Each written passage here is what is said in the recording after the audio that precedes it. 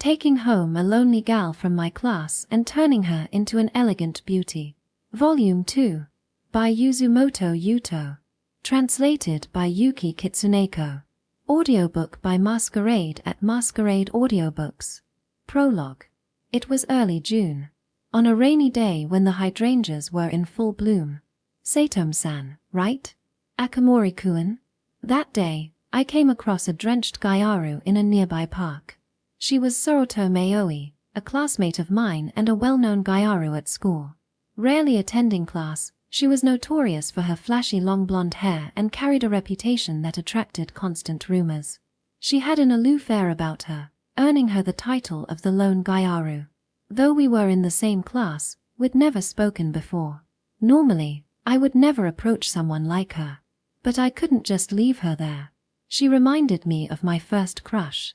Back then, there was a girl in my kindergarten class who was always alone, sitting quietly in the corner. She rarely responded when I talked to her, but something about her loneliness drew me in. Before I knew it, I had fallen for her. The rain's getting worse. Shouldn't you head home soon? I don't have a home. Sensing something was seriously wrong, I invited Aoi-san to my house to hear her out. What she told me was hard to believe. To help her family, Aoi-san had skipped school to work part-time jobs. One day, she came home to find her mother had run off with another man. Unable to pay the overdue rent, she was forced to leave their apartment and ended up wandering aimlessly in the park. I couldn't bring myself to abandon her. I proposed that she stay at my house until I transferred schools at the start of my second year of high school. And so, began our life together, a cohabitation with just the two of us. At first, living with someone of the opposite sex was bewildering. But little by little, we started to understand each other. In time, I realized Aoi-san wasn't a delinquent or a typical gyaru. Wanting to help her overcome her problems, I enlisted the help of my best friends, Eiji and Azumi. There were two major issues we needed to resolve for Aoi-san. 1. Improving her tarnished reputation at school. 2. Finding a place for her to live after I transferred. For the second issue, we decided to search for her maternal grandmother during summer break.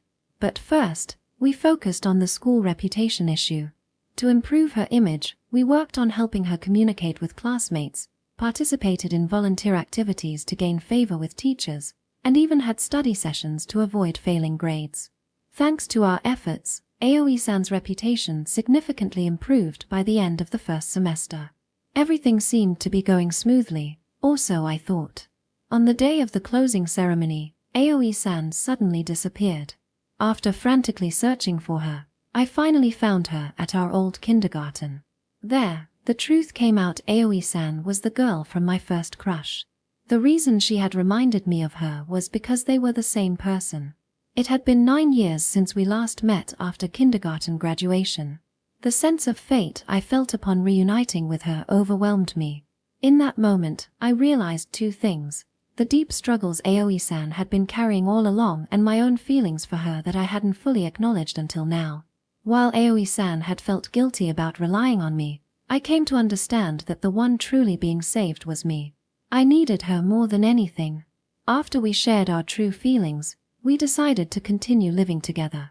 And so, as we resolved the various challenges in our way, summer vacation arrived. We planned to resume our search for Aoi-san's grandmother's house. But what we didn't know was that an unexpected person would soon appear before us, turning everything upside down. Chapter 1: A strategic meeting in a swimsuit. A few days into summer vacation. The rainy season had finally ended, and summer was in full swing. Wow, there are so many people. Seriously.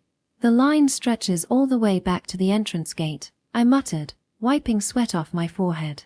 Aoi-san and I stood amidst the crowd, marveling at the overwhelming number of people. We were at a massive leisure facility built on rural land, featuring various attractions like sports fields, campgrounds, and dog parks. Our destination was the 20,000 people pool, the largest in the prefecture. It was a popular summer spot that drew crowds from both inside and outside the prefecture every year. The path from the bus stop to the pool was packed with visitors, making it feel like we were swimming through people before even reaching the water. Well, it's summer. Of course, Everyone wants to hit the pool. Izumi's cheerful voice broke through the heat-induced haze. She practically skipped along beside us, her short, light brown hair bouncing with each step. She was the type of girl who drew attention effortlessly, with her cute, slightly droopy eyes and infectiously energetic personality. Izumi was our class's mood maker and the kind of person who'd go out of her way to help others, even when it wasn't needed. Though her meddling could be overbearing at times, Aoi-san and I had both been on the receiving end of her kindness enough to appreciate her. But don't you think it's a bit much? I mean, look at this crowd, I said, glancing at the sea of people. This is nothing compared to the last time I came here with Izumi, Eiji chimed in, a serene smile on his face. Eiji, my best friend since kindergarten, had a calm and composed demeanor that contrasted sharply with Izumi's boundless energy. Despite their differences, they were dating, though I could never quite wrap my head around how their relationship worked so well.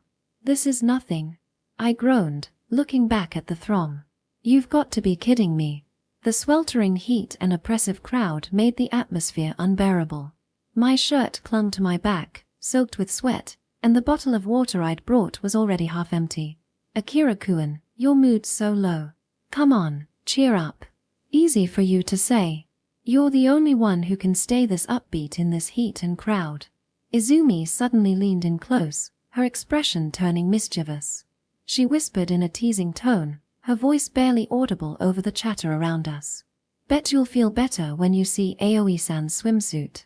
What are you talking about? Oh, her swimsuit is something else. I mean, wow. Wait, what? She went with a surprisingly bold choice. I wasn't expecting that at all, she added, smirking. Seriously? You're in for a treat. My voice cracked as I stammered. Mind keeping that to yourself? Izumi grinned like a cat that had cornered its prey. Meanwhile, I was doing my best not to let my imagination run wild. Aoi-san, blissfully unaware of our exchange, walked a few steps ahead of us, her ponytail swaying. Hey, Aoi-san, Izumi called out. Chem? What is it? She asked, turning around with a curious look. And nothing. Nothing at all. I hurriedly interjected. Aoi-san tilted her head, confused, before flashing an innocent smile. That only made it harder to suppress the mental image forming in my head. I was, after all, a perfectly normal high school guy. Maybe a bikini, I thought, my mind spiraling further into dangerous territory. Izumi shot me a knowing glance and whispered, looks like someone's got a one-track mind. Just drop it already. Haha, you're so easy to tease. Izumi skipped back to Eiji's side, leaving me to stew in my embarrassment. It's not like I hate being here, I muttered, more to myself than anyone else. To be honest, I was looking forward to seeing Aoi-san in her swimsuit. But there was another reason my mood was subdued. We were supposed to spend summer vacation looking for Aoi-san's grandmother, I said, glancing at her. Should we really be playing around like this? Eiji, ever calm and thoughtful, replied, I know. Helping her is important. Then why? But this is our last summer vacation together. I think making memories with you is just as important as helping Aoi-san. Izumi nodded enthusiastically. Exactly. Right, Aoi-san? Yeah. I'd like to make memories with Akira-kun, too, she said softly. Everyone. Their words hit harder than I expected. This really was my last summer with them before transferring. As much as I wanted to stay, I knew it wasn't possible. If that was the case, then maybe, just maybe, making the most of this summer wasn't such a bad idea. Besides, Izumi added with a sly grin, we can talk about finding her grandmother while we take a break, right? Yeah, you've got a point. And just like that, the oppressive heat and crowded pool didn't seem quite so unbearable anymore. Well, might as well enjoy today, I said, switching gears. I felt a swell of gratitude for everyone's efforts and decided to let go of my worries, at least for now. Look, there's the entrance. Let's go, Aoi-san. Yeah, we'll grab the tickets first, so take care of the bags. Izumi declared. Got it. Don't trip in your rush. Oh, my boyfriend is so sweet. Love you. Love you too, Eiji replied smoothly. Without a hint of embarrassment, Izumi handed over her bag and Aoi-san's before shouting her love for Eiji loud enough for the entire crowd to hear. She then grabbed Aoi-san and dashed toward the ticket booth. It was so typical of Izumi that neither Eiji nor I had the energy to react anymore. Taking the bags they left with us, Eiji and I followed at a leisurely pace. "I know you're eager," Eiji said, glancing at me, "but don't rush things. It's better for Aoi-san that way, too." "For Aoi-san's sake?" I asked, looking over at him. Eiji kept his eyes on Izumi and Aoi-san's retreating figures as he continued. "I get that you want to help her find her grandmother as soon as possible. But if that's all we focus on, Aoi-san might start feeling guilty about it." His words hit me like a splash of cold water. She's grateful we're helping her, but don't you think she's also holding back? She has this way of feeling like she's a burden, even when no one else sees it that way. Izumi and I have been a little worried about that. You both noticed, right? Eiji was right. Aoi-san did tend to carry guilt far too easily, often feeling like she didn't deserve the kindness shown to her. The day she vanished after the closing ceremony was proof of that. Overwhelmed by everyone's support, she'd felt cornered by her own sense of obligation. Without meaning to, our well-intentioned efforts had inadvertently pushed her into a corner. I swore I wouldn't make the same mistake again. That said, Eiji added, "I think she's been changing lately." Changing? She talks more than she used to, smiles more, and even expresses her feelings openly. I don't know why, but it's been nice to see. He wasn't wrong. I'd noticed it too.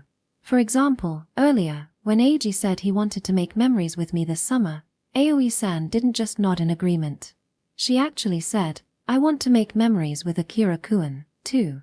The old Aoi-san would have stopped at a simple, "Yeah, me too." It might seem small to someone else, but for those of us who knew her, it was a huge step forward. "It's a good change for her," Eiji continued. "So instead of letting her dwell on the guilt, we should focus on helping her enjoy herself. Play a lot, search for her grandmother, and if there's time, maybe even help you make some memories too. That's the best balance." "Hey, why's making memories with me just a side thing?" I shot back. "Compared to everything else, it kind of is, isn't it?" "Fair enough." Eiji's rare humor caught me off guard, but I knew he was trying to keep things light.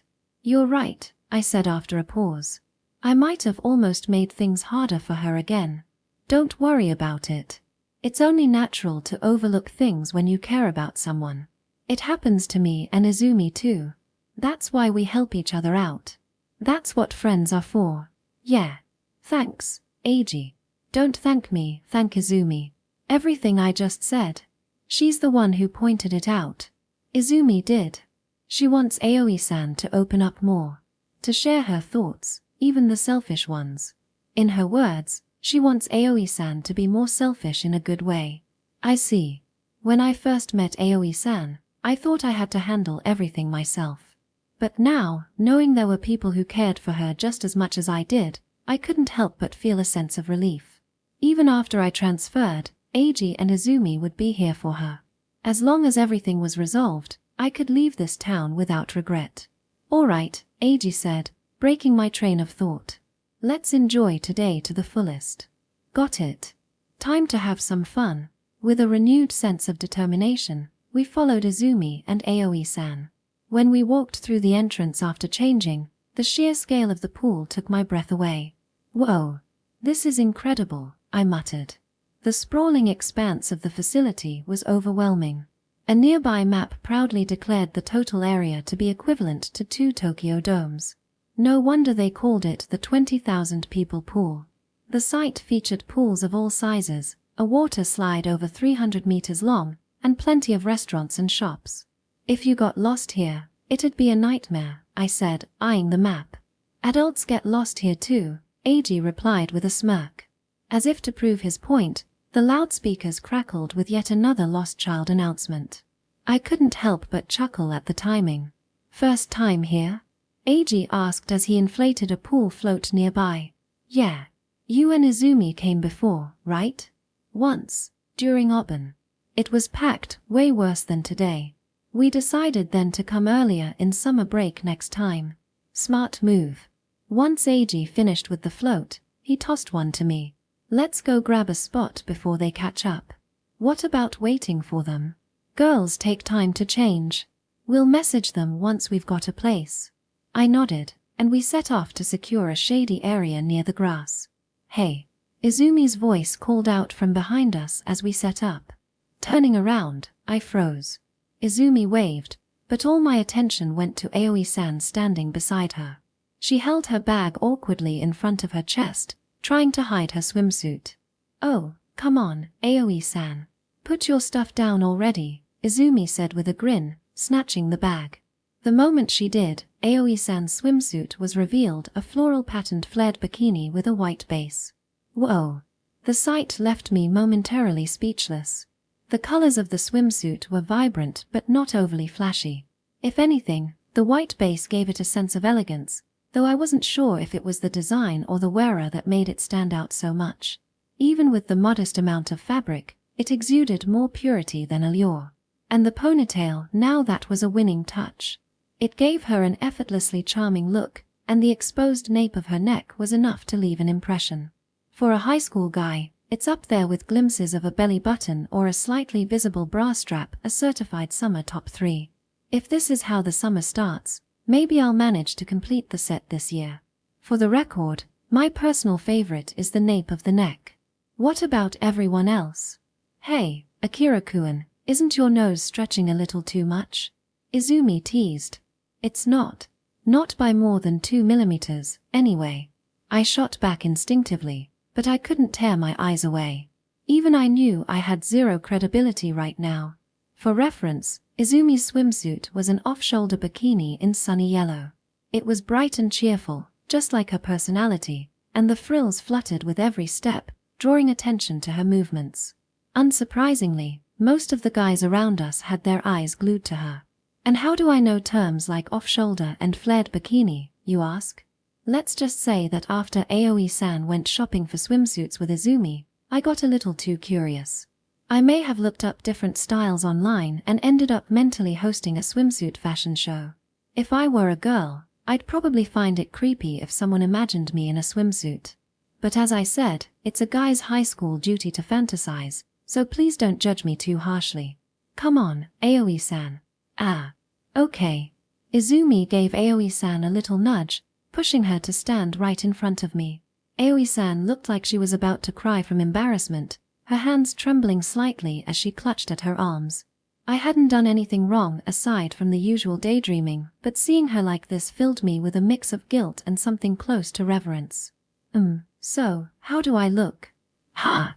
Her question caught me completely off guard. The last thing I expected was for Aoi-san to ask for my opinion. Well, I mean. Her flushed face and hesitant expression only made my own embarrassment worse. When she's nervous, Aoi-san usually hides her face with her hands, but now she was gripping her arm instead, probably trying to cover herself as much as possible. Ironically, that action only enhanced the way her swimsuit hugged her figure. It suited her perfectly, to the point where I wanted to beg for a photo. Not that I'd ever say that aloud, I'd lose all the trust I've built with her in an instant. Still, would it be so bad if I just kept staring a little longer? Hey, Akira-kun, she's waiting for your thoughts. Say something nice already. Izumi prodded with a smirk. Complimenting a girl is embarrassing enough, but complimenting her swimsuit? That's a whole new level of difficulty. Izumi clearly set me up for this. You look amazing, I stammered. The moment the words left my mouth, my face felt like it was on fire. Thank you, Aoi-san replied, just as red as I was. Why you welcome? And now the awkward silence had arrived. Great. This was actually my first time wearing something like this, Aoi-san confessed, breaking the tension. At first, I wanted a swimsuit that didn't show too much skin, but Izumi-san said high school girls have to wear bikinis. I'm glad I decided to try it, though. I turned to glare at Izumi, who was proudly flashing a peace sign, her expression practically screaming, "You're welcome." Aoi-san has a habit of believing whatever people tell her. Like that time during our study camp when Izumi convinced her that group study sessions had to include midnight snacks and a bath together. So, yeah, it's safe to assume Izumi was behind both the bikini choice and Aoi-san's boldness in asking for feedback. Normally, I'd be annoyed at her antics, but for once, I couldn't help but feel genuinely grateful. Please, Izumi, keep teaching her more things like this. I'm counting on you. Alright, let's go have some fun, Izumi shouted, grabbing a float and heading for the lazy river. She plopped the float into the water, jumped onto it with surprising agility, and began drifting away. Come on, everyone. Hurry up, she called back, waving at us. Shall we join her? Eiji suggested. Yeah. Let's go, Aoi-san. Okay, but... She hesitated, biting her lip. What's wrong? I asked. I'm not very good at swimming. Don't worry. The water's shallow, and we've got floats. Plus, I'll stay close to you the whole time. Aoi-san looked relieved and nodded. Together, we made our way to the poolside. I stepped into the water first and held the float steady as Aoi-san carefully lowered herself onto it, her movements mirroring Izumi's earlier. Ready? Why yeah. Just go slow, please. Got it. As I moved behind her to push the float, my eyes inevitably landed on the back of her neck. This must be what they call a hidden blessing. Enjoying the view in secret, I guided her float to where Izumi and Eiji were waiting. The two of them were already splashing each other playfully. But just as I relaxed, letting the current carry us along, Eiji pointed ahead with a mischievous glint in his eye. Akira, look over there. What? Following his gaze, I saw a massive bucket perched above the pool. It was one of those contraptions that fills with water over time before dumping it all at once on the people below. Even as we watched, the bucket tipped, drenching a group of people with a torrent of water. Their delighted screams echoed through the pool area. I see, I said, my own mischief beginning to stir. Understanding Eiji's plan, I casually steered Aoi-san and Izumi toward the bucket's path without giving away my intentions. Wait, hang on, Izumi suddenly yelled, realizing too late what was happening. What's wrong? I asked innocently. What's wrong? Before she could finish, the bucket tipped, sending a waterfall crashing down on Izumi and Aoi-san. Timing it perfectly with the bucket's overflow, we plunged right into the downpour. Kaya! Shrieks erupted from both Izumi and Aoi-san. What are you doing? Izumi yelled, running her fingers through her soaking wet hair, her face split between a scolding glare and an amused grin. Ah, my hand slipped, I said with feigned innocence. Liar. That was 100% on purpose. Izumi barked indignantly, her words sharp but her tone light-hearted. I left her to Eiji's care, turning my attention to Aoi-san instead. You okay, Aoi-san? I asked, concerned. Yeah, I'm fine, she replied with a gentle laugh, brushing water off herself. I was a little surprised, but it was fun. Her smile, bright and unguarded, was all the reassurance I needed. All right, let's go for another round. I shouted with renewed energy. What? Wait, my makeup's going to get ruined. Izumi protested. Makeup washes off anyway, so who cares? I care, obviously. Ignoring Izumi's complaints, the four of us charged under the bucket again. As the water came crashing down, Izumi lost her balance and tumbled off her float. Watching her flail, I couldn't help but chuckle, though, somewhere in the back of my mind, I was surprised at how much fun I was having. Just this morning, I'd been reluctant to come. It was all thanks to Izumi and Eiji, I thought gratefully. We spent the rest of the morning running from pool to waterslide, enjoying every moment. Time flew by, and before we knew it, the clock had passed noon. Feeling the first pangs of hunger, we headed to a restaurant inside the facility. Each of us ordered our meals and sat around a 4-person table, savoring the food. It's only been 2 hours, and my skin's already turning red, Izumi said, eyeing her sunburned arms while slurping on cold noodles. Her words prompted me to check my own arms, which had also started reddening. While I didn't mind getting a tan, I braced myself for the burning sensation tonight and tomorrow when it'd be time for a shower. Aoi-san, you look fine though, Izumi noted. Yeah, I put on sunscreen earlier, Aoi-san replied. Really? I should have brought some too. You're not usually the type to care about that, I teased. In middle school, you were always super tanned during summer. Hey, I am at an age where I care about those things. Izumi pouted, puffing her cheeks in mock indignation. When we finish lunch, I can lend you my sunscreen, Aoi-san offered. Really? That'd be great. Sure, I left it in the locker, so we'll grab it later. Thanks, Aoi-san. Izumi exclaimed, throwing her arms around Aoi-san in an exaggerated hug, even nuzzling her cheek affectionately. At first, Aoi-san had been taken aback by Izumi's over-the-top gestures, but now she seemed used to them. She even hugged Izumi back, which was a heartwarming sight. If it were two guys, though, I'd probably feel a lot more uncomfortable. But between girls, no complaints here. Now that we're done eating, why don't we go over our plans? Eiji suggested as he set down his chopsticks. You're right. We can't just keep taking it easy, I agreed. Still, we didn't have many solid leads. To be honest, I was planning to base our search on Aoi-san's memories and comb through every town in the prefecture. But realistically, we can't cover the whole area in a month. We'll need to narrow it down. That's why I want to confirm a few things first. Aoi-san nodded slightly, her expression serious. You don't know exactly where your grandmother lives, right? Yeah. The last time I visited her was just before my parents divorced. I was in first grade back then, so I don't remember what town it was or how to get to her house. I see. That was 9 years ago, after all. Remembering the specifics from that age would be nearly impossible. Still, even the smallest detail might help. Can you recall anything? Like how far it was, what the area was like, or anything nearby? Even a little bit of information could help us narrow it down. Aoi-san placed a hand to her lips and seemed to search her memories, her gaze drifting thoughtfully. After a while, she began to speak hesitantly. I think it was about an hour's drive from my house. The area was surrounded by rice fields and mountains. There was also a shrine nearby, and I remember going to a summer festival there with my grandmother.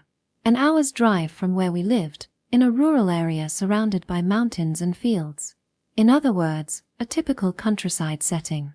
But the three of us fell silent, realizing the difficulty of finding such a place. Our prefecture was landlocked, with most areas outside the urban centers being surrounded by mountains. There were countless rural towns that fit Aoi-san's description. It was like throwing a stone into the Pacific and hoping to hit a specific minnow. Still, if we had to narrow it down, it's probably not in the southern part of the prefecture, I said. Agreed, Eiji nodded. I opened a map app on my phone and placed it on the table for everyone to see. Our prefecture has a lot of mountainous areas, but the southern region is mostly urban and lacks any significant rural zones. I think we can rule that out. The eastern region doesn't fit either, Eiji added. While it's rural, it's mostly open farmland without the kind of mountainous terrain Aoi-san described. That leaves the northern and western regions as the most likely candidates. But considering it's been nearly a decade, some areas might have changed due to urban development or municipal mergers. True. It's easy to miss things when the landscape has changed. Even though we managed to narrow down the region, the search area was still vast. The map displayed the northern and western areas of the prefecture. Searching all of this felt daunting. Another heavy silence fell over us. For the second time today, the mood grew oppressive. Could we really find her grandmother within the summer vacation? Okay, enough with the gloomy faces. Izumi suddenly burst out, shattering the somber atmosphere. Look, we've narrowed it down a lot already. At first, we thought we'd have to search the entire prefecture, but now we've got a direction. Plus, as we search, Aoi-san might remember more details. We knew this wouldn't be easy, so there's no point getting all serious and grim. Come on, everyone, smile. Akira-kun, you too. Oh, okay, I get it. Stop pulling my cheeks. Seriously, why am I always her target? She could have done this to Eiji instead. But she's right, I admitted, rubbing my sore cheeks. Izumi's relentless positivity was honestly a lifesaver in moments like this. The one who must be feeling the most anxious was Aoi-san, so if we started acting defeated, It'd only make things harder for her. Even if the task seemed impossible, we needed to stay upbeat in front of her.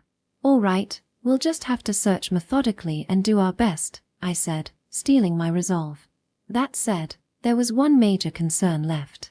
Even if we focus on the northern and western regions, the area we can cover in a day is limited. Travel by train or bus will take a lot of time. We need a more efficient way to go about this. I've got an idea, Eiji said without hesitation, as though he'd been waiting for this moment. Beside him, Izumi grinned smugly, clearly in on the plan. How about using my family's vacation house as a base? Vacation house? Eiji's family has a vacation house. My grandfather bought a vacation house years ago up in the northern region of the prefecture, Eiji explained. If we're focusing on the northern and western areas, it'd be way more efficient to use that as our base. The place has been sitting unused for over 2 years, so I asked my parents if we could use it in exchange for cleaning it up. You already asked them? So this is all set. Eiji nodded with a smile, as if it were the most natural thing in the world. Once we figured out Aoi-san's grandmother probably lived in the countryside, Izumi and I discussed it. We guessed it had come down to the northern or western regions, and it was obvious travel time would be a major issue. So, I talked to my parents about it in advance. Eiji, I couldn't believe he'd anticipated everything and made arrangements ahead of time. I knew you were eager to find Aoi-san's grandmother's house as soon as possible, Eiji said. We wouldn't have dragged you off to the pool without making sure we had a plan in place. Exactly, Izumi added, peering up at me with a triumphant grin. For once, I didn't mind her teasing. In fact, I welcomed it. I'd lost count of how many times I'd thought this, but good friends are truly priceless. Thank you, both of you, I said earnestly. Let me thank you too, Aoi-san chimed in, bowing her head alongside me. Eiji-kun, Izumi-san, thank you so much. Eiji and Izumi waved off our gratitude casually, but their kindness had left me deeply moved. They'd been there for us every step of the way. No need to thank us.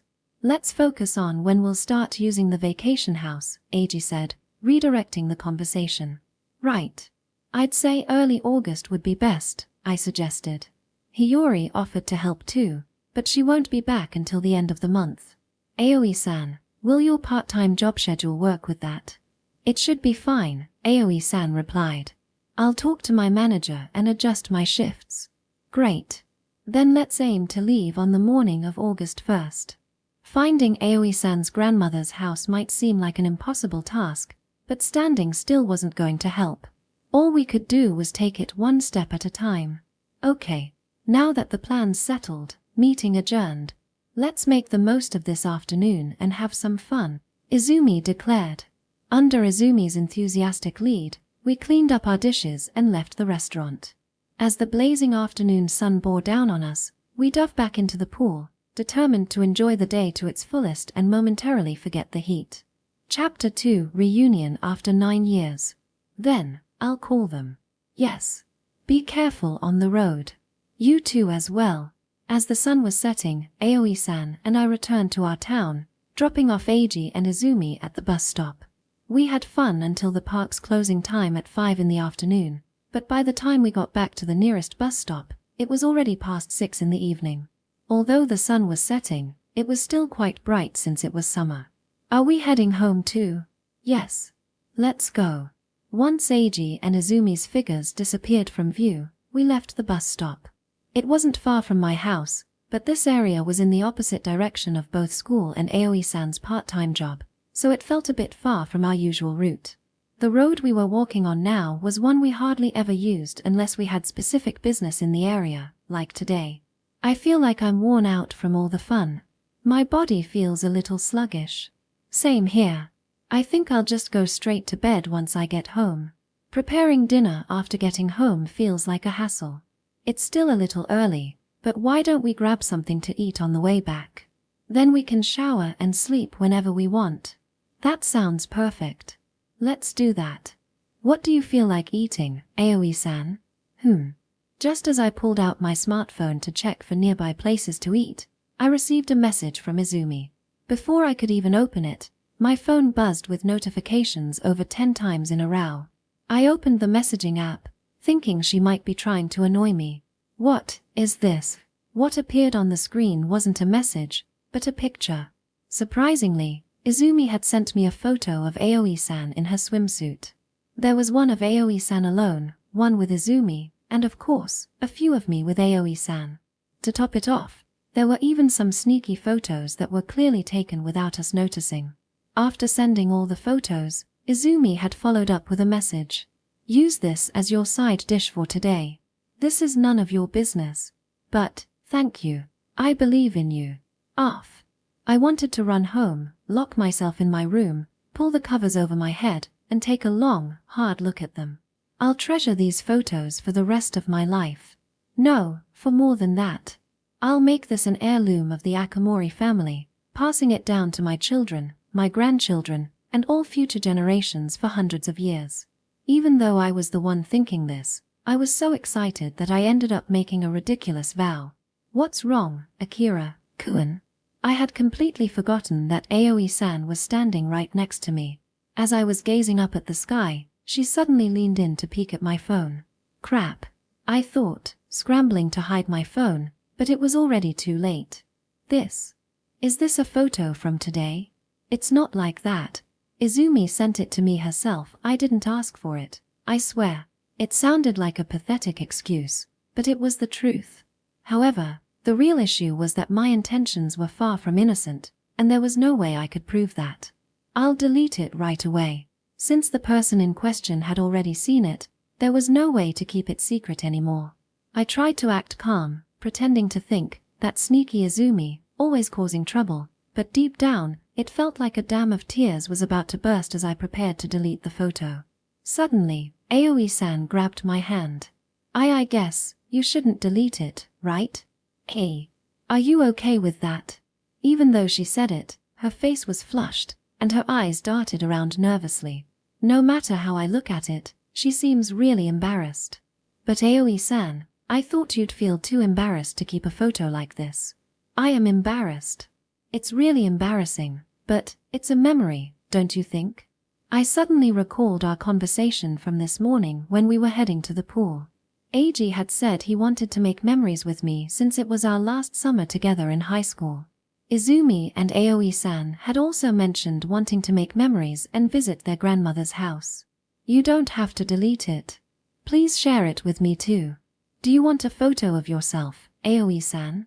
It's not that. I want a photo of us together, Akira-kun. She lowered her head, her face so red it looked like steam might rise from it. Why yes, I see. I'll send it to you right away. I quickly saved each of the photos and sent them to her smartphone. I guess that's everything. Yes. Thank you. I'll treasure them. Although she seemed shy, Aoi-san gave a small smile that hinted at her satisfaction. Seeing her like this made me feel embarrassed as well, and I found it hard to look her in the eye. My face was probably flushed too, but I hoped it could be blamed on the sunset. So, what are we having for dinner tonight? Right. What are we having for dinner? I tried to steer the conversation back to dinner, hoping to dispel the awkwardness. Suddenly, Aoi-san stopped walking and glanced around. What's wrong? The apartment I used to live in is nearby. Like here? As we walked and talked, we found ourselves in a quiet residential area. Although the street was lined with many relatively new single-family homes, a few apartment complexes also caught our attention. On the day of the closing ceremony, Eiji had reminded me that Aoi-san and I went to the same kindergarten. I had assumed that meant our houses weren't far from each other, but they were even closer than I had imagined. It feels like it was such a long time ago, even though it was only 2 months ago. Aoi-san muttered as she looked around. Seeing her like that reminded me of the time I first met her. Knowing what Aoi-san was going through back then, it wasn't hard to imagine how she must have felt looking at this place now. Her feelings were definitely not positive. There was a faint sadness in her eyes. Since we're here, do you want to hang out for a while? When I asked, Aoi-san gently shook her head. No, because my home now is with you, Akira-kun. I see. As I watched her smile after saying that, I couldn't help but think. She's been through so much, and a lot has happened between us, but for now, I think it's enough that she's smiling like this. Maybe we shouldn't dwell on the sad parts of her past. Even if there's ever a time to look back, it's definitely not now. Time will probably heal things, or perhaps when her heart has settled more. What would you like for dinner, Aoi-san? If you're asking me, I think. Just as I was about to ask her again, Aoi, a voice, unfamiliar and firm, called her name. We turned around to see who it was, and there stood a man I didn't recognize. He appeared to be around 40 years old, dressed in a suit, and gave off the impression of a capable office worker. His expression, a mix of astonishment and curiosity, was focused on Aoi-san. If he knows her name, could he be an acquaintance of hers?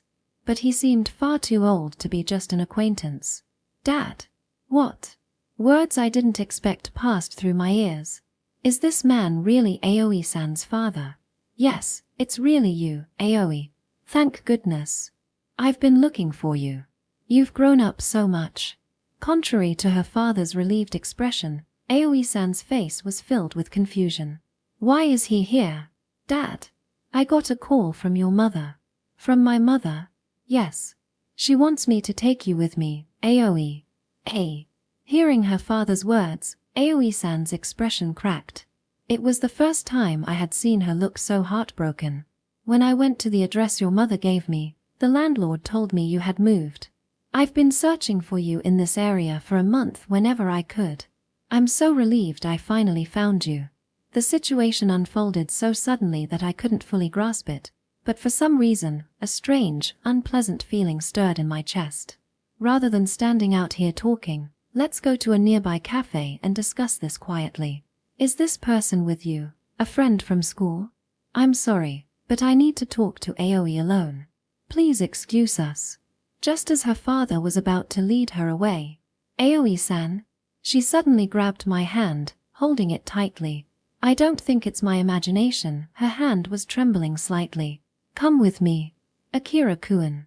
You want me to come with you? I hadn't expected Aoi-san to ask something like that. Seeing the hope in her eyes, I couldn't refuse. Please let me go with her. You too. I stepped in front of Aoi-san, looking at her father as if to shield her.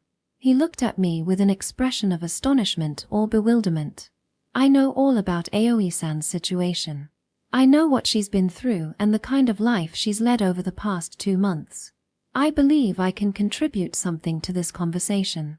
Her father's face shifted, as if he were considering my words for a moment. Understood. Then the 3 of us will talk. The suddenness of the situation still left me feeling lost, but I couldn't leave Aoi-san, who was clearly trembling, on her own. Section. Afterwards, we went to a cafe to find a place where we could talk quietly. Since it was late, the cafe was empty, and the waiter invited us to sit wherever we wanted. Could the conversation be difficult? I thought so as her father led us to a table for 4 at the end of the cafe, away from the other customers. Aoi-san and I sat next to each other, with her father sitting across from her. When the drinks we had ordered arrived, her father broke the silence. It's been 9 years since we last saw each other. How are you? Are you doing okay? Yes. I see. That's good. A clearly awkward atmosphere enveloped them. It wasn't surprising, considering they hadn't seen each other in 9 years. Although it's been a long time since you saw me, I can see that you recognize me. Yes. Your mother used to send me pictures of you from time to time. I understand. Aoi-san lowered her head, refusing to look at her father. At least, the atmosphere was far from that of a joyful father-daughter reunion after so many years. I think I surprised you by suddenly appearing. Let me explain everything first. After a brief conversation that felt more like a greeting, her father looked at the glass in his hand and began to speak in a low voice. More than a month ago, in mid-June, I received a message from your mother asking me to take you with me, Aoi. She told me that you were living alone, so I rushed to your apartment, but you weren't there. I contacted the landlord, and he informed me that you had moved out a long time ago because you hadn't paid your rent on time. Mid-June, that was about 2 weeks after I had started living with Aoi-san. There was no inconsistency in the timeline. It was possible her mother had contacted him and that he had been searching for her. I understood that, But I couldn't help feeling anger toward her mother for treating her daughter this way. She made Aoi work part-time to support the family, then found a man and left with him, forcing her ex-husband to take their daughter. Some might argue that it was better than leaving her alone, but it wasn't. This was a clear sign that her mother no longer needed Aoi-san. In other words, it meant severing ties with her daughter. It was unbelievable that she had contacted her ex-husband out of concern for Aoi-san's well-being. I didn't know your whereabouts, so I reached out to your mother, hoping to at least find out which high school you attended, but she didn't respond. I didn't have much hope for her because she had only contacted me unilaterally and rarely answered my calls, but she somehow found time to come and look for you around here. Finding time. Looking at his suit, it seemed like he had been searching for her after finishing work today. It took a while, but I'm glad we met again. Her father appeared as relieved as he was when they first reunited, but Aoi-san kept her head down, maintaining the same rigid expression. By the way, what kind of relationship do you have with Aoi? He must have been confused by Aoi-san's silence. He turned his gaze toward me and asked, but honestly, I wasn't sure how to respond. Aoi-san had remained silent and dejected for a moment, not even attempting to make eye contact with her father. From her demeanor, it was clear that she was upset, and I didn't think she was in a state where she could speak calmly. So, I thought it would be best to explain the situation to him. Sorry for the delay in introducing myself. I am Aoi-san's classmate, Akira Akamori. Akira-kun, huh? You said you knew about Aoi's situation, but... I nodded at her words and told her father the truth I needed to convey as soon as possible. To tell you the truth, Aoi-san is currently living with me at my house. Living with you? I began to explain to her father, who looked surprised, what had happened up to that point. In early June, on a rainy day, I met up with Aoi-san. I explained that I was aware of her situation and had proposed that she stay and live with me until I transferred to another school. I told him about my family moving due to my father's job transfer and that she and I were now living alone. I also mentioned that my parents were aware of the arrangement. Furthermore, I emphasized that even though we were a boy and a girl living together, there was nothing inappropriate about it. I see. When I finished my explanation, her father nodded slightly, his expression a mix of concern and thoughtfulness. No matter how much permission my parents had given, and even if there was nothing to suspect, no father in his right mind would feel at ease knowing that his biological daughter was living with a man. I braced myself for whatever response he might have. Thank you for protecting Aoi. Ha! Her father bowed his head deeply. The sight before me was so unexpected that a question mark appeared in my mind.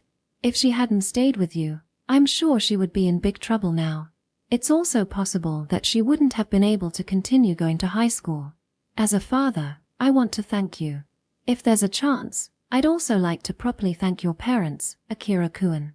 Perhaps it was only right for a father to bow his head like this for his daughter.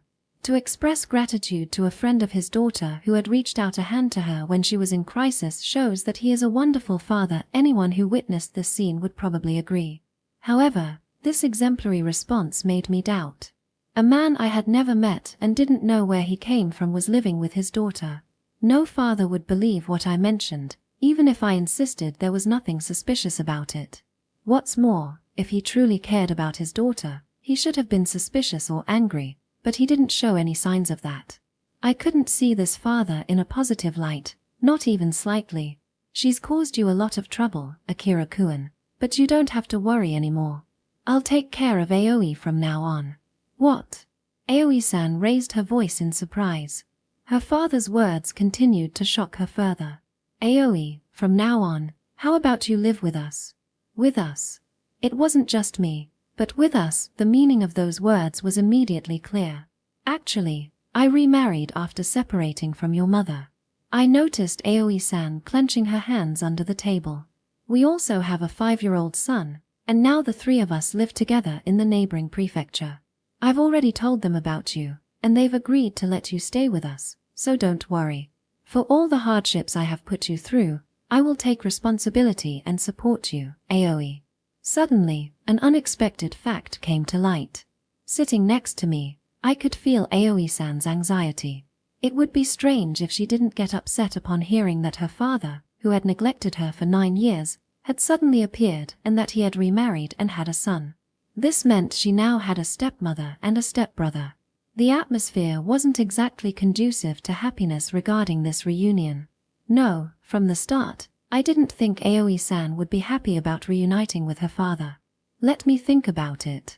After a while, Aoi-san finally blurted out those words. I understand. I think it's natural that you can't make a decision right away if I suddenly come to talk to you about something like this. There's no need to rush, but can you give me an answer during this summer vacation? If you're going to live with us, the sooner the better. There's also the process of changing high schools and moving and transferring high schools. That's right, her father said that he lived outside the prefecture. If she stayed with her father, Aoi-san would have to leave the city. Okay, I understand. After that, the two exchanged their contact numbers and briefly reported on each other's recent situations. Her father told me, if anything happens to Aoi, I want you to contact me, please. He then exchanged his contact number with me before leaving the cafe. Outside, the sun had already set, and the surroundings were shrouded in darkness. It should still be warm now that it's summer, but for some reason, it felt strangely colder than usual. Section. When we got home, we opted for a simple dinner. We had considered eating out, but after meeting her father, the atmosphere didn't feel right for enjoying a meal outside, so we went straight home. Aoi-san took a bath first while I washed the dishes and thought. So that's her father. He looked like an ordinary office worker. Well-dressed, calm, and seemingly pleasant at first glance, but I still couldn't shake off my uneasy impression of Aoi-san's father. Putting my feelings aside, it was good that he had shown up. This might solve some of the problems she was carrying. She now had more options than relying solely on her grandmother, which could be seen as a positive development. I understood that. But I couldn't accept that he came to take her away just because her mother told him to. He had abandoned Aoi-san for 9 years, achieving his own happiness in the meantime. If Aoi-san's mother hadn't asked him to take her away, he would likely have left her alone even now, living happily with his new family without any second thoughts. For better or worse, it's always the children who bear the consequences of their parents' actions. I couldn't help but feel immense sympathy for Aoi-san. Of course, I knew there must be circumstances in her family that I didn't know about, which led to her parents' divorce. Perhaps there was a specific reason for their decision. Still, I felt uncomfortable about it. Was it because I opposed it? I didn't know. But even if there was a reason or a circumstance, part of me didn't want to accept it. Thank you, I'm done bathing. After finishing her bath, Aoi-san returned to the living room. I'll take care of the rest, so please take a bath too, Akira-kun. I've already washed everything. All that's left is to wipe it down and put it back on the shelf. Yes. Understood. I left the rest to her, grabbed a change of clothes, and headed to the bathroom. After taking off my clothes in the changing room, I entered the bathroom, washed my hair and body as usual, and soaked in the bathtub. Ooh. It is often said that taking a bath clears your mind. The feeling was like being able to wash away all my stuck thoughts along with the dirt on my body, and such a voice involuntarily escaped my lips. I thought about it again after my head cooled down a bit. Putting aside my impressions of Aoi-san's father, ultimately, she is the one who decides what to do. A third party like me is in no position to say anything about it, and her feelings are the priority. If living with her father is the best option for Aoi-san and she wants to do so, then it doesn't matter. If Aoi-san could be happy, the discomfort I felt inside was trivial. But I can't help but bring it up just because it's uncomfortable, right? The importance of talking things out had been taught to me many times by Eiji during the first term. People generally cannot understand each other. It is impossible to comprehend each other's thoughts without expressing them. That is why we should never stop talking in order to understand each other's feelings. It is difficult even for family members to understand one another, let alone strangers of the opposite sex. The same was true in this case. I have a feeling that if I ignore this matter now, it will be too late. Okay. After I warmed up enough, I changed my mind and got out of the bathtub. When I returned to the living room after drying my hair, Aoi-san was sitting on the sofa. She was watching TV without noticing me coming out of the bathroom, but her attention was elsewhere, and she was staring into space as if she were trying to escape from reality. "Thank you for cleaning the dishes." "Ah, yes." When I called out to her, she finally noticed me and smiled as if she remembered what she had done. That reaction alone was enough to reveal what she was feeling in her heart. "I'll have some barley tea. Would you like some too, Aoi-san?" "Yes. Thank you." I poured barley tea into 2 glasses, then sat down beside her and handed her one. This heavy atmosphere was not just my imagination. "Thank you for accompanying me to talk to my dad." The first person to speak was Aoi-san. "I don't mind at all. I think it was better that I was there to explain the situation." "Yes. I don't think I would have known what to say if I had been alone. You haven't seen him in 9 years, so it can't be helped." "Yes." Aoi-san looked down, her long, loose hair falling softly over her shoulders. Her hair, which hid her face, prevented me from seeing what expression she wore. "My parents got divorced when I was in 1st grade. Then Aoi-san slowly began to tell me about her past. It was a monologue, as if she was venting feelings she had harbored for a long time. "When I was little, my parents got along well, but around the time I started kindergarten, their relationship deteriorated. When I realized it, they began fighting a lot. It was painful for me to see my parents behaving that way, and I didn't know what to do to make them reconcile. I think that was what worried me when I was a child. It was around that time that we met." The reason Aoi-san seemed so lonely back then was probably because her parents didn't get along.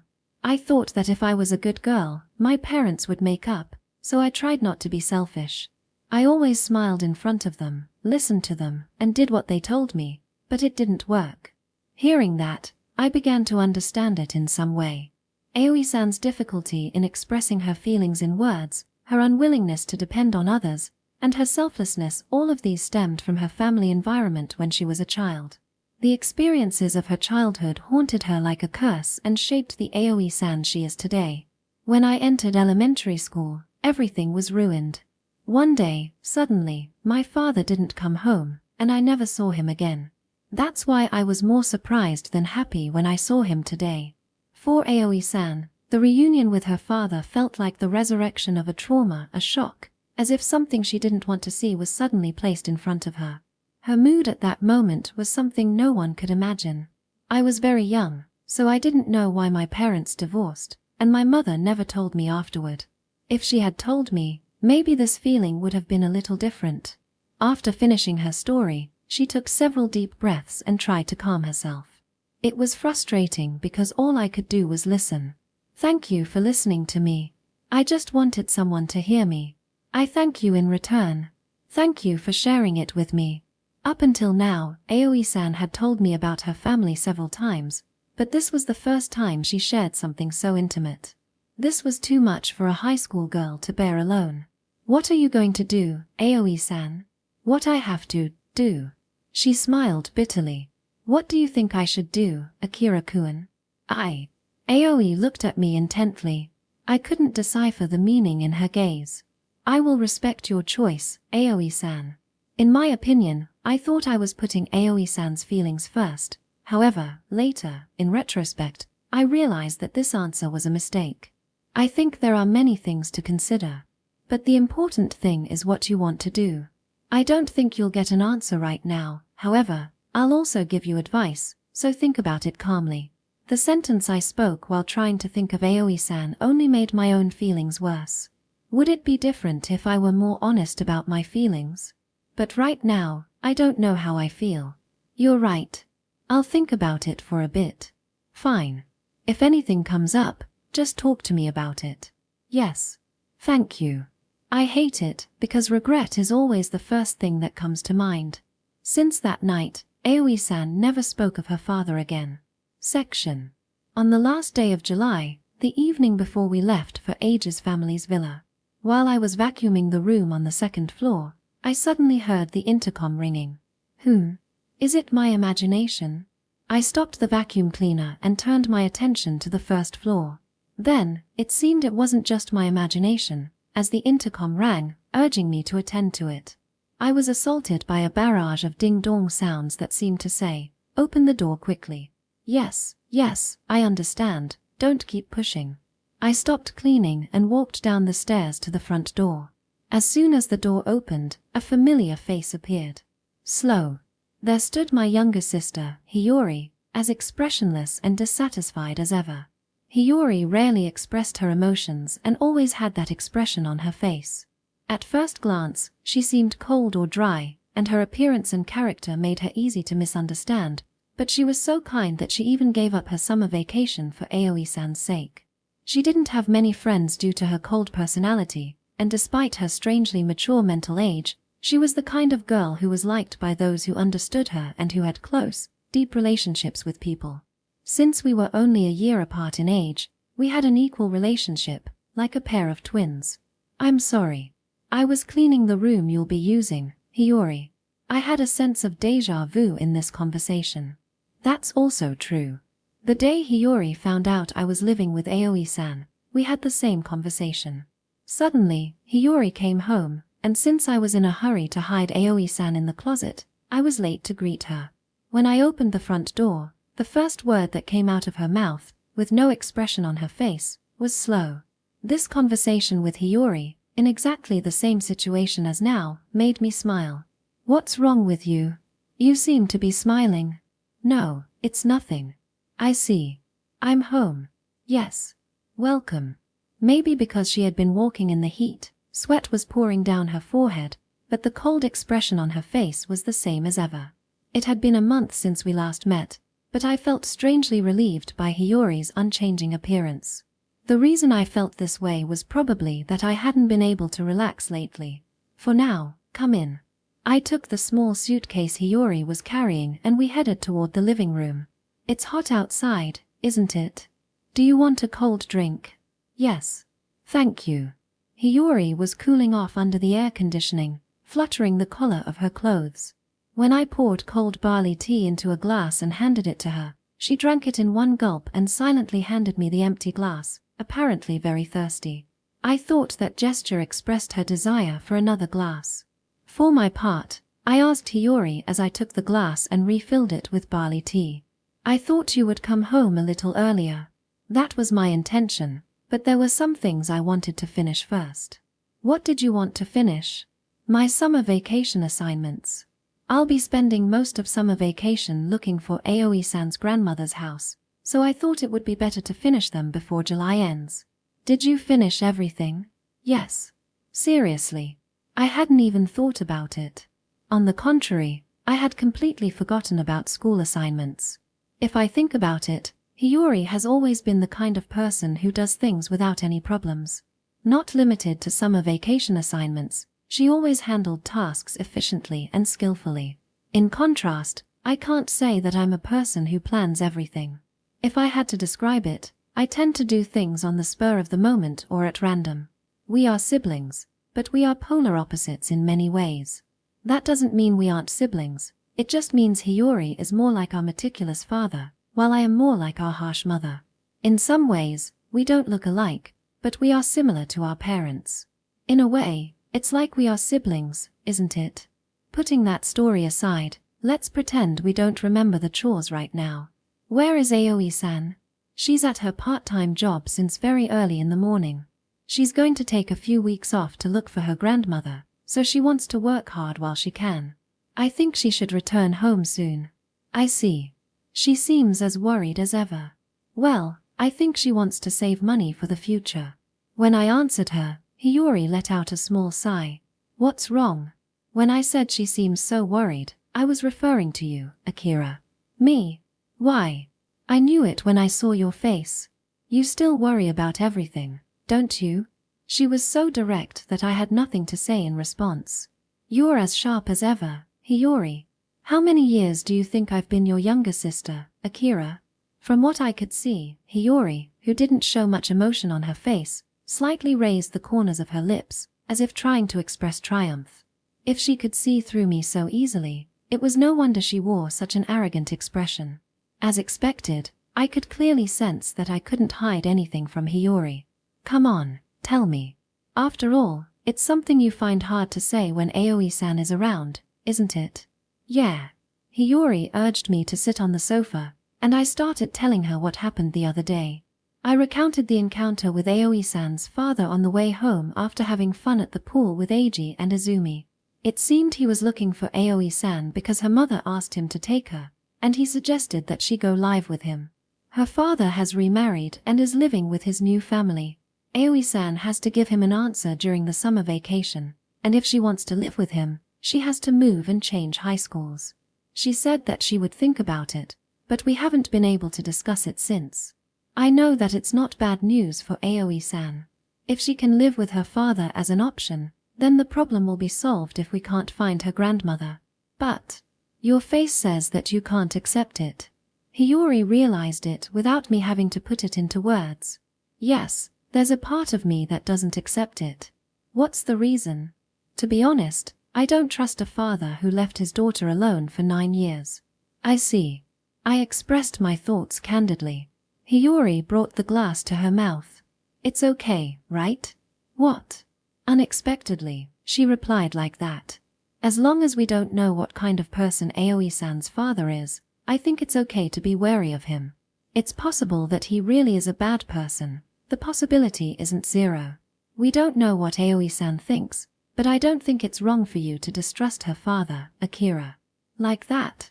Even if he is her biological father, if Aoi-san hasn't seen him for 9 years, there are likely things even she doesn't know about him.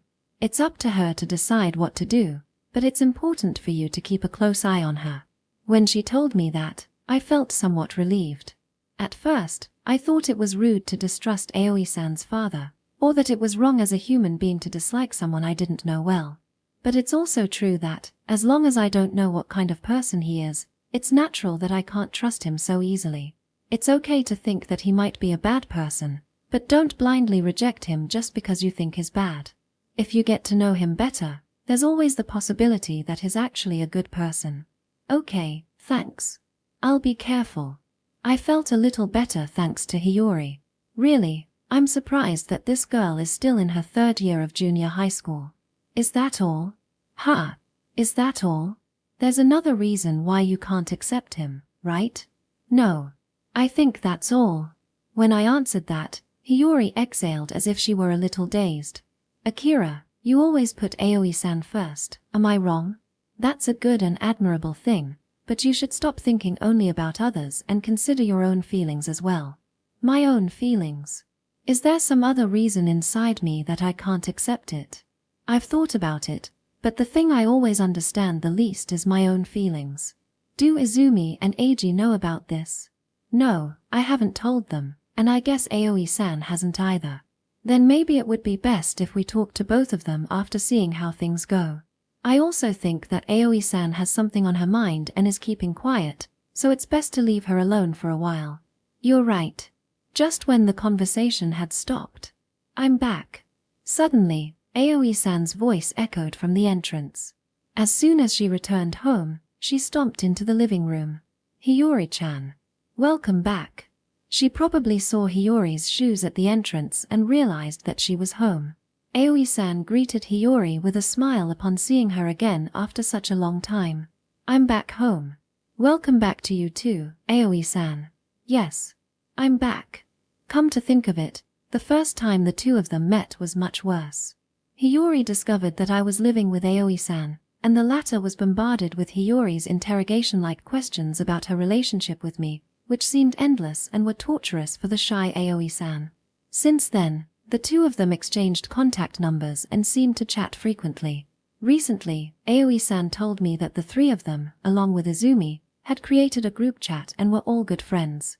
Regardless of their conversations, it was good that they got along so well. That's what I thought. By the way, what happened to your relationship after that? Ha! Hiori's sudden question made Aoi-san and me groan unintentionally. I didn't expect it to be the first topic of conversation she would bring up after the three of us met up. What do you mean by relationship? I didn't have to ask that, but I tried, hoping to change the subject. However, there was no way that move would work against Hiori. It's been a month since then, You're not going to tell me that there hasn't been any news despite a couple of young people living alone together, right? Yeah. I guess she's right. I felt like she was asking me to pick up where I left off a month ago. I'm sorry, but like I said before, I don't have that kind of relationship with Aoi-san. Hiori ignored my explanation and walked over to Aoi-san. Can I have a minute with you, Aoi-san? This. Aoi-san was pushed back by Hiyori's pressure. Then, as if to say that she wouldn't let go, Hiori also took a step closer to Aoi-san and pushed the withdrawn Aoi-san towards the wall. Hiori placed both of her hands on the wall and completely enclosed her. Even though we helped you, nothing happened between the two of you. What does this mean? You are sorry. No, wait a moment. There's a conversation I can't let go of. What do you mean by we helped you? Aoi-san is honestly apologizing, but what are you talking about? When I asked ignorantly, Aoi-san started to look into the distance with an awkward expression on her face. Hiori diverted the pressure she had directed at Aoi-san towards me and said, ignoring the question. You too, Akira, you live with such a beautiful girl and you don't lay a hand on her. Don't you think that's rude? That's why you're still a virgin. If you keep this up, you'll be a virgin forever. Is that okay with you? It's none of your business. I didn't want my younger sister to worry about her older brother's virginity with a serious expression on her face. I mean, it bothers me to be treated like this by a younger sister who is tolerant of erotic things, so excuse me. Anyway, we need to discuss this with Izumi. Yes. Aoi-san looked resigned and gave up. In the end, they didn't tell me what I was helping her with or what they were going to discuss with Izumi. At most, Hiori and Izumi planned for Aoi-san and me to be alone, and Aoi-san was confused because she couldn't refuse. I felt sorry for her, so I hoped they would leave that alone. Such wishes were useless, and Hiyori's pursuit continued until after dinner. That night, Aoi-san and I started preparing for tomorrow with Hiyori's help. We planned to stay at Age's villa for 2 weeks, until the end of the Obon festival. Actually, I wanted to stay until we found her grandmother's house, but I couldn't say that because we had a few days of school-sponsored volunteer work scheduled for the second half of summer vacation. As I watched them chat happily beside me and pack their clothes into suitcases while ensuring they were prepared for anything, I thought about how the outcome of this summer would determine Aoi-san's future. Her father made me feel uneasy, but as long as we found her grandmother's house, there would be no problem. I felt that not only Aoi-san's problems and her anxieties about her future, but also the inexplicable feelings stirring in my heart would be resolved if we could find her grandmother's house. Anyway, I'll do my best. With such determination, as we prepared for tomorrow, the night slowly advanced. Chapter 3. When it comes to summer, you should go to summer resorts. So, the 1st of August arrived, and we set off for the village early in the morning. We had agreed to meet at 10 in front of the ticket office at the station. From there, it was about an hour's train ride to the nearest station, followed by a 30-minute bus ride into the mountainous area where the village was located. If all went smoothly, we'd arrive by noon, even with a rest stop along the way. We had already bought our tickets and were waiting for Eiji and Izumi to show up, but I glanced at my smartphone. It was exactly 10. Izuma-san and Eiji-kun aren't here yet. Yeah, well, I have a feeling I know why they're late. Izumi is as predictable as ever. I'm actually feeling pretty calm about it now. The three of us exchanged wry smiles. In short, we figured Izumi had probably overslept. Izumi is so slow to get up in the morning that she'd be late for high school if Eiji didn't go to wake her up daily. According to him, she doesn't wake up until afternoon on her days off, so she usually ends up an hour late to their dates. Recently, they've just stopped setting times, and Eiji picks her up after she finally wakes up. I'd never heard of a couple quite like them. But if they're fine with it, I guess it works. Today, though, it wasn't just the two of them, so Eiji was probably scrambling to wake Izumi up right about now. Just as I thought that, a message popped up on my phone. I opened it, and sure enough. Sorry, she was so excited last night that she couldn't sleep. She just woke up. I wanted to reply, is she an elementary school student on the eve of the field trip? But I replied to Eiji, no need to hurry, just come carefully, and then put my smartphone away. Izumi overslept, So both of you will be an hour late. Aoi-san smiled bitterly, and Hiori seemed unfazed, like she was already used to it. Do you want to go to a cafe to kill time? Yes. Let's do it. We headed to the station cafe while pulling our travel bags. We ordered the drinks we liked, sat at the counter by the window, and waited for the two of them while quenching our thirst. Maybe we should have met up a little earlier. That way, even if she was late, we could have already left. Aoi-san was probably thinking about Izumi in her own way. It was true, if we'd known in advance that she'd be late, meeting earlier would have been smarter. But it's not as easy as it seems. What do you mean? Aoi-san tilted her head as usual and asked, looking curious. By the way, this cute gesture is one of my favorite things about her. I don't think you know this, Aoi-san, but in the past, when we planned to meet Izumi, we'd always set the time an hour earlier. If we wanted to leave at 10, we'd tell her 9, thinking it might make her on time. Aoi-san nodded and said, yes, yes. I see. However, we could never meet at 10. Even today, Eiji told Izumi that we'd meet at 9, but as you see, this happened. I understand. In high school, the worst time Izumi overslept was during our school trip. She overslept on the day we were supposed to leave, so she ended up going to the meeting place later with our homeroom teacher. On the second and third days, she overslept again, making everyone late, and on the last day, she overslept again and had to go home alone with the teacher. The funny part was that our classmates got used to it and started enjoying it. They even made bets with Candy on whether she'd wake up on time. For the record, I once bet that Izumi would oversleep the whole day and won big. I see. Izumi's oversleeping must have been worse than Aoi-san imagined. She was speechless, looking a bit empty and expressionless. Oh, and when we went to the pool, Eiji even picked her up 2 hours before the meeting time. Since buses don't come as frequently as trains, he was in a panic. If they missed it, they'd have to wait another hour. Seriously, I can only thank him for his hard work. Aoi-san was also a bit slow in the mornings, but compared to Izumi, it was cute. The trick to meeting Izumi is not to specify the time. Hiori said that while drinking her matcha latte. In other words, her approach seemed the same as Eiji's, which was to arrange the meeting point once Izumi woke up, without specifying a time. Every time Hiori went out with Izumi would always call her saying, I just woke up, and Hiori would go pick Izumi up at her house. Isn't that practically a pact?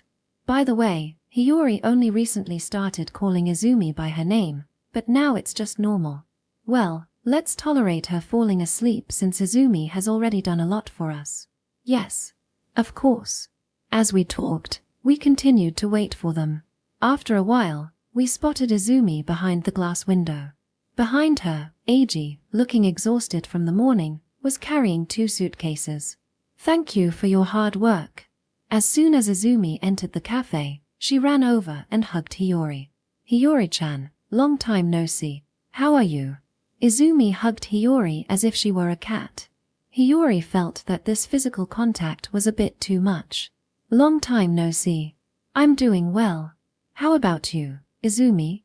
I'm fine, but I haven't seen you in so long, and I'm suffering from a lack of Hiori-chan energy. Can I recharge for a moment? Without waiting for Hiori's response, Izumi buried her face in Hiori's silky hair and took a deep breath. I've seen cat lovers on video websites do the same, burying their faces in their cats, breathing in deeply, and trying to bring the cat to their mouths as if they were about to eat it. So for Izumi, this must be the same feeling. This is what it meant to love cats, and it was what she did every time she met Hiori. I've recharged. Izumi regained her composure, her face melting into a blissful expression. Hiori, already used to this, didn't resist and simply patted Izumi's head. Somehow, this scene made me think Hiori seemed older than her, but I could understand the bond they shared, with Hiori calling Izumi by her name and patting her head like this. I can't help but wonder if that's really okay. By the way, Hiori-chan, what's the plan you mentioned earlier? Don't worry. Everything's fine. I'll share it with you later. As expected of Hiori-chan. Always so reliable. They're trying to speak quietly, but I can hear them perfectly. What exactly are they talking about? Okay. I'm done with Hiori-chan. Now it's Aoi-san's turn. Me too. Of course. Izumi hugged Aoi-san as though she were going to pounce on her and did the same thing she'd just done to Hiori. It feels different from Hiori-chan. Ah. Izumi-san, no. Aoi-san squirmed as if she were tickled, but Izumi kept sniffing her happily, undeterred. Aoi-san tried her best to endure, while Izumi continued, seemingly enjoying every moment. What the heck is this? Depending on how you look at it, you might even say it's indecent, or that it needs an age rating or some kind of censorship. In other words, it's definitely a scene that shouldn't be shown to children. Watching Aoi-san, embarrassed and squirming like she did at the pool, I couldn't help but feel something new stirring inside me. This summer will be fun, so let's do our best. Why yeah. I'll do my best. Leave it to me and Hiori-chan, so don't worry. Hey, I can hear you just like before. Okay. Charge complete. Sorry to keep you waiting. Izumi's spirits seemed to brighten as if she had finally woken up. I didn't know what the three of them were planning, but whenever Izumi did something strange, it usually meant trouble. With a slightly bad feeling, we set off, leaving an hour later than planned. Section. We're here, an hour later than planned, after being jostled around on the train. When we finally arrived at the nearest station and passed through the ticket gates, Izumi spread her arms and shouted in joy. We only made it to the nearest station, right? There's still 30 minutes left by bus from here, so it's a bit early to get excited. Yeah, but when you arrive at a new place, don't you feel like saying it, Hiori-chan? Izumi hugged Hiori's shoulder with her left arm, looking for her approval. That's right. Akira is such a bore, so don't worry about him. Hey, Hiori, isn't that a bit harsh on your older brother? Yeah. You agree too, right, Aoi-san? This time, Izumi hugged Aoi-san's shoulder with her right arm, seeking her approval. Why yes, you're right. Izumi nodded with satisfaction, surrounded by two beautiful girls. Meanwhile, Aoi-san looked at me apologetically as she was hugged by Izumi.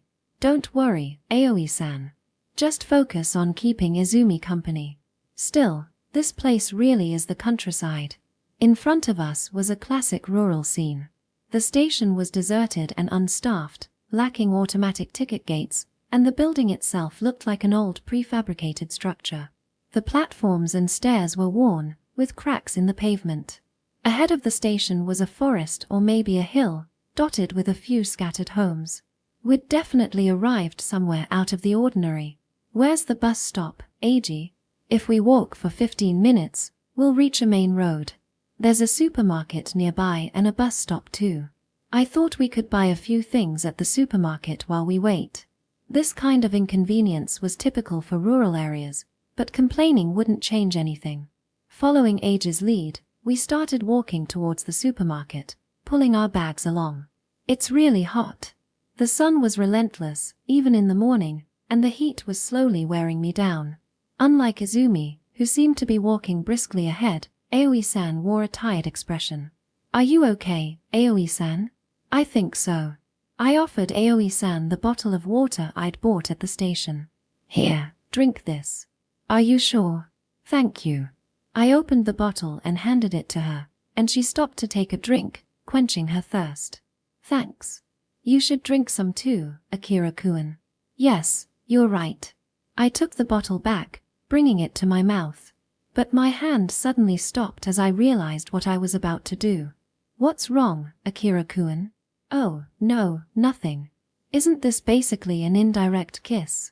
Aoi-san didn't seem bothered by it, but is this okay? Should I really be doing this? It's silly to get hung up on something like this in high school, but for a sensitive guy, it's kind of a big deal, enough to make my heart skip a beat. Normally, I'd be too embarrassed, but the heat today was so intense I was genuinely worried about dehydration. It's a real possibility that if I don't stay hydrated, I'll regret it later. That's right. Let's call this the inevitable power of summer. Hooray. After all, summer is basically the season of indirect kisses. Hydration is important. I finally brought the bottle to my lips, pretending not to care. I want some too. Hiori reached over from the side and took the bottle from me. Ah! I let out an involuntary shout, which echoed down the quiet country road. My cries of anguish went unanswered as Hiori gulped down the water in one go. "What's wrong, Akira?" Startled by my outburst, Eiji turned around to check on me. Noticing what had happened, he tossed the plastic bottle he'd been drinking from in my direction. I drank half, but if you don't mind, go ahead. Thank you. No, that's not it. The water I wanted wasn't this bottle. But how could I even say that? I appreciated Eiji's kindness, but thinking that my first indirect kiss of the summer was with a guy, somehow, the water tasted a little too salty. Crying. After that, as we walked with a hint of tears in our eyes, we soon arrived at the supermarket. The cool air inside enveloped me, instantly refreshing my overheated body. We just need groceries and some daily essentials, right? That's right. We've got all the appliances we need, so it's just groceries, daily necessities, charcoal, and a barbecue grill. Oh, and maybe some mosquito repellent, so we can avoid the bugs. Barbecue. Izumi spun around, her reaction over the top. We can have a barbecue at your villa, Eiji-kun? Yep. The yard's big enough, and we've got a grill there too. All right. Then we're having a barbecue tonight. Without waiting for anyone else's opinion, Izumi declared it out loud. Not that anyone objected. Aoi-san, you're excited too, right? Yes, I really am. I've actually never had a barbecue before. Really? Yes. I just never got the chance to try it. Izumi looked shocked, then seemed to realize something about Aoi-san's family situation. All right. I'll make sure you get to fully enjoy the barbecue experience. Izumi spoke with enthusiasm, her expression oddly determined. Her emotional highs and lows were really something else. All right then, Aoi-san, Hiori-chan, and I will take care of the ingredients. Eiji-kun and Akira-kun, you guys get the rest of the supplies we need. Let's all meet up once we're done. Aoi-san, Hiori-chan, let's go. With that, Izumi dashed off to the grocery section, pushing the shopping cart in front of her. Watching Aoi-san and Hiori hurrying after her, Eiji and I set off in the opposite direction with a cart in hand. After 30 minutes of shopping, we took the bus to the village. We had bought plenty of groceries and necessities and brought enough luggage for a 2-week stay. All of us had both suitcases and shopping bags in hand. We had to deliver everything to the village. After about 30 minutes of the bus rocking on the mountain road, we arrived at the nearest stop to the village area. As expected of the village area, it's like being in the middle of nature. When we got off the bus, we were greeted by the sight of a lush green forest. The chirping of birds echoed out of nowhere in the greenery that stretched across our field of vision. The air here was much cooler than in the lowlands, likely due to the shade of the trees and the higher altitude. The temperature was almost 10 degrees Celsius lower. The sunlight shining through the trees illuminated the road beautifully. Let's go, Eiji said, leading us away from the bus stop. As soon as we left, we saw a building that looked somewhat like an office for the villa area. That's the management office for the villa area, Eiji explained. Management office? Basically, there's a company that manages villa areas like this one. If you pay them, they'll take care of the villa when the owner is away, handling packages, trash, and so on. The company charges the owner a management fee, and they take care of the villa. I see. This must be one of the unique aspects of villa areas. How far is your villa from here, Eiji? It's less than a 10-minute walk, but it's uphill, so it might be a bit tiring. Understood. Then, let's go. We were almost at our destination as the 5 of us climbed the gentle hill. But as Eiji had warned, we soon started to lose our breath. The slope of the hill wasn't that steep, but our hands were full with luggage. For us members of the Going Home Club, who didn't actively practice sports, this was pretty tough. Aoi-san and Hiori also looked exhausted, and even the ever-energetic Izumi showed signs of fatigue. Aoi-san, I'll carry your luggage. All right. Thank you. Hiori, I'll carry the shopping bags. In exchange, please carry the handbag. Yes. I handed Hiori the handbag and took the 3 of our shopping bags in both hands. Ooh! An involuntary sound escaped me due to the unexpected weight.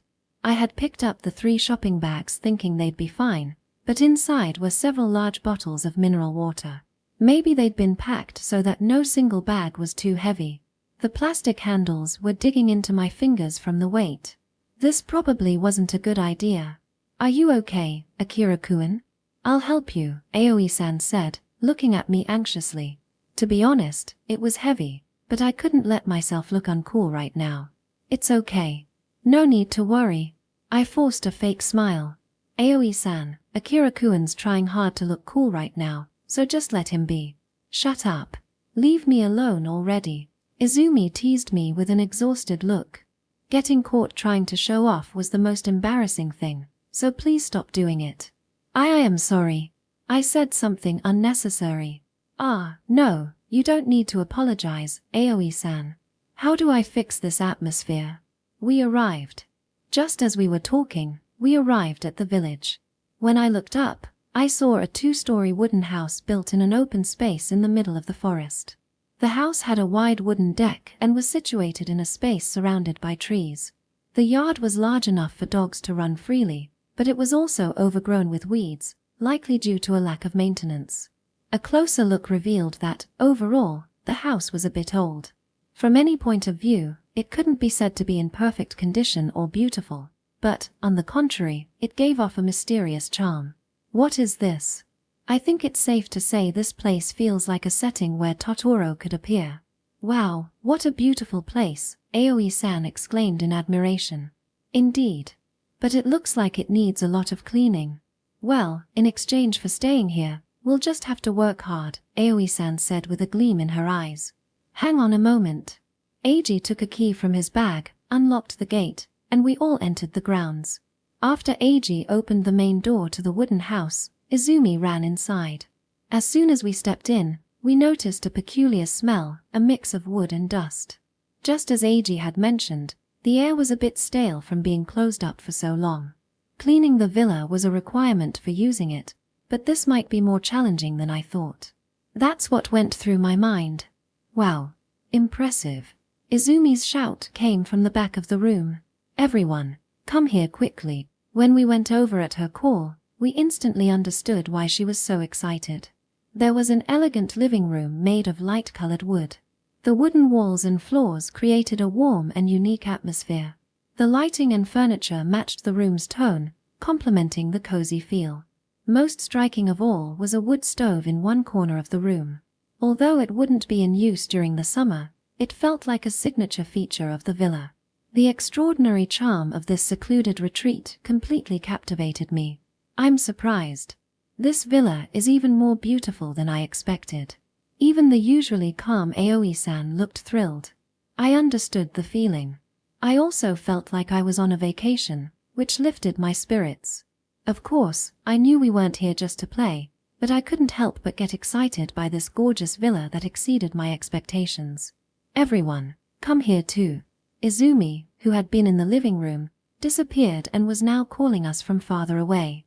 Leaving the living room and following her voice, we saw her face at the end of the hallway. Hurry, hurry. What now? When I reached her, I was speechless. In front of me was a large bathroom resembling one from a hot spring resort. The spacious bathtub, made of stone, looked big enough to fit 4 people. Through the glass window, I could see a small garden. If you opened the window, you could step out into the garden, like a semi-open bath. We could probably see a beautiful, starry sky at night. Actually, this bath has a hot spring. Really? Oh, wow. Does that mean we could bathe in the hot springs every day? There's a hot spring nearby. It flows from there to the villa area, and if you have a contract, it's piped directly into the villa. I confirmed it with my parents, and they said the contract is still active. Yay. Izumi started dancing joyfully, linking hands with Aoi-san and Hiori. I understood how she felt. Ever since the 4 of us, minus Hiori, went to a private hot spring after our end-of-term exams, I'd been itching to go back to one. It's wonderful to be able to do it this way. I'd love to jump right into the tub and wash off the sweat, but we should probably clean up first, right? That's right. At first glance, it looks clean, but it's been left unused for about 2 years. If you look closely, you can see dust and dirt here and there. We shouldn't run the hot water before cleaning it, Eiji added. As they suggested, it seemed best to start with a thorough cleaning. First, I wanted to open all the windows and clear out the stale air with a fresh breeze. There are a lot of rooms, so it'll take some effort, but let's just do what we can for now. We don't have to finish it all today. We can clean a little each day while we're here. Sounds good. Let's put our things in the bedrooms before starting. Are they on the second floor? Yes, there are 2 bedrooms up there. Then, let's split them by gender. Of course, that's what I figured we'd do. Wait a minute, Izumi interrupted, as if she had something to object to. What's the problem? Well, since this is a special trip, I'd love to stay with Eiji-kun. Was it just my imagination, or did her voice sound overly sweet? I didn't mind if she wanted that, but if it happened, Aoi-san, Hiori, and I would be left sharing one room. While I was curious about sharing a room with Aoi-san, having Hiori there would prevent anything awkward. If Aoi-san and Hiori don't mind sharing a room with me. Hold on, what was she implying? I haven't seen Hiyori-chan in a while, so I'd like to stay with her too. Nope, that's not happening. My refusal was quick and firm. It was clear Izumi was acting suspiciously, and I couldn't shake the feeling she had some sort of plan. Maybe she was scheming to put me and Aoi-san together. Hiori was always fussing about protecting my innocence, and it seemed Izumi was too. We're sticking with separate rooms for boys and girls. That's final, no objections. I said it firmly, knowing I wouldn't be able to sleep if I had to share a room for 15 days with Aoi-san. Ignoring Izumi's clear disappointment, I continued. Alright then, let's decide who'll clean which part. To be fair, let's decide by rock paper scissors, Eiji suggested. The winner would choose the place they wanted to clean most. The areas needing attention included the first floor living room, the second floor bedrooms, the kitchen and bathroom, organizing luggage and airing out the futons, and, the toughest job of all, cutting the grass in the garden under the blazing sun. Everyone braced, clearly hoping to avoid the garden work. Alright, let's go. Rock, paper, scissors. Izumi's shout signaled the start, and Hiori won the first round, choosing to clean the second floor bedroom. Izumi won second and took the bathroom, while Eiji, who came third, decided to organize the luggage and air out the futons. That left just Aoi-san and me. The remaining choices were the first floor living room and the dreaded garden weeding. In our final round, I came out as the winner. Alright, I'll take care of the garden. What? Aoi-san murmured in surprise, and the others seemed to want to say something too. Eiji, do you have any tools for cutting weeds? I think there's a scythe and a handheld lawnmower in the shed out back. You'll probably need the scythe for smaller weeds, but the lawnmower will be easier for larger areas. Got it. See you in a bit. I asked Aoi-san to leave my bags in the second floor bedroom and made my way to the garden. As expected, I couldn't let Aoi-san handle heavy work in this heat. Still, are you serious?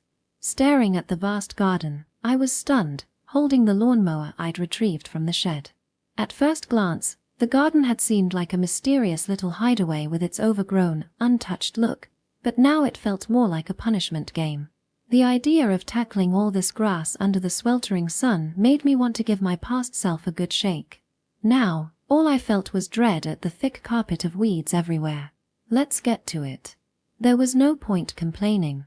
Wearing the straw hat Eiji had given me, I began cutting grass from one end of the garden to the other.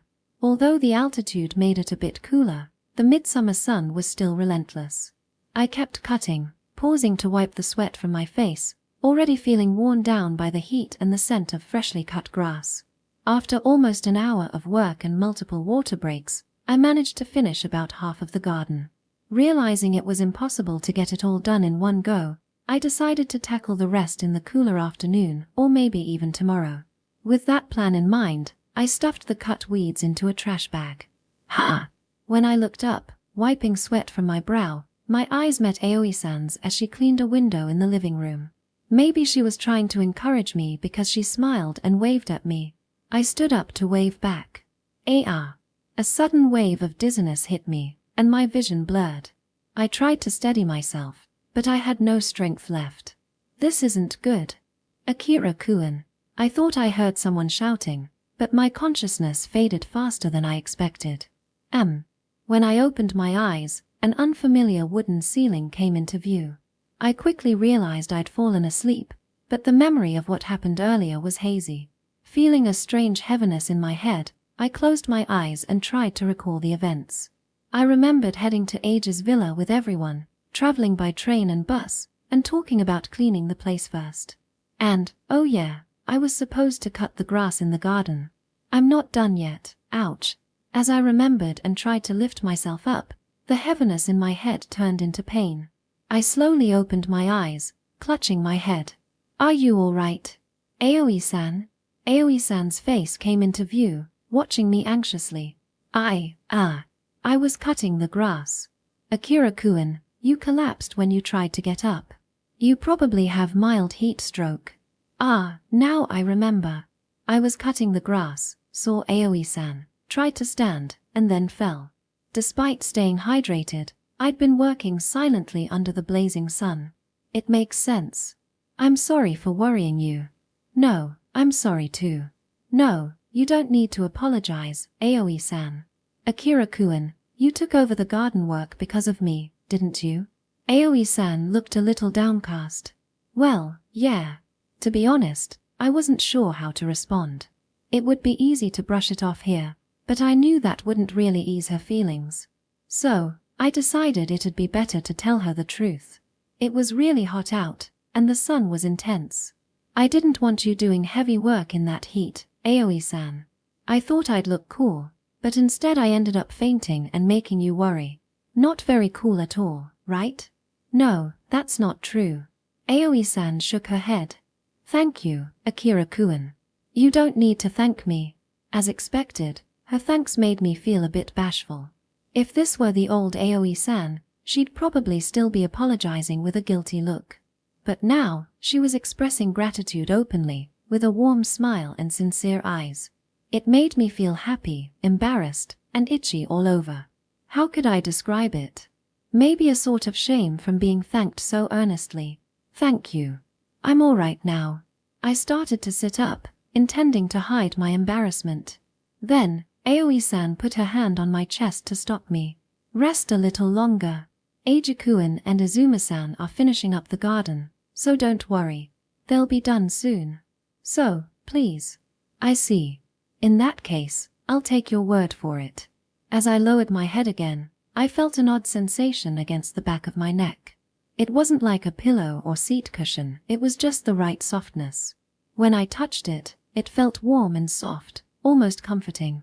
It was so soothing I could have kept touching it forever. Aoi-san let out a small sound as I continued resting against that comforting feeling, as if it were becoming second nature. Her cheeks were flushed, and her body seemed tense, as if she were trying to hold something back. What's wrong, Aoi-san? For some reason, she looked embarrassed. Seeing her like that stirred a strange feeling in me. It reminded me of the time I saw her shy expression at the pool. I knew I shouldn't, but I wanted to see more of this side of her. I mean, Aoi-san was acting oddly. Curious, I looked around to reassess my surroundings. A strange sound escaped my mouth as the realization hit me. Aoi-san, am I lying on your lap?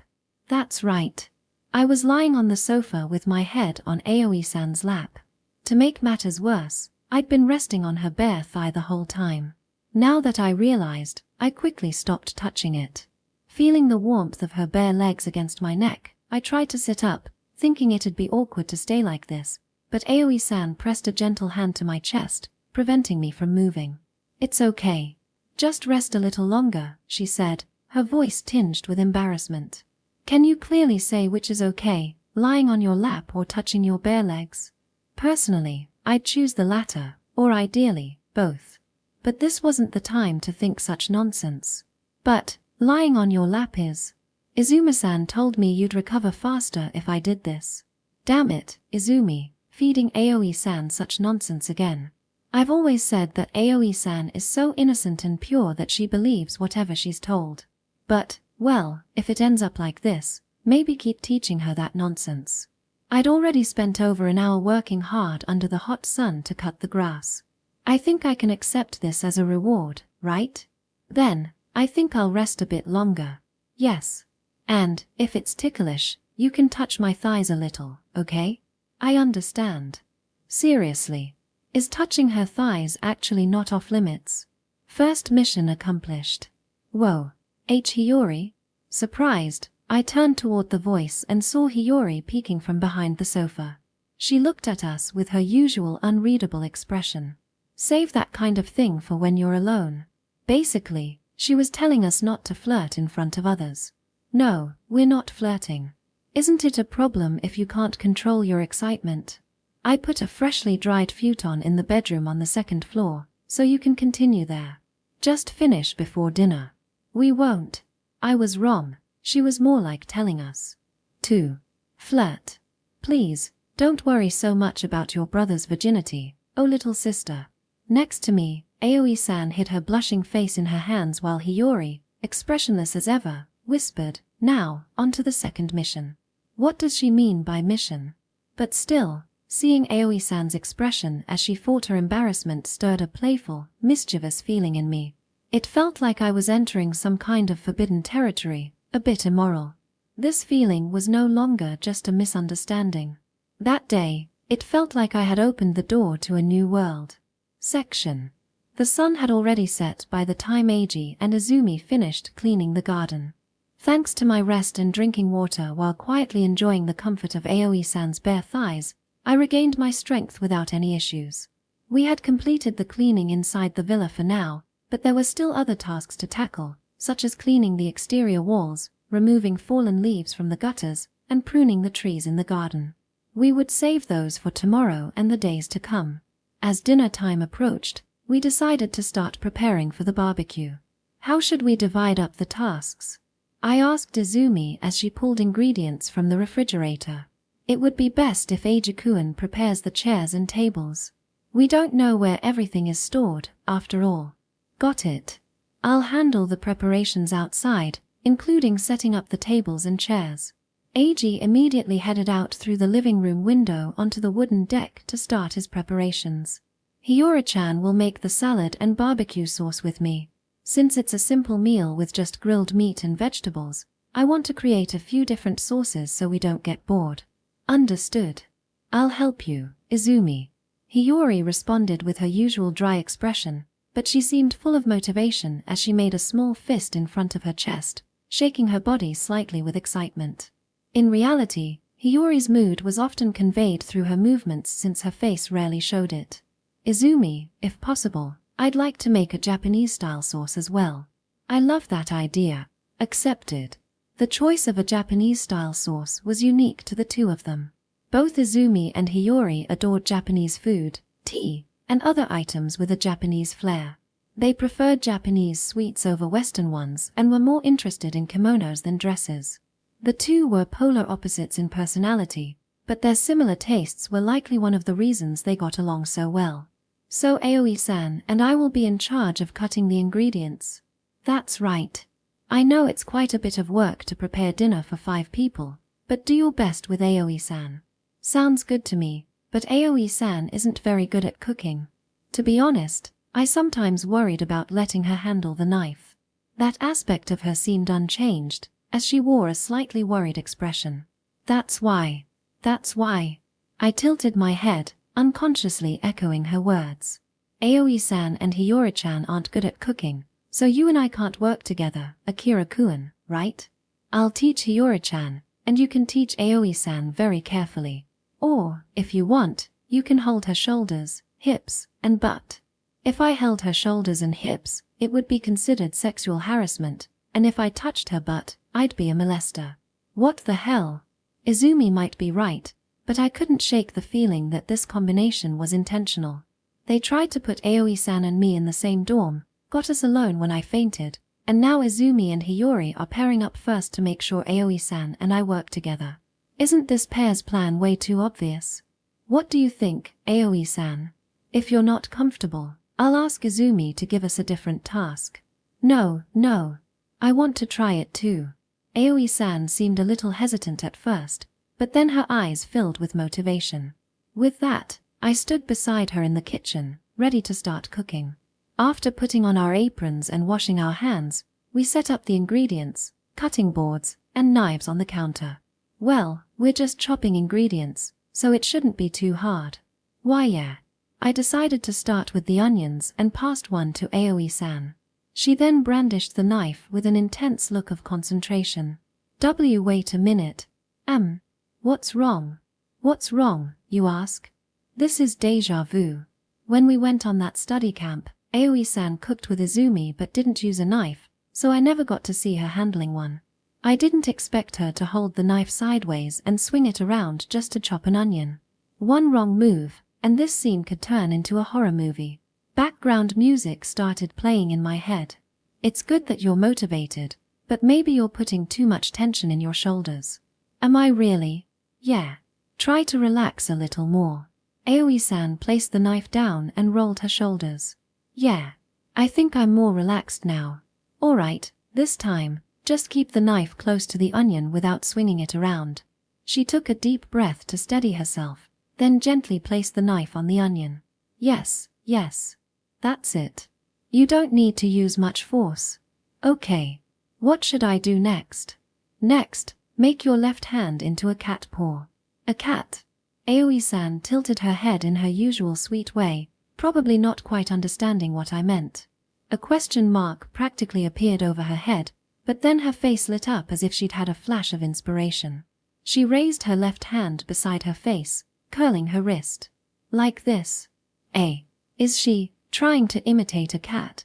It's true I told her to make her left hand into a cat's paw, but I didn't mean for her to actually mimic a cat.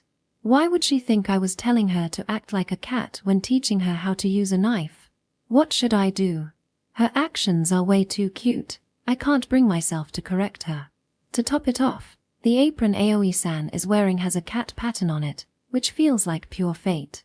Coo. Just then, I heard Izumi's voice from the living room, clearly struggling not to laugh. Just when I thought I should refocus and help Aoi-san, Izumi's grin widened. Yes. That's perfect, Aoi-san. If you say, Naya.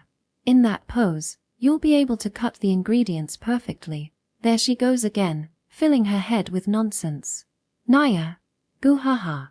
I was trying hard to hold back my laughter, but Izumi couldn't contain herself and burst out first. I thought Aoi-san wouldn't take it seriously, but she actually did say it.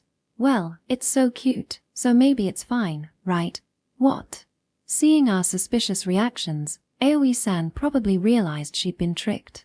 Her face flushed as red as a boiling kettle, and she squatted down where she was, hiding her face in her hands as usual. She muttered something in a low voice. Izumi, what should we do? I asked her with my eyes, but even Izumi wore a slightly guilty smile. It seemed Aoi-san's reaction was more than she expected. Even the gentle Aoi-san couldn't keep her mood up after this. She shrank into a corner of the kitchen, puffing out her cheeks in a rare pout. Although she wasn't exactly angry, it was the first time Izumi and I had seen her in a bad mood. Feeling like we were on thin ice, we sincerely apologized, doing our best to cheer her up. Eventually, after a little while, Aoi-san seemed to regain her composure and continued cooking without further incident. This time, we explained what a cat's paw technique actually meant, and the ingredient cutting went smoothly. I felt a bit guilty, but honestly, her reaction was so cute that maybe it was worth it. After finishing up the ingredient prep, I headed over to the wooden deck. My work and Aoi-san's wrapped up quicker than expected, but Izumi and Hiori seemed unusually absorbed in making their sauce, so it looked like it'd be a bit longer. I let Aoi-san stay to help them out and went to check on Eiji. How's it going with the setup, Eiji? On the deck, he was arranging the tables and chairs. The soft light from the lanterns hanging from the ceiling mingled with the shadows on the wooden deck, creating a cozy atmosphere. The faint chirping of insects coming from the garden added a summery, countryside feel. The scent of mosquito repellent on the edge of the deck made it feel even more like summer. No issues at all. Got it. Need a hand with anything? The barbecue grill's in the shed where the lawnmower is. Could you grab it for me? And if possible, Bring some bundles of firewood from the woodshed next to it. Sure thing. I headed to the shed and turned on the light. The shed was filled with various things. Besides the lawnmower we used earlier, there were irrigation hoses, a plastic paw, and shade umbrellas. It seemed like a lot of these items must have seen use in the past. I quickly found the barbecue grill and grabbed 2 bundles of firewood. Here you go. Thanks. We set up the grill near the table. I untied the firewood bundles, placed them in the grill, and lit them with a match on some newspaper Ag handed me. Once the firewood caught and stabilized, I added some charcoal and observed as the fire settled. In the quiet of the summer night, the only sounds were the insects and the gentle crackling of the wood. This kind of quiet time feels like a real luxury, doesn't it? Yeah, it does. You wouldn't get this in the city. People would have something to say if we tried barbecuing in a residential area. Not that I have anything against city life. There are good transportation options, lots of public facilities, and even 2 shopping malls, so it's convenient and well developed. But it's also true that the constant busyness can be overwhelming sometimes. If someone asked me if I'd like to live out here permanently, I'd hesitate to say yes. I think it's because of this contrast that occasional times like these feel like a luxury. Thanks for letting us stay at such a nice villa, I said as I turned over the embers, which were gradually heating up. No need to thank me. I'm enjoying it too. For me, this is my last summer vacation here, so I feel like I can only show my thanks like this. But still, tonight is the last night I'll get to relax like this. We didn't come here just to make memories this summer. While making memories is important, it was secondary for us. No matter what, we're going to find Aoi-san's grandmother's house before this summer ends. You're right. So for today, let's just enjoy ourselves. As I gazed into the glowing embers, I strengthened my resolve internally.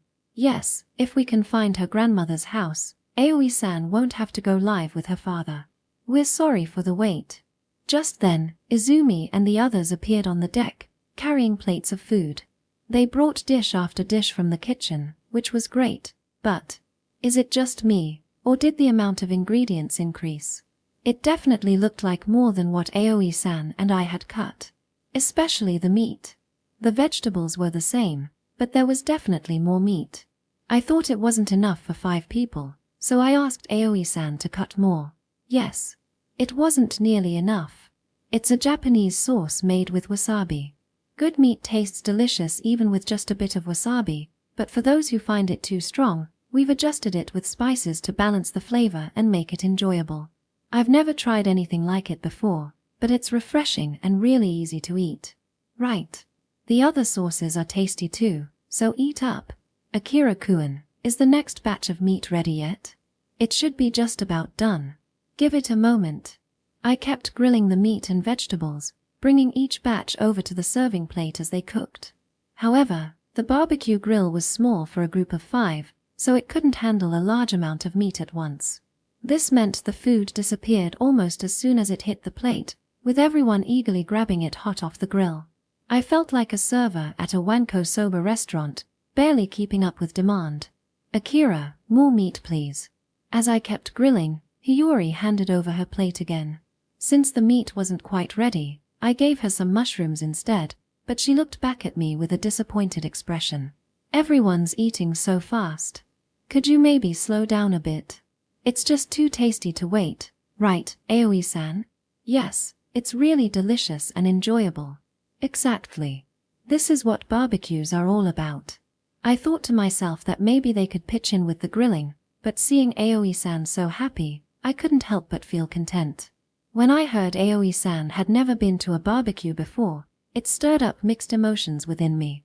Given her family background, Aoi-san likely never had the chance to enjoy a barbecue with her family. It's not just about barbecue, there's a whole world of simple family experiences that she's missed out on, things that most people might take for granted. That's why, before I transfer to another high school, I want to make sure she experiences these things. In addition to helping lay the foundation for Aoi-san's future, I've started thinking about how I can share these kinds of moments with her, too. The meat's great, but don't forget the vegetables and save some for me, okay? I hadn't even had a single bite yet. Then, Aoi-san, How about you feed Akira-kun? Huh. Both Aoi-san and I ended up exclaiming in unison. Akira-kun is so busy grilling for everyone that he hasn't had a chance to eat, so someone should help him out, right? Izumi teased us, clearly enjoying the moment, and Aoi-san looked at me with a mix of determination and embarrassment. With chopsticks in hand, she picked up a piece of meat from her plate and held it out in front of me. Please. No way, I can't believe she's actually doing this. It's so embarrassing, especially with everyone watching, and Aoi-san isn't usually one to follow along with Izumi's little schemes either. If you don't eat it soon, the sauce might drip off. Why yeah. Well then, itadakimasu. Quickly, I leaned forward and ate it. It was delicious. The wasabi added a nice touch to the flavor.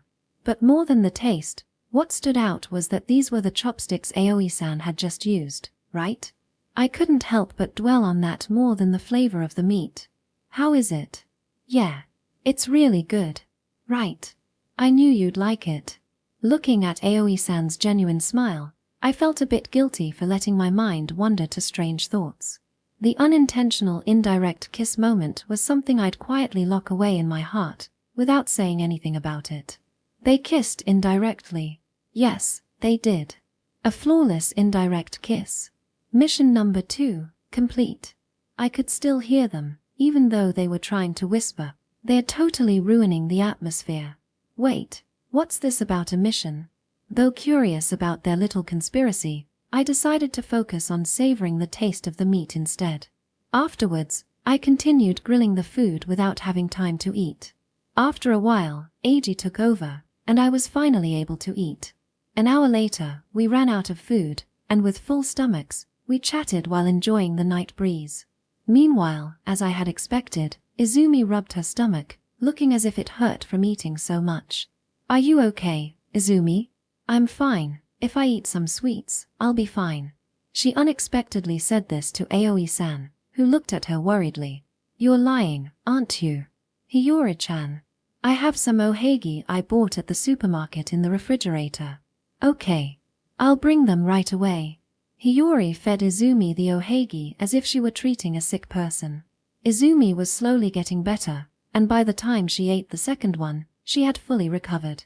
I've seen this scene before, but seriously, what kind of body structure do you have? Well, I guess it's time to talk about what we're going to do tomorrow. Once Izumi felt better, Eiji started talking as if he'd been waiting for her. Tomorrow and the following days, in other words, we'll search for Aoi-san's grandmother's house. You're right. Hiori wasn't around last time we talked about it, so we need to go over the information again. I began discussing what Aoi-san had said at the pool. According to her memory, her grandmother's house was about an hour's drive from our city. She recalled it was surrounded by mountains and rice fields, so it was likely in the northern or western part of the prefecture, where there are many mountainous areas. She also remembered a nearby shrine and a summer festival held there. As I went over it again, I realized the information was rather sparse. We have no choice but to search thoroughly, but it will be difficult. Without realizing it, I let my true thoughts slip out. The others also remained silent, seemingly sharing the same impression. Only Hiori seemed thoughtful and muttered a few words. I think it'll be fine as long as we know that. Really? Yes. Give me a moment. Hiori left the wooden deck and soon returned with something in her hand. We cleared the table of cutlery, then spread out what Hiori was holding. It was a map, enlarged and printed to poster size. You brought a map? Yes. I could have used a smartphone app, but I thought a larger map would be better for everyone to see, so I printed out a map I found on the internet before we left home. I thought it would make it easier to find and mark the locations on our own map apps. Impressed, I watched as Hiori started marking the map with a black pen, holding her smartphone in her other hand. She placed an asterisk where our village was, circled a particular area on the map, and made numerous marks within the circle. After a while, Hiori set down the pen and looked up. Look. We leaned forward to examine the map. The places circled are about an hour's journey from our city. Since we can't fully trust childhood memories, I allowed a margin of error. The locations marked with our shrines. There are more than I expected, over 80. Over 80. The number of shrines surprised me. It was typical for the countryside, but still, the abundance of shrines was remarkable. I'd read somewhere that there are about 80,000 temples across the country, even more than convenience stores. It seems there were even more in the past, though the number has decreased significantly. Let's set aside the issue of shrine excess in Japan. If we exclude areas away from mountains and rice fields, then Hiori used a red pen to mark out regions that didn't fit the criteria. The remaining shrines, reduced like this. There are about 70 locations. I think it's more likely to be in one of these places. Oh. A vague voice escaped me. At first, I thought it would be a difficult task, but seeing it on a map made it easier to understand. Although 70 locations is still a lot, it feels achievable within the next 2 weeks. So all we need to do is search each location, and we'll be able to find Aoi-san's grandmother's house. Hiori, as expected, is always reliable. I just think transportation will be an issue. Even if we use buses or trains, it won't be very efficient. It's true. Just like when we arrived, there was only one bus here every 30 minutes. In that case, there's no need to worry. The administration office we passed on our way here is also the tourist information center for this area, and they rent out bicycles. I think that's more efficient than taking the bus or train. That's very useful. This seems much more hopeful, right? If so, it looks like we might really be able to find her during summer vacation. It's also not efficient for all of us to go together, so let's split into 2 teams to search for her. Then, Hiori-chan, come look for her with me. Yes. All right. I'll look for her with you, Izumi. I'm worried about leaving 2 girls alone, so I'll go with you. Thank you, Eiji-kun. I love you. Yes. I love you too. Eiji offered to look after the 2 of them while expressing his love to Izumi as usual. Then, you and I will look for her together, Aoi-san. Yes. Just like that, the team division was complete. You 3, take photos of the shrines and nearby streets, and then we'll have Aoi-san look at them tonight. Since you're not traveling with her, if you see anyone living near the shrines, ask them if there's someone named Sorotome living nearby or check the house signs. Okay. Everyone, led by Izumi, nodded their heads. Now, let's each register the places Hiori has marked on the map app on our respective smartphones. There are a lot of them, so it will be difficult, but it will be easier if we do it together all at once. Everyone immediately took out their smartphones and silently registered the marked places. In the midst of all this, thank you, guys. Seeing Aoi-san say those words of thanks while smiling made me think again. If it had been the Aoi-san of the past, she would have said, "I'm sorry," with a worried expression on her face. I feel happy that she has started to express her thanks naturally like this. Like Eiji said before, Aoi-san is probably changing little by little. I think it's a good change. Chapter 4, Summer Solstice Search Party, Part 1. The search for Aoi-san's grandmother's house began the next day. Due to the limited search time, I wanted to search as late as possible at night if the weather permitted. Since it was summer and the days were longer, we could search until around 7 in the evening if we wanted. However, the only problem was the heat. Between 1 and 3 in the afternoon, when the heat reaches its peak, it is too dangerous to continue walking outside. Therefore, we needed to take a longer break to eat lunch and cool down. As a result, if we balanced our rest time, we wouldn't have much time left to search. We thought about what we should do and came to the conclusion that if we couldn't search during the day, we should start searching from the first hour of the morning. So, we decided to rent some bicycles from 8 in the morning, when the administration office, which also serves as a tourist information center, opens. By the way, Aoi-san and I were in charge of the western part of the prefecture, while Eiji, Izumi, and Hiori were in charge of the northern part. Today, the first day, we set out with the goal of visiting 5 places each, making a total of 10 places. You might think we were pushing ourselves too hard from the start, but since we planned to visit the shrines in order of proximity, the second half of the schedule would be longer, and the number of shrines we could visit would be more limited. This meant that we had to travel a lot in the first half of the schedule, when the distance to cover was relatively short. Are you okay, Akira-kun? As I pedaled, I heard Aoi-san's anxious voice behind me. Don't worry. This is my first time riding a tandem bike, but I'm surprisingly fine. As you can guess from our conversation, Aoi-san and I were riding a tandem bike, which is specially designed for 2 people. Rather, are you okay, Aoi-san? Aren't you scared? I'm fine. Thank you for worrying about me. Actually, this morning, just before we rented the bike, we found out that Aoi-san didn't know how to ride one. You might think that it's enough to rent a bike and ask Aoi-san to sit behind me, but riding 2 people on a normal bike on public roads is prohibited. When we didn't know what to do, a person from the administration office, who understood the situation, told us that riding a tandem bike is allowed on public roads, and that's how we got into this situation. The only difference from a normal bike is that it has 2 sets of handlebars, saddles, and pedals. If the person in front balances the bike, even someone who doesn't know how to ride can easily ride behind, and a tandem bike is cheaper than renting 2 regular bikes. Plus, I could even feel like I was riding a bike with my girlfriend, so it was practically killing 2 birds with 1 stone.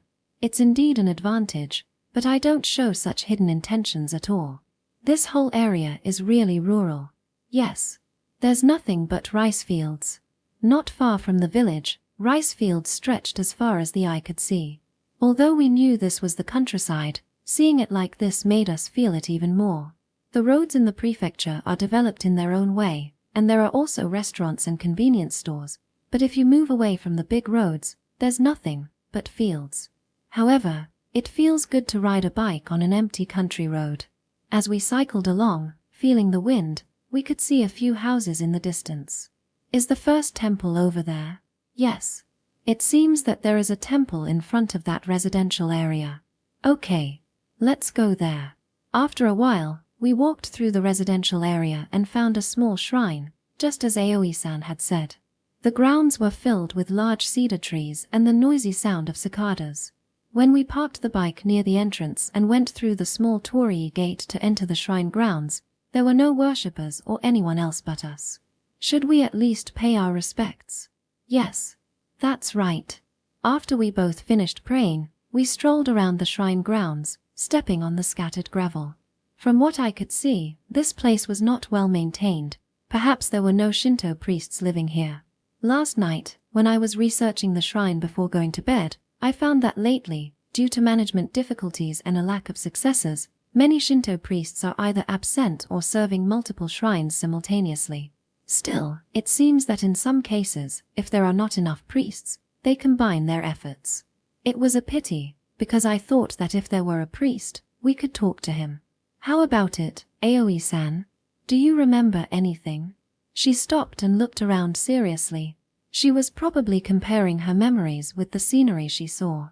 Maybe, not anything. I see.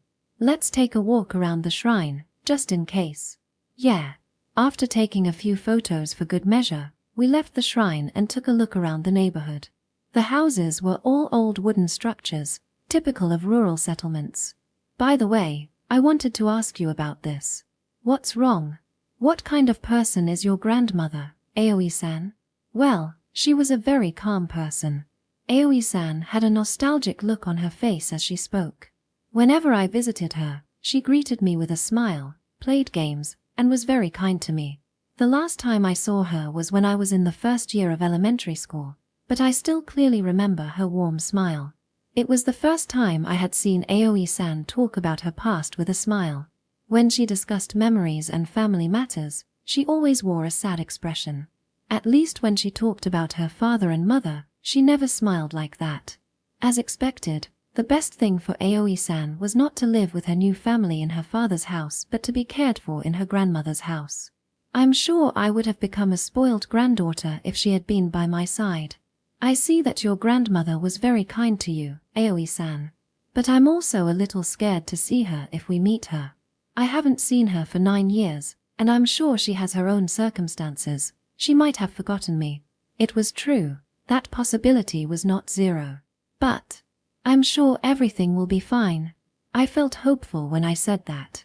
Even though you two haven't seen each other for a long time, you're still family, and I'm sure your grandmother will be happy to see you again. Even if she's forgotten about you, she'll remember you when she sees you. Yes, you're right. I'll be happy if that happens. She'll probably get angry at me for saying irresponsible things without proof. However, I hope this time will be a nice family reunion and not a messy one like the one she had with her father. Considering Aoi-san's family situation so far, I can't help but look forward to it. How about it? We've looked around the neighborhood again, but it seems like it's not here after all, right? Yes. It's not here. Okay. Then let's go to the next shrine. It's a shame you went to the trouble of bringing me here. There's nothing to regret. There are 70 places in total, so it would be endless if we got depressed from the start. If we are going to go to all this trouble, let's relax and look for it while sightseeing. Yes. You are right. We left the first shrine and headed to the next one. The sun was getting higher in the sky, and the air temperature was gradually rising. Section. There were 3 shrines we could visit in the morning, but all of them were different from what Aoi-san remembered. As the peak of the heat approached, we thought it was time to take a break and have lunch somewhere, but we ran into a significant problem. The place we were in was very remote, so there was nowhere to have lunch. You might think there would at least be a convenience store, but seriously, there isn't one. I've often heard that it's impossible to live in the countryside without a car, and I guess that means it's too far to go anywhere. I'm sorry. I could have met him if I had thought about it. If that were the case, we should have bought something at the convenience store near the villa. Under the scorching sun, I pedaled desperately, lacking both water and energy, yet I still couldn't find any convenience stores, restaurants, or supermarkets. It was too far to go to the city center now, and it would be tiring. It can't be helped. It will take a while, but if we go to the main road. As I was about to say that. What's that sign, Akira-kun? Signboard. I looked in the direction Aoi-san was pointing. Then, a little further away, at the end of the rice field, I saw a house with a sign. Could it be that? Yeah, let's go. With a little hope in our hearts, we struggled to move our tired legs. As we slowly approached, I saw the word open written on the sign. We headed in that direction, hoping it was the only restaurant with that sign. When we arrived, we came across an old one-story folk house with a lot of character. A small river flowed next to the old house, where some ducks were swimming comfortably. At the back of the house, something seemed to be growing hydroponically, though it was much smaller than a rice field. Seeing the entrance, I was drawn to the sign that read Soba Restaurant. Ryusuian. It's a soba restaurant, Akira-kun. We finally found it. Yes, we did. I stopped the bike and unconsciously gave Aoi-san a high five. She, who was normally so calm, was very excited at this moment. Perhaps because of the heat and hunger that had reached their peak, I didn't know whether to feel happy or sad anymore. When we entered, we were met by a cheerful waitress and a few customers. The waitress showed us to our seats, and we sat down in the tatami room at the back. So, what should we have for lunch? After drinking the cold water that was served to us, we both looked at the menu. Since it's summer, I thought about having zaru soba. Aoi-san then pointed to a corner of the menu. Akira-kun, look. This soba shop allows you to grate your own wasabi. Wasabi? At the tip of Aoi-san's fingers was a picture of wasabi and a note stating that you could grate your own wasabi. Apparently, what was grown hydroponically outside was wasabi, and the homemade wasabi from there was harvested and served with the soba noodles. It's interesting that you can grate the wasabi yourself. I want to try grating my own wasabi. Then let's order zaru soba. Yes. After ordering 2 servings of zaru soba, we were first brought the wasabi and a grating board. The waitress explained how to do it, saying, "Please grate the wasabi while waiting for the soba to arrive," but we were not just a little, but very nervous. I'll try it for now. Yes. I'll record a video with my smartphone later. Record. Why? Izuma-san and Hiori-chan seem to like wasabi, so I think they'll be happy if I show them. Indeed, it's not something you see often, so it's interesting. Also, I thought it would be a good way to remember this. Okay. Let's try it. I took the wasabi in my hand and timidly placed it on the grating board. Just like we were told, I shouldn't apply too much force and instead grate it finely in a circular motion. I took it too seriously and continued to grate the wasabi in silence, with Aoi-san watching me. My hand stopped when I had grated about a third of the wasabi. Is this okay? Yes. I think you did well. I stared at the grated wasabi. I didn't know if it was well made, but it was definitely different from the wasabi I usually saw. It was fine-grained, slightly sticky, and most importantly, the aroma was stronger than any wasabi I was used to. I couldn't wait for the soba to arrive and tried some of the wasabi. As I swallowed the spiciness, an unmistakable scent filled my nostrils. Are you okay, Akira-kun? I raised my hand to Aoi-san, who looked anxiously at my face, letting her know that I was fine. After waiting for the spiciness to pass, I drank some water and rested for a moment. How was it? It was surprisingly spicier than I expected, but not unpleasantly so. It's completely different from any wasabi I've tried before. I can't explain it well, so you should try it too, Aoi-san. Yes. I'll try it too. Aoi-san nervously picked up the wasabi with her chopsticks and brought it to her mouth. The moment she tasted it, she looked surprised, and her shoulders trembled slightly. As the spiciness wore off, she looked at me with wide eyes. Really, this isn't the wasabi I know, isn't it? Aoi-san's eyes sparkled with delight. It's amazing, it's so different when it's freshly grated. It seems they also sell wasabi, so let's buy some as a souvenir for Izumi and Hiori. They say that barbecued meat only tastes good with wasabi, and I think they'll be impressed if they try it with this one. Yes. I'm sure they'll be pleased. We enjoyed our lunch break, savoring our soba with the freshly grated wasabi. I thought that the experience of grating wasabi together and being impressed by its taste would one day become a precious memory that we would look back on with nostalgia. Afterward, we spent some time relaxing until the heat calmed down before continuing our search. On the first day, we couldn't find any scenes that matched Aoi-san's memories, but the search had only just begun. Therefore, I reminded myself not to be too discouraged. Section. When we returned to the village area, it was almost 7 o'clock at night. The surroundings were still bright with sunlight from the west, but since the village was in the mountains, the sun set earlier than I expected. It seemed we could only search until this time. After all, there were no streetlights in the countryside, so it became dangerous when darkness fell. As the heat subsided and the pleasant sound of insects echoed in the air, we pushed our bikes along the mountain road. When we were almost at the administration office, I spotted the backs of 3 familiar figures. Eiji, Izumi, and Hiori were walking side by side. The 3 of them noticed us and turned around when we called out. So you two just came back, too? Yeah. The timing is perfect. We caught up with the 3 of them and started walking side by side. How did you and Aoi-san fare? We visited 5 shrines today, but none of them were what we were looking for. I really wanted to explore more, but the distances between the shrines turned out to be quite long, which took a lot of time. I thought they were close when I looked it up on the map, but they were actually far away. Plus, I don't know the area well.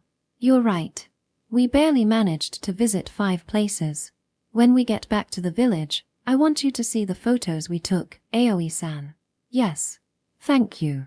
We soon arrived at the management office while continuing our conversation.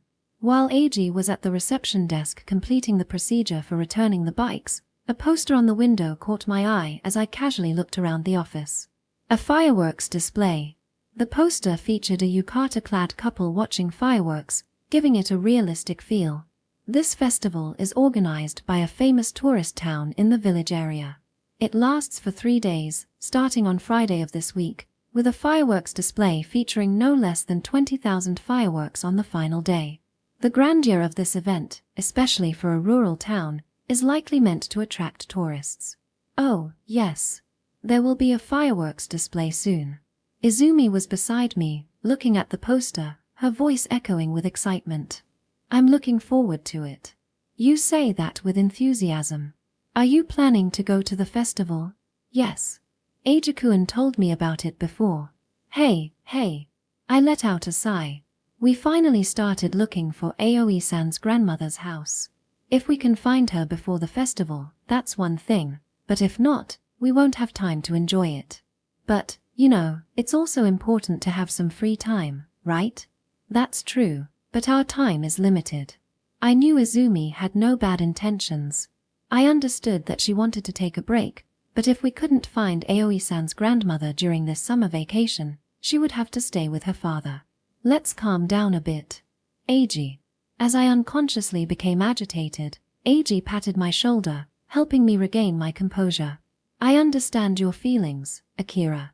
That's why we came here. However, we'll be searching every day for the next 2 weeks, so I think it's okay to rest for at least 1 day. We didn't say we were going to the festival for 3 whole days, right? How about we go on the last day, for the fireworks display? I exhaled slowly to calm myself. That's it. Eiji was right. In this case, everyone was helping Aoi-san because they cared about her. It wasn't something forced. Rather, everyone gathered together because they were worried about her future and wanted to do something about it. I appreciated their support, but I couldn't prioritize my own ideals over that. Also, even if we don't find her during summer vacation, there's still time until you transfer high schools. It was natural for Eiji and Izumi, who knew nothing about the situation, to think that way. But it couldn't be like that. I couldn't say that. I'm sorry. It seems I got a little upset. Well, there's nothing to apologize for. That's right. We also understand how you feel, Akira.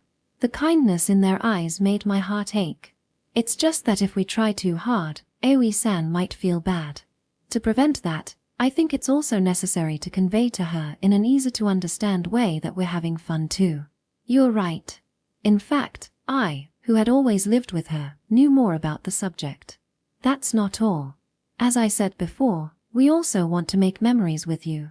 She echoed the same sentiment she had at the pool. One day, I would leave them all. Until now, I had changed schools many times and had always considered parting to be inevitable. But after meeting Eiji and Izumi, and especially after spending time with Aoi-san, I didn't want to change schools even if I could. I didn't want to part ways with everyone. However, it was inevitable, and the time for goodbye would eventually come. To be honest, I also wanted to enjoy the rest of my time with everyone. It's just that I hadn't been able to reconcile my sense of duty to find Aoi-san's grandmother with my desire to make memories with everyone. Part of the reason for that may be due to her father's presence. What's wrong with everyone? Then, Aoi-san and Hiori, who had been waiting outside, entered the administration office. They were probably worried that we weren't coming out. I turned my feelings around 180 degrees and smiled. No, it's nothing. We found a poster for a festival. We were discussing taking some time off, at least on the day of the fireworks display, to have fun together. What do you think? Yeah, I think that's a good idea. I want to see the fireworks display too. Aoi-san smiled happily. Eiji and Izumi looked at me in relief. That's right. Actually, I've been preparing in secret. What are you preparing for? It's a secret. Well, that's why tomorrow, too, let's do our best to find your grandma's house. Izumi led everything with her usual energy.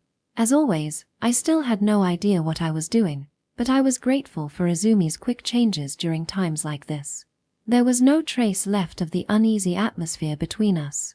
With this, we decided to attend the fireworks display on the weekend. Section. Upon returning to the village, Aoi-san immediately checked the photos that Eiji and the others had taken. The 3 of them seemed to have captured enough photos to get a feel for the place since Aoi-san hadn't visited it before. The number of photos exceeded 50. Aoi-san carefully examined each one. What do you think? Izumi asked after Aoi-san finished looking at the photos, but she slightly shook her head. Beside her, Hiori was crossing off the shrines they visited today on the map. I see. Let's do our best again tomorrow. All right. The search for her grandmother's house had just begun. There was no need to get discouraged on the first day. Then should we start preparing dinner? I'll handle dinner today, so you 3 go take a shower first. What? Are you sure? You must be sweating after traveling in this heat, so please cool off before dinner. Thank you. Let's all take Akira-kun's words for granted. Aoi-san and Hiori nodded in agreement with Izumi. In exchange, you'll be in charge of tomorrow's dinner, Izumi. Leave it to me. Then Aoi-san, Hiori-chan, let's go take a bath. When the three of them left the living room, I headed to the kitchen. Well, let's get started. I looked through the contents of the refrigerator and thought about dishes that would pair well with wasabi. Even as I moved my hands skillfully, my mind kept wandering back to what happened in the administration office. Although I told Aoi-san that we would conduct the search calmly, deep down in my heart, it was the opposite. I only said that to avoid making her uncomfortable, but maybe I was the most impatient one. I thought the reason I felt this way was because of Aoi-san's father. The deadline to give her father an answer was during summer vacation. If we didn't find her grandmother's house, Aoi-san's only option would be to stay with her father. What would Aoi-san think? Is the reason she hasn't told others about her father, and why she hasn't talked about him with me since that night, because she has no intention of living with him? Is that why she's looking for her grandmother's house? Aoi-san's true feelings were locked away in her heart. No matter how much I thought about it, I wouldn't know. I'll help you too. When I found myself lost in these unanswered questions, Eiji suddenly called out to me, pulling me back to the present. Ah, thank you. I cleared half of the kitchen space and handed it over to Eiji. He helped me cook without a second thought. I'm sorry about earlier. We just started. There's no need to get too upset about it. I behaved badly towards Izumi. I thought I'd apologize to her later. It's okay. Izumi isn't that kind of person, so I'll tell her later. I'm sorry. Thank you. Eiji said it with his usual calm smile as he held the vegetables in his hands. Akira, you're more impulsive than I thought, but you're not the type to get excited for no reason. Izumi and I both know that. Is something wrong? As long as Aoi-san doesn't say anything, I can't either. I felt a strong urge to tell him. I wanted someone to hear this uneasiness in my chest. I also knew that if I told Eiji, it wouldn't make things worse, but the search for Aoi-san's grandmother's house had just started. I thought it would be bad to talk about it with Eiji and make him worry that there wouldn't be a problem if we found her grandmother. Ah, I see. Perhaps Aoi-san felt the same way too. I won't force you to answer me. However, if you can't do it yourself, talk to me. Yes. When that happens, please listen to me. Eiji could tell that I was worried about something. Despite understanding it, he didn't try to pressure me and respected my judgment. Surely, having friends who tell you that you can always count on them is a blessing. The problem is, I didn't know what to do. Something like impatience had been nagging at my heart ever since Aoi-san's father appeared. I didn't know how to get rid of this feeling. By the way, for today's dinner, I used the wasabi I bought at the soba restaurant during lunch. As expected, Izumi and Hiori, who were lovers of Japanese food, were impressed by the grated wasabi and made a fuss. It was nice that they finished it all in a flash, but I didn't expect them to be able to bite into it straight away. The sight of Izumi rolling on the floor from the heat was so cute that I silently recorded it. If she finds out later, she'll probably complain to me, but let's just say it's for making memories too. Let's stop by again and buy some on the way home after touring around. Section. The search for Aoi-san's grandmother's house continued the following day. We visited the nearest shrines one by one, but we didn't find anything, and before I knew it, 6 days had passed since we started searching. The number of shrines visited during that time was about 40. This meant that more than half of the shrines had already been crossed off the list. It's not going as well as I thought, Izumi muttered on Saturday night as she leaned back on the sofa, her smartphone in hand. Seeing Izumi so low on energy was unusual, but it couldn't be helped. We all felt the same way, we just weren't showing it in our faces or our words. Even though you all have gone out of your way to help me, Aoi-san said, slumping her shoulders as if in apology. We knew from the start that it wouldn't be easy, so don't worry, I reassured her. As Akira said, let's search patiently, Eiji added. Yes. Thank you. Still, it was honestly hard not to have a single lead. There were about 30 potential locations left. After all this searching, if we didn't find any new information, there were 2 possibilities. Either there was a shrine matching Aoi-san's memory among the remaining 30 locations, or we had been looking in the wrong area altogether. The chance of Aoi-san's memory being off wasn't 0 since it was a childhood memory, and if that were the case, the second possibility could be true. But for now, we had no choice but to rely on her memories. If the shrine we're looking for isn't among the remaining 30 locations, perhaps it's time to think about that moment. But, for now, let's enjoy the festival tomorrow and get back to work the day after. Yes, you're right. Izumi finally perked up and stood. All right. Then let's get ready for tomorrow. Thus, the search for Aoi-san's grandmother's house was temporarily put on hold. While it was still summer vacation, I was looking forward to creating memories, even if just for one day, and I wasn't lying when I said we should enjoy the festival. But even so, I couldn't shake the feeling that I wouldn't be able to enjoy the festival wholeheartedly. Chapter 5: Reflections on the Night of the Fireworks. The day of the festival. Everyone woke up late because it had been a long time since they had a day off. Maybe it was because they didn't get enough sleep, or because they were tired from searching Aoi-san's grandmother's house every day from early in the morning. I was also tired without realizing it, and it was almost noon when I woke up. Speaking of which, needless to say, Izumi was the last to wake up. In the end, I'm glad we took the day off like Eiji and Izumi said. If we had continued searching at that pace in such heat every day, sooner or later someone would have fallen ill. So we decided to go to the festival site at night. Since I had some free time before leaving, I opened my notebook in the living room to do my summer vacation homework. But, before I knew it, I was watching high school baseball on TV alone with Eiji and making no progress. Then, as the time to leave for the festival approached, the second floor started to get noisier. "What are you doing?" I heard the girls laughing. After a while, I heard the sound of footsteps coming down the stairs. The next moment, the door to the living room slammed open. Tardie. I was speechless at what I saw. Oh. The girls were dressed in colorful yukatas. Izumi was wearing a yukata with a white hibiscus print on a bright yellow base.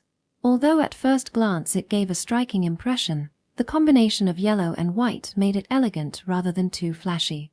Perhaps it was the dull yellow-green obi that contributed to this refined look.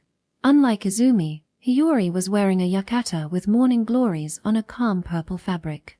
A deep and enveloping color, typical of Hiori, who rarely expressed her emotions and often appeared reserved. The atmosphere matched perfectly with the color of her image. I don't think it's appropriate to make such a comment about my own younger sister, but I felt an attraction or charm that went beyond her age. What do you think? Does it suit us? Yeah, why wouldn't it? I wasn't lying when I thought it suited them. But, I apologized to both of them as I realized that I had given a half-hearted answer. This was because I was more fascinated by Aoi-san's figure in her yukata than the two of them. What do you think? The yukata worn by Aoi-san, who asked for my appreciation hesitantly, was blue with a hydrangea flower pattern. A stunning blue yukata with colorful hydrangea flowers. Unexpectedly, it reminded me of that day when I met her in the rain, with the hydrangea flowers blooming in beautiful colors. I felt nostalgic, and at the same time, I couldn't help but be mesmerized by her beauty. What's more, her long black hair was tied up in a bun that matched her yukata, revealing the nape of her beautiful neck, a sight I hadn't seen since the pool. I had always wanted to see her like this one more time before the summer ended. Since we were face to face, I couldn't fully appreciate her beauty, but I knew I would later. Does it look weird on me? Probably because I was too mesmerized and didn't answer her, Aoi-san asked me anxiously, but I only had one answer to give. It doesn't look weird on you, but rather, it suits you perfectly. At times like this, I hate how little vocabulary I have. Despite that, Aoi-san showed a happy smile.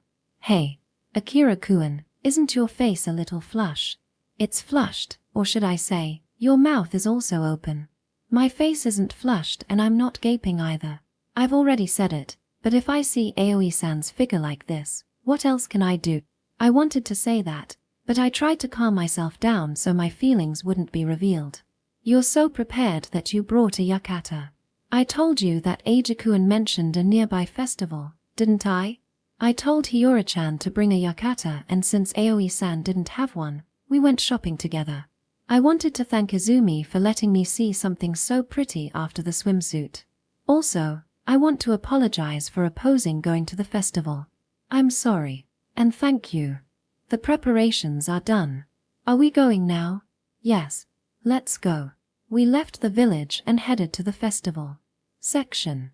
The location of the summer festival was not far from the village area.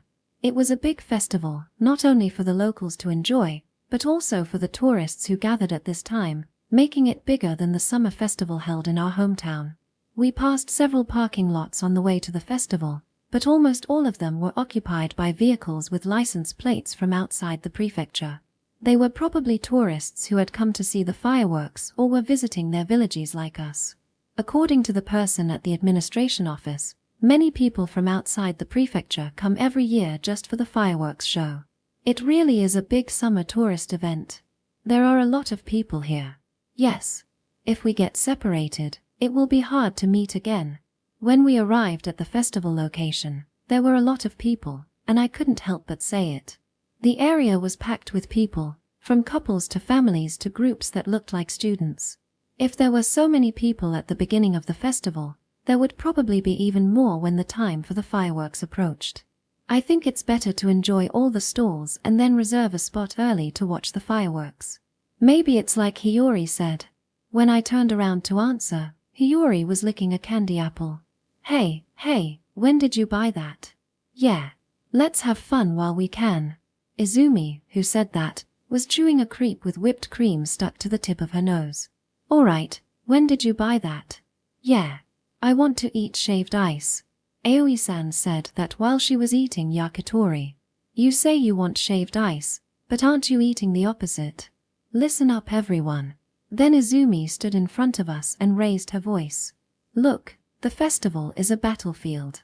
We don't have time to think about eating later or having fun later.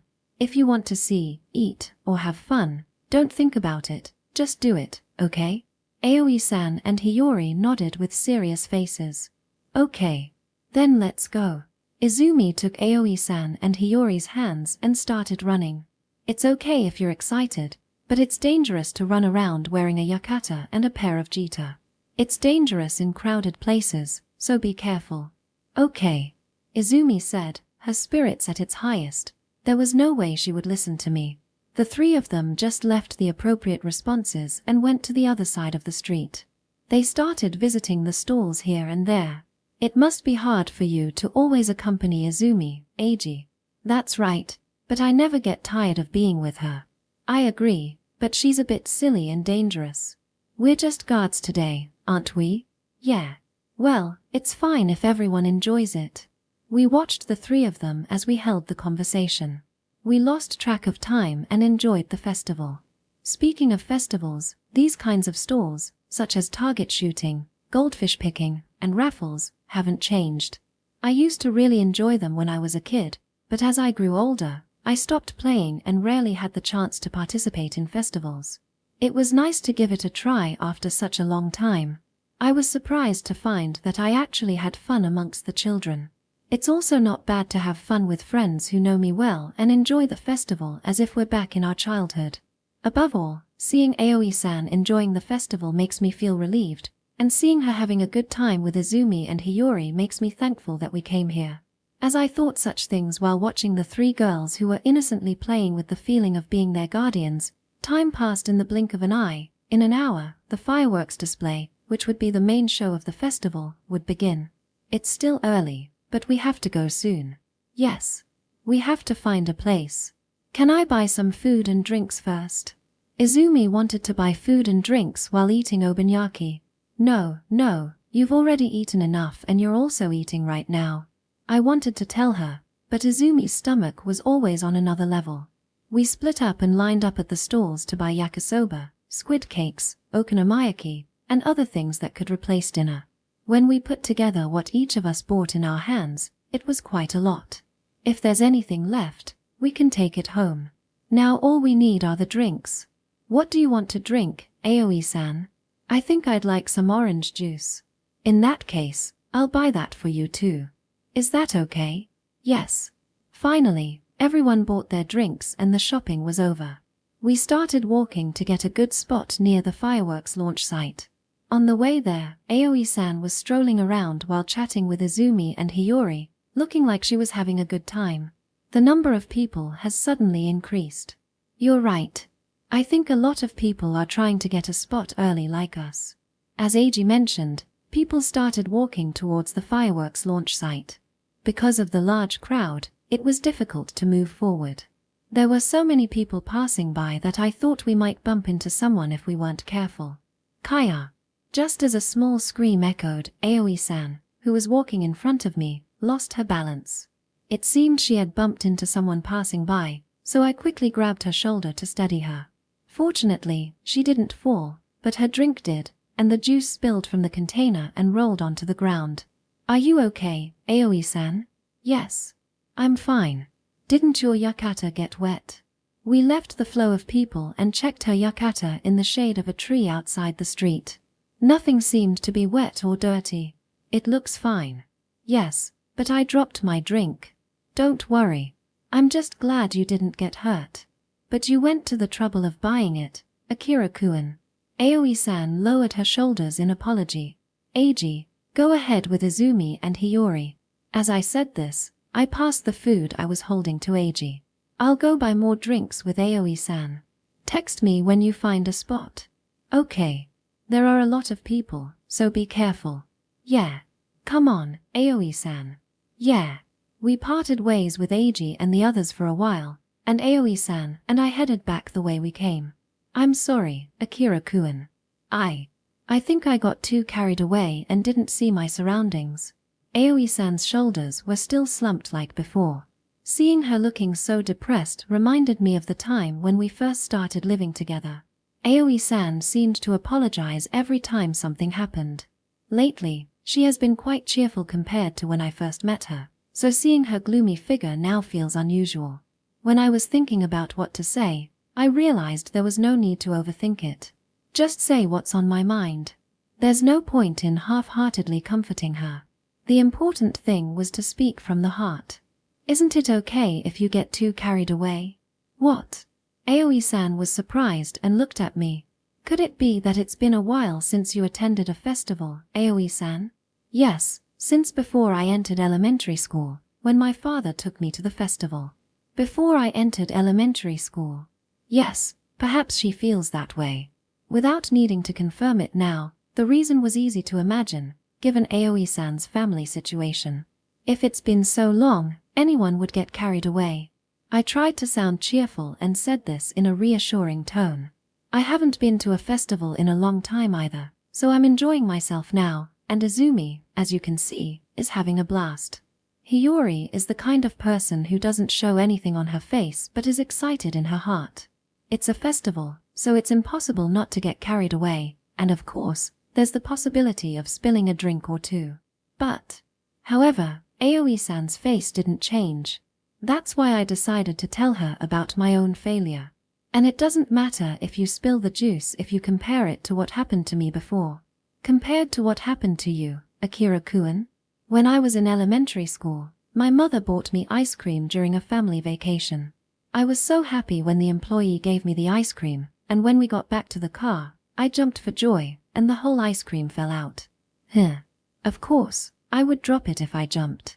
The employee and I were so shocked that we froze. The employee, unable to stand the situation, was very considerate and made me a new ice cream, but I was so happy that I dropped the ice cream once again. It was exasperating. At that time, my mother also made a face like Aoi-san now. I thought it was the end of my childhood. I thought she wouldn't buy me ice cream again, but of course, that didn't happen, and looking back, it was a good memory. What's more, it's a fun story in the family now. Even now, whenever someone sees ice cream, they're bound to tell that story. We've all made 1 or 2 mistakes, haven't we? So don't worry, Aoi-san. In 3 or 4 years, when we all come to the festival, I think we'll laugh and talk about how you spilled the juice back then. Even a funny anecdote is a very precious memory, right? So there's no need for you to be depressed. It's a funny story, yes. That's a memory too. Yes, it's a memory. Can we come together again? To the festival? Of course. I may not be able to be with you all every year after I change schools, but I'm sure Izumi would invite me even if I didn't want to. That girl really likes fun and scandal. Aoi-san then slightly lowered her head and muttered something.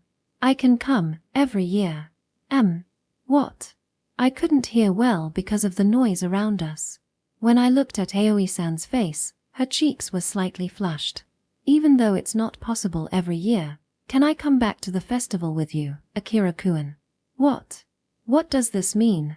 No, there is no need to look for what it means. Just accept her words as they are. Even if the inevitable separation comes sooner or later, nothing will change in our relationship. This is the manifestation of Aoi-san's wish to reunite like this with me, Eiji, Izumi, and Hiori. I'm glad she put it clearly into words. Of course. Let's get back together again. Yes. It's a promise. Yes. I promise. Aoi-san raised her face and finally smiled, albeit awkwardly. Still. I know I've said it many times, but there were a lot of people and it was difficult to walk. With less than an hour left until the fireworks started, more and more people came. And as we went against the flow of people heading to the fireworks, it was difficult to move forward. If this continues, there will be no telling when we can meet up with Eiji and the others. Aoi-san, I'll go buy it alone, so wait for me on the side of the road. But it will be faster that way. Is it okay if I buy you the same? Yes. It's okay the same. Okay. Then, I'll be right back. I left Aoi-san and walked forward alone, crossing the crowd. I went to a store, bought the orange juice like before, and then went back the way I came. When I finally reached where Aoi-san was before, after walking through the crowd. Aoi-san? She was approached by two men. It seemed like they were university students. The two men approached Aoi-san, who clearly had a confused expression on her face. In an instant, I understood what was going on. You're alone, right? Come watch the fireworks with us. I'm not alone. But you've been alone all this time, haven't you? I was waiting for someone. You better come have fun with us, instead of waiting for someone who won't come for you. I wanted to answer them, but there were too many people around me. I thought it would be loud and troublesome if I handled it wrong, and just when I decided to talk it out and settle it peacefully, my composure disappeared when I saw one of the men grab Aoi-san's hand and forcefully pull it away. Hey, what are you doing? It doesn't matter if there are two of you. I grabbed the arm of the man holding Aoi-san's arm, forcefully pulled him away, and stood in front of her. Who the hell are you? Hey, why are you bothering us? They were probably some womanizers who took advantage of the festival to pick up girls. The two guys looked at me with obvious hostility.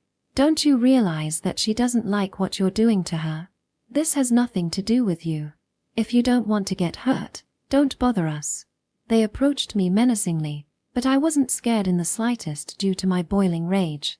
The surrounding customers who had guessed what was going on started to get rowdy as they and I glared at each other with hatred. At this rate, it would be better to make a big scene. These people would also want to avoid trouble and things that would cause the police to intervene, so they wouldn't be able to touch me easily. They'll probably leave before it becomes a big problem. Right after I thought that, they punched me in the face with all their might. I told you, you bastard. Akira-kun. Aoi-san's voice calling out my name seemed far away, probably because I was almost unconscious. I didn't think they wouldn't hesitate to hit me in this situation. I can't think about it at all. We warned you not to interfere because you'd get hurt. Now, let's go. One of the men stood in front of me, just as the other was about to touch Aoi-san. Don't touch her. I felt a surge of emotion and pushed the man in front of me away. I grabbed the man holding Aoi-san by the collar and dragged him down. Aoi is my woman. Don't try to touch her like that. Akira-kun. Prepare yourself for the consequences. Before they could get up, I grabbed Aoi-san's hand and started running. Aoi-san, run. Yes. We ran to get as far away from that place as possible. I don't know how long we were running through the crowd to avoid them.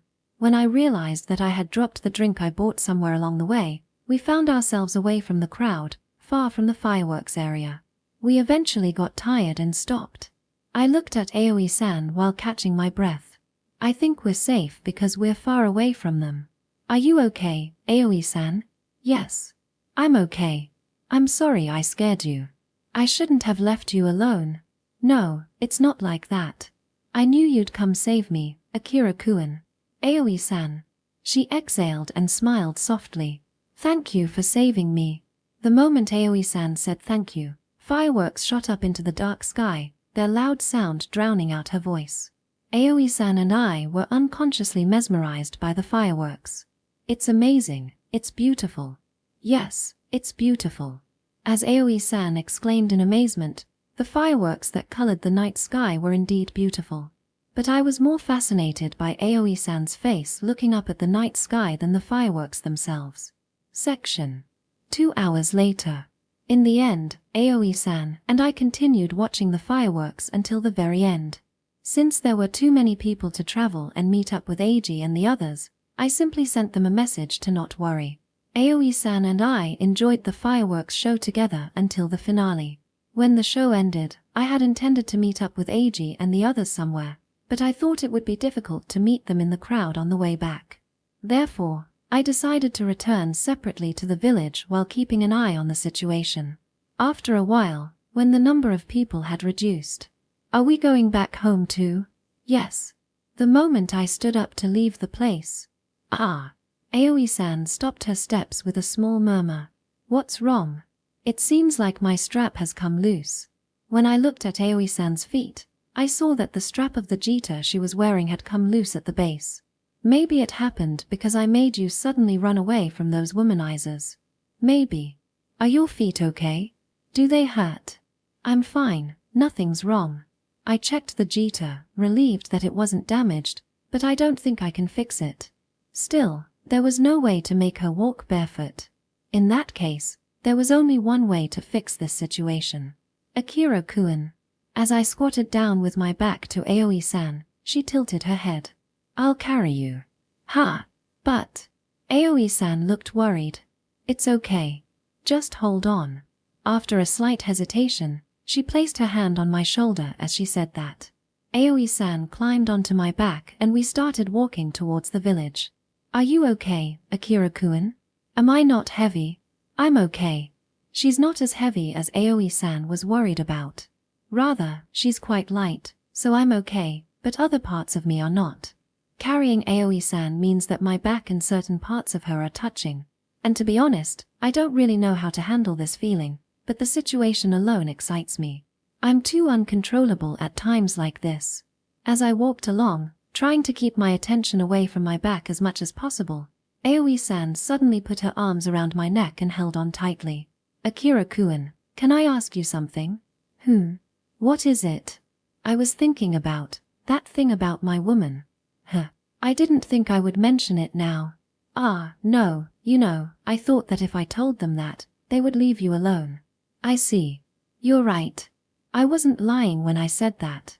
Whether in anime or movies, there are always scenarios like that, aren't there? But, if it's just that, it becomes a bit complicated." I was so angry at the person who tried to hurt Aoi-san that those words just slipped out. I can make an excuse later, but if you ask me if I really thought it through at that moment, when I wasn't calm, I honestly can't say. In other words, I don't really know why I said those things all of a sudden. The only thing that's clear is that I can't stand Aoi-san being touched by another man. Section. As I walked up the hill path with Aoi-san on my back, Eiji and the others were waiting for us near the villa. Eiji and the others had arrived at the villa before us, but they were worried that Aoi-san and I might get into trouble because we were late and didn't return their calls, so they were looking for us. Since I was holding Aoi-san, I couldn't check my smartphone. Seeing Aoi-san and I like this, Izumi and Hiori were talking about, the third mission was completed by accident and from now on we'll move on to the fourth mission, but I was too tired to think about it. We arrived at the villa safely and decided to take an early bath and sleep. I figured the girls would go in first, as usual, so I threw myself down on the sofa in the living room. "Akira-kun, you can take a bath first." Izumi usually didn't say that. Is it okay if I go in before you?" "Don't worry. You must be tired after carrying Aoi-san down the hill path, right? Don't be shy, soak in the bath, relax, and relieve your fatigue." Actually, as Izumi said, I was tired and sweating a lot. If she says I can take a bath first, then let's do it. Thank you. I'll take your word for it. Yeah. Have fun. Foo foo foo. After thanking Izumi, I went to my room, prepared a change of clothes, a towel, and then headed to the bathroom. I've taken a bath here many times, but as expected, being able to bathe in hot springs every day is a luxury. I took off my clothes and entered the bathroom, washed my head and body as usual and then soaked in the hot water. Extraordinary. My voice escaped unconsciously as I soaked myself looking at the moon floating in the night sky. I almost thought that just enjoying this hot spring was worth coming here. No, of course not, but then I reconsidered. If I were to settle for just the hot spring, it would be like doing things in a reverse order. As I was about to think about the search for Aoi-san's grandmother's house, which will continue tomorrow. The sight I saw suddenly took my breath away. Aoi-san. There she was hiding her body with a bath towel. This. I'm sorry. The words slipped out of me reflexively, though there was no need to apologize in this situation. If I had to give a reason for apologizing, it would be because I saw her figure in a bath towel, but if I had to say it, it's probably better to say thank you than apologize. Thank you very much. I thanked her heartily, but I averted my eyes from Aoi-san's figure. Why are you in the bathroom, Aoi-san? Izumi-san told me to go in first since she would go in later. Izumi? No. Izumi told me I could go in first. I tilted my head to see what it meant. I suddenly remembered what Izumi and Hiori said before, this mission and that mission. Not just once or twice, but I've heard it several times since I came to this village. When I think about how the situation was every time that sentence appeared. I get it now. I finally understood the meaning of this situation. What's wrong, Akira-kun? No. It's nothing. I'm going out, Aoi-san, so take a bath and enjoy your time. But we can't take a bath together. It's not about the size of the bathtub, but the lower half of a teenager's body. As I was about to get out of the hot spring, feeling a little sorry for myself. It's fine if we go in together, right?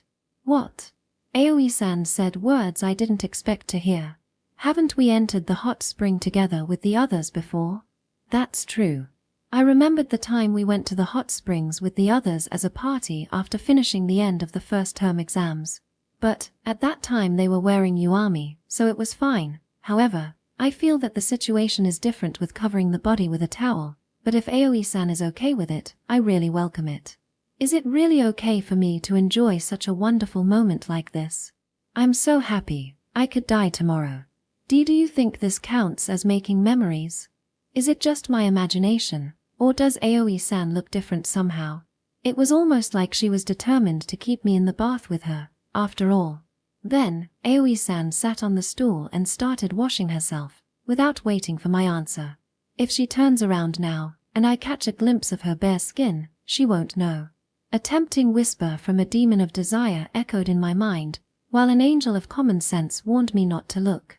The angel and the demon began a relentless struggle in my head, each refusing to yield. It felt like the intense clash of a boxing match. As time went on, the angel began to waver, and that's when the demon seized its chance and delivered the final blow. But just then, Aoi-san finished washing and got into the bathtub, bringing an end to our encounter. I felt both relieved and disappointed. My emotions were in turmoil. Mind if I join you? See, come in. Tea the water, it's hot. Why yes. Even though the tub was spacious, the fact that we were sharing the same bathwater made me overly aware of it, leaving us both at a loss for words. We sat in silence for a while, but as the silence stretched on, I couldn't help but wonder what she was thinking. Thank you for everything, Akira-kun. Aoi-san spoke her thanks in a curiously formal way. You don't have to thank me for today. No, it's not just because of today. Then, what for? Lately, I've been feeling like I must be really lucky. Aoi-san kept talking, her gaze turned to the moon outside the window. Getting to go to the festival with everyone, going to the pool, having a barbecue. If I were the old me, I don't think I'd have experienced any of it. If you hadn't reached out to me back then, I don't think I'd have enjoyed such a fulfilling few days, Akira-kun. Aoi-san. I'm so happy now. She closed her eyes and seemed to get lost in her memories. This happiness, you gave it to me, Akira-kun. I want to thank you once more. Hearing Aoi-san's words, to be honest, my feelings were mixed. Given her past, it was wonderful that she could feel this happy. But if even small things brought her such joy, it showed how far her life had been from happiness until now. Maybe that's why even the smallest moments could mean so much to her. That's why. This is just the beginning. I thought carefully about my words. From now on, if we work through all the challenges, you'll be able to live more peacefully and have even more fun with friends. There'll definitely come a time when you feel much happier than you do now. That's why I want to do whatever I can to help her. So, first of all, let's do our best to find your grandmother. Yes, you're right. I looked up at the night sky as I soaked in the warmth of the hot spring, feeling a renewed sense of purpose. Section. I can't sleep. After I got out of the bathroom, I had a hard time falling asleep. It was already past 2 in the morning when I looked at my smartphone on the bedside table. The reason I couldn't sleep was obvious. I was worried about the search for Aoi-san's grandmother's house, which continued tomorrow. And maybe also the excitement of bathing with her a while ago. In fact, that might be the biggest reason. My body was tired and demanded rest, but my head was strangely awake. If this continues, I won't be able to sleep for a long time. I decided to change my mood by breathing in the night breeze and quietly left the bedroom so as not to wake Eiji, who was sleeping next to me. I went downstairs, got something to drink from the refrigerator, then went to the wooden terrace and sat on a chair. Although it was summer, this place was at a high altitude, and when the wind blew at night, the air felt cold. Right now, the cold and the sound of insects coming from the courtyard seemed to clear my head. There's only 1 week left. It's been a week since we arrived at this village. We only have 1 week left to stay before we return home. That means our deadline for finding Aoi-san's grandmother's house is fast approaching. Although there were still about 30 potential locations to search, there was no guarantee that we would find her grandmother among them. As expected, I had to start thinking about what to do if we didn't find her. If we can't locate her grandmother during the summer vacation, what will Aoi-san do? I sighed and muttered to myself. No matter what we do, if we can't find her, the choice has already been made. If Aoi-san's grandmother can't be found, the only person she can rely on is her father. To solve the housing problem and the problem of her guardian's absence, there's no other choice but to do so. However, I want to avoid that at all costs. Can't sleep. Eiji. The familiar, soothing voice echoed and I turned around. I saw that it was Eiji with a kind smile on his face. I'm sorry. Did I wake you up? No, you didn't. I couldn't sleep either. I don't know if it's true or false, but even if it's a lie, it's probably Eiji's way of being kind. Eiji pulled out a chair and sat beside me, listening to the sound of insects without saying a word. The festival made you feel a little better? Yes. It relaxed me more than I thought. Good thing you looked a little impatient. I guess that was it. I realized I couldn't hide it. To be honest, like you said, I think I'm a little impatient. No, even now I feel that way. Sometimes I can't sleep like this thinking about what will happen if we don't find Aoi-san's grandmother. Like I said before, even if we don't find her, we still have 6 months until you transfer high schools.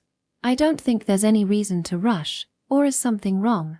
Damn it, I can't hide my impatience. Both now and in the past, and certainly in the future, I thought there was no way to hide anything from Eiji. Can you keep this between us? Of course. I promised to keep it in my heart. After all, I couldn't keep it to myself anymore. Actually, I met Aoi-san's father. Aoi-san's father?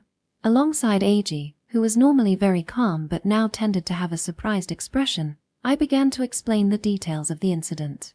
About my meeting with Aoi-san's father when I came back from the pool with Eiji and Izumi. About her father coming to see her because her mother asked him to take Aoi-san, but he couldn't find her because she had moved out of the apartment she lived in before, and about him looking for her around that neighborhood ever since. About him getting remarried and having a new family and suggesting Aoi-san to live with him. Also about him asking her to give him an answer during the summer vacation and that if she stayed with him, She would have to transfer schools since her father lived outside the prefecture.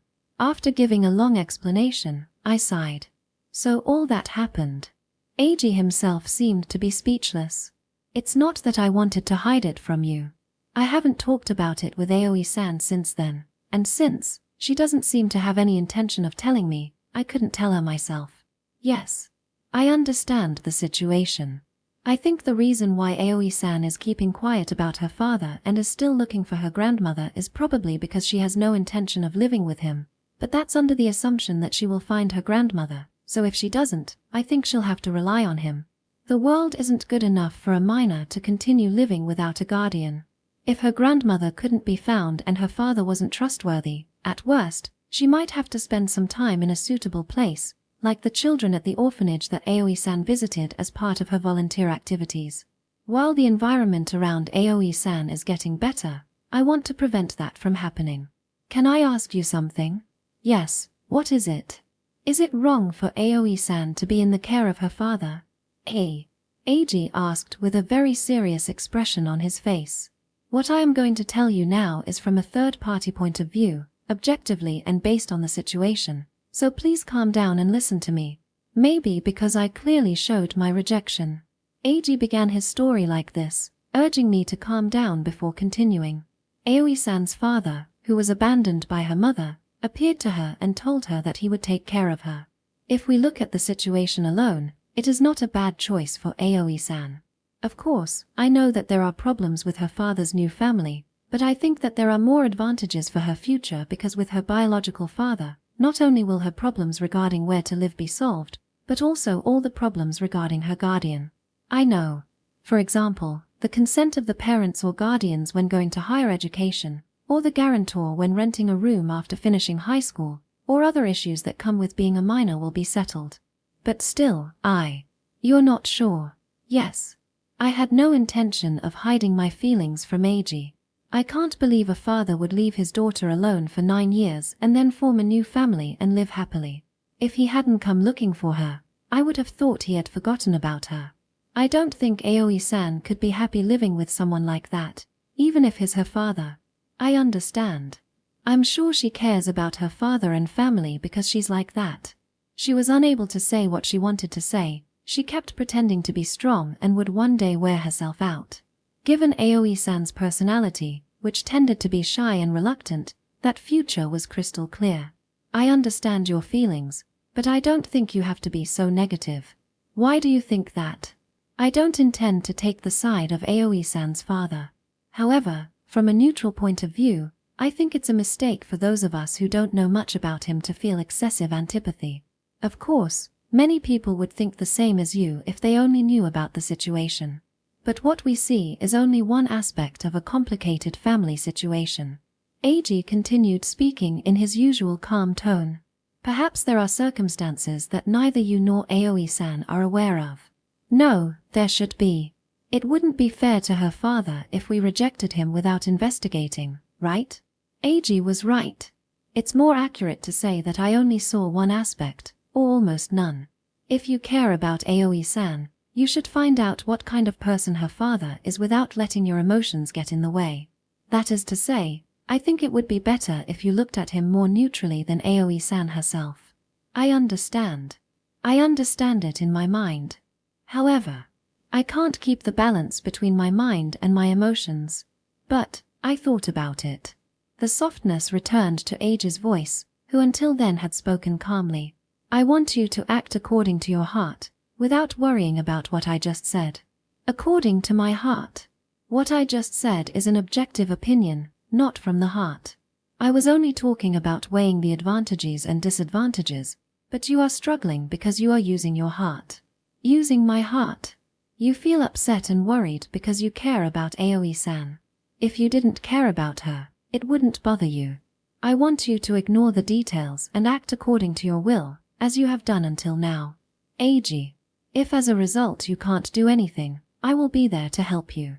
With those words, I felt my heart calm down. I've never felt so relieved to have consulted Eiji as I did now. Thank you. Thanks to you, I was able to calm down a bit. Really? I'm glad to hear it. Eiji smiled calmly, as always. So what did you and Aoi-san talk about? First, she asked me what to do and I told her I would respect her feelings. I told her she could consult me if she needed anything, but we haven't talked since then. I wonder if she doesn't trust me. Her not consulting you doesn't necessarily mean she doesn't trust you. Really? I realized that after Izumi told me. Eiji continued with that preamble. I think Aoi-san has become much more honest about her feelings than when we first met. Yes. I think so too. When we first met, she was very reserved in everything she did and never expressed what she wanted. But now she has started to say what she wants to do and says thank you more often, although she usually apologizes at the end of the day. I think that, perhaps after the summer vacation, she started to change. Leaving aside the previous Aoi-san, if she doesn't say anything about her father now, it's not because she's reluctant, but perhaps because she already has an answer. Has she found the answer already? We don't have to worry about Aoi-san. Maybe she's thinking about the future correctly. Izumi and I felt that when we looked at her these past few days. I see, if you two say so, then it's probably true. Therefore, Akira, don't worry all the time and relax more. When Aoi-san can no longer take care of herself, the person she can rely on the most is you. If you are too worried and unreliable at that time, you won't seem cool, right? You're right. It's important to talk about it. I've already told you this many times. But you don't have to tell me everything. Sometimes it's important to be alert, and I think this is the time to do so.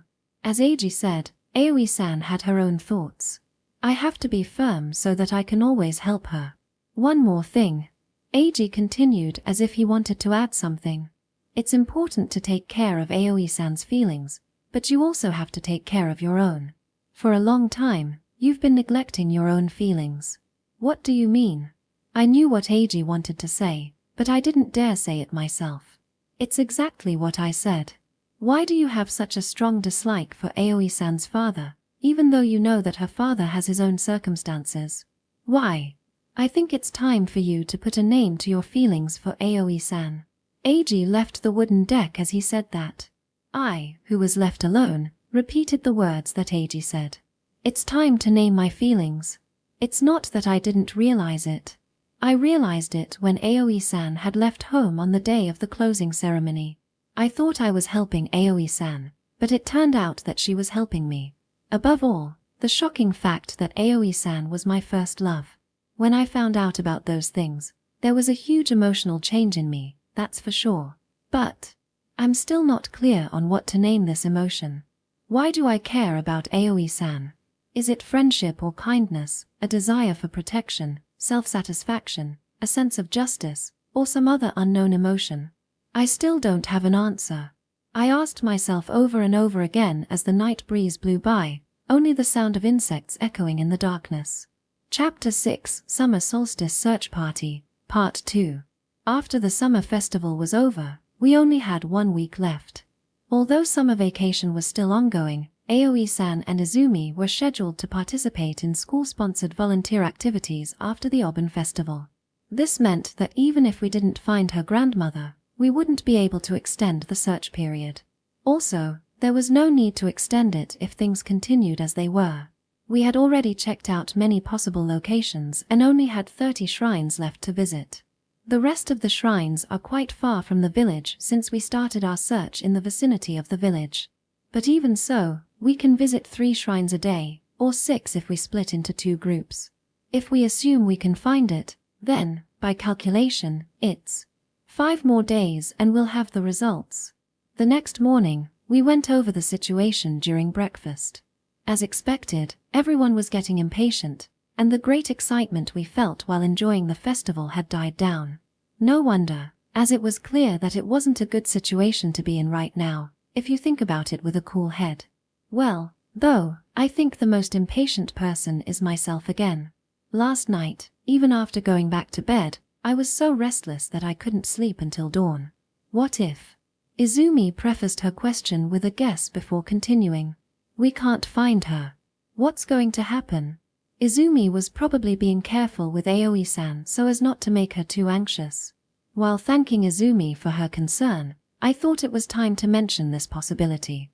Of course, I was referring to how to find her grandmother, not the option of relying on her father.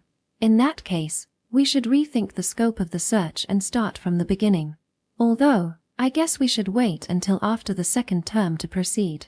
Izumi and Aoi-san have plans to do volunteer activities, so we can't just stay here all the time. When school starts, it'll be hard to find time to be together, so I want to find her during summer vacation. It's just like Eiji said. However, in that case, it would happen after Aoi-san gave her father an answer. The confused expression on Aoi-san's face when she met her father appeared in my mind again. I don't know what kind of answer she'll give, but for me it would be better to find her grandmother's house before she's forced to make the decision to rely on her father. What if her grandmother's house isn't among the 30 remaining sites? Worst case, if they rent me the villa, I'll just stay alone and keep searching. Unconsciously, my hand holding the chopsticks tightened. I couldn't go back empty-handed after coming this far. Then I'll stay too. I have no plans. Hiori said it without hesitation. We'll talk about it later. For now, we should just focus on finding her. Eiji raised his voice to clear the air that had become heavy. Anyway, we need information. Let's actively ask around about the shrine as well. Fine. If it's decided like that, we need to eat a lot so we don't lose energy. Therefore, Akira-kun, another serving, please. No. You'll eat too much and won't be able to move, so no. You're a meanie, Akira-kun. Izumi puffed out her cheeks like a blowfish stranded in the sea and grumbled. After eating breakfast and cleaning up, we quickly left the villa. Section. However, even though we were in a hurry, time flew by. After resuming the search, several days passed with no results, and little by little, our impatience began to grow. If this situation continued, the atmosphere would be heavy, even if we didn't want it to be, and as expected, Izumi's mood also dropped. Although no one said it out loud, we couldn't help but think, it seems impossible to find her, right? In fact, it was too optimistic to think that everything would go well in this situation. However, time continued to pass without stopping, and it was already the 4th day after resuming our search. I strolled around the shrine with Aoi-san as usual. I guess this isn't the place. As the sun began to set, Aoi-san and I arrived at the 3rd shrine of the day. By then, the shrines were almost an hour away by bike, so even getting there was already tiring. Unfortunately, this shrine, which we reached after a long drive along the country road, did not match her memories. I see. Just in case, let's take a look at the residential area as well, before we head back home. Yes. You're right. Somehow, Aoi-san's smile was weak. No, I think so too. I try hard to smile so as not to make her uncomfortable, but if you ask me if I don't show any signs of anxiety, I'm not sure I can say that I'm perfectly fine. However, I must not give up. As we pushed the bike, we looked around the residential area illuminated by the evening sun. There was no one outside, probably because it was almost dinner time. At this rate, we won't be able to ask any questions. As I strolled around looking at the houses. The sight I saw involuntarily stopped me in my tracks. What's wrong, Akira-kun? No, it's... I looked around the residential area with Aoi-san, who called out to me anxiously. After taking a look at all the houses, a possibility occurred to me. Aoi-san, can I ask you something? Yes, what's wrong? Your grandmother's surname is also Sorotome, right? I think so. Sorotome is my mother's surname, so my grandmother should also be Sorotome. That's right. Except for certain circumstances, her grandmother's surname should also be Sorotome. If that's so, I believed in the possibility and did a search on my smartphone. Then, the search results were generally as expected, and when I read some web pages, my hunch became something closer to conviction. We might be able to find your grandmother's house, Aoi-san. Really? Let's talk about the details after we meet with Eiji and the others. I didn't expect to get a clue this way, but this hunch might break the current status quo. We headed home, suppressing our excitement. Section. When we arrived at the village, Eiji and the others were already there. It seems they came early because I had mentioned earlier that I had something to talk to them about. Once everyone gathered in the living room, Eiji immediately started with the main topic. You said you have a good idea. Yes. But we're talking about possibilities, so I want you to listen to it and make a decision. I spread the map on the table and began to speak. In short, we might be looking in the wrong place. In the wrong place? Aoi-san repeated my words anxiously. Does that mean that Aoi-san's memories are wrong? Izumi raised her voice to follow Aoi-san. I can't say for sure, but I'm sure the possibility isn't zero. It sounds like you don't have any proof yet, Akira. Yes. That's why I want us to think about it together. After saying that, I started to explain my hypothesis. The first time I thought we might be looking in the wrong place was when I was taking a walk through a residential area. I suddenly noticed that many houses had the same surname on their front doors. And not just one, but 6 out of 10 houses in the area had the same surname. So many. That's right. I couldn't believe what I was seeing either. I see. Next to Izumi, who was leaning forward in surprise, Eiji put on an expression as if he had already guessed. He certainly understood to some extent, though that was the extent of the explanation I gave him. It's true that there seem to be some surnames that are concentrated in certain areas. I've heard that many surnames originate from that area or are derived from the toponym. In extreme cases, I've heard that 1/3 of the students in an elementary school class have the same surname. As Eiji said, this is not uncommon in rural areas. When I saw the rows of houses with the same surname, something came to my mind. You don't often hear the surname Sorotome, and I wondered if this surname might have roots in a certain area here. And the conclusion is... Hiori was quick to ask. Bingo. I investigated in detail and found out that the surname Sorotome is found in the Kanto region, specifically around this prefecture. Furthermore, it is concentrated in a certain area. What area? Eiji asked, and I pointed at the map. I wanted to see if I could find more reliable information, so I searched for the word Sorotome on the map app. I located several shops and private businesses with the name Sorotome. They are concentrated in this area. However, unconsciously, my words became clouded. There was a major contradiction to prove this hypothesis. This is the area we excluded because there are no shrines around here. Eiji and the others knew this, as they had seen the map. It was an hour drive from where we lived, and while it met the criteria of being in a rural area surrounded by mountains, it did not meet the requirement of being near a shrine. In other words, if there was a temple there, the area would meet the criteria. Exactly. According to Aoi-san's memories, there was a shrine nearby. If we trust her memory, the area is not a candidate, but if Aoi-san's memory is wrong, the area could be a candidate location. It's not that I doubt Aoi-san's memory. It's just that, if you rule out the condition that it's near the shrine, this is the most likely place, so I think it's worth investigating. You're right. It's a memory from when I was a child, so I guess I can't say for sure. Aoi-san looked away as if she wanted to regain her own memories. Just because there is no shrine on the map doesn't mean Aoi-san's memory is wrong, right? What do you mean? Izumi muttered nonchalantly, and I responded reflexively. There could have been a shrine there, but it's disappeared now, hasn't it? Everyone except Izumi was surprised. It was a blind spot. I hadn't thought of that idea, but that was why the possibility wasn't zero. It was possible that there was originally a shrine, but for some reason, it had collapsed and now didn't appear on the map. Izumi, can shrines collapse? I don't know, but it could be that it was destroyed in a catastrophe. That's right. And then, if there's no one left to manage the sanctuary, would they destroy it? Hiori and Izumi explored various possibilities. Listening to the conversation, I suddenly remembered something I had researched a few days ago. When I researched shrines on the internet, I found that, partly due to management difficulties and a lack of successors, there are more and more shrines without a head priest, and many of them have a head priest who acts as the head priest of another shrine.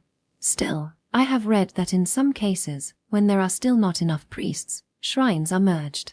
In other words, shrines in the area merge with others due to unavoidable circumstances.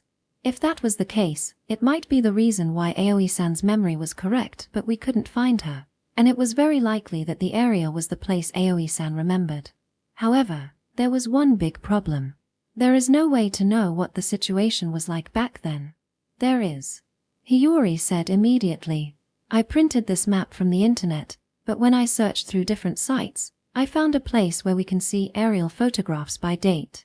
If we rewind the date on that site, we could confirm that there used to be a temple there. Hiori, share the site address of that site with us. We'll all check it out. I asked Hiori to share the site address and started researching.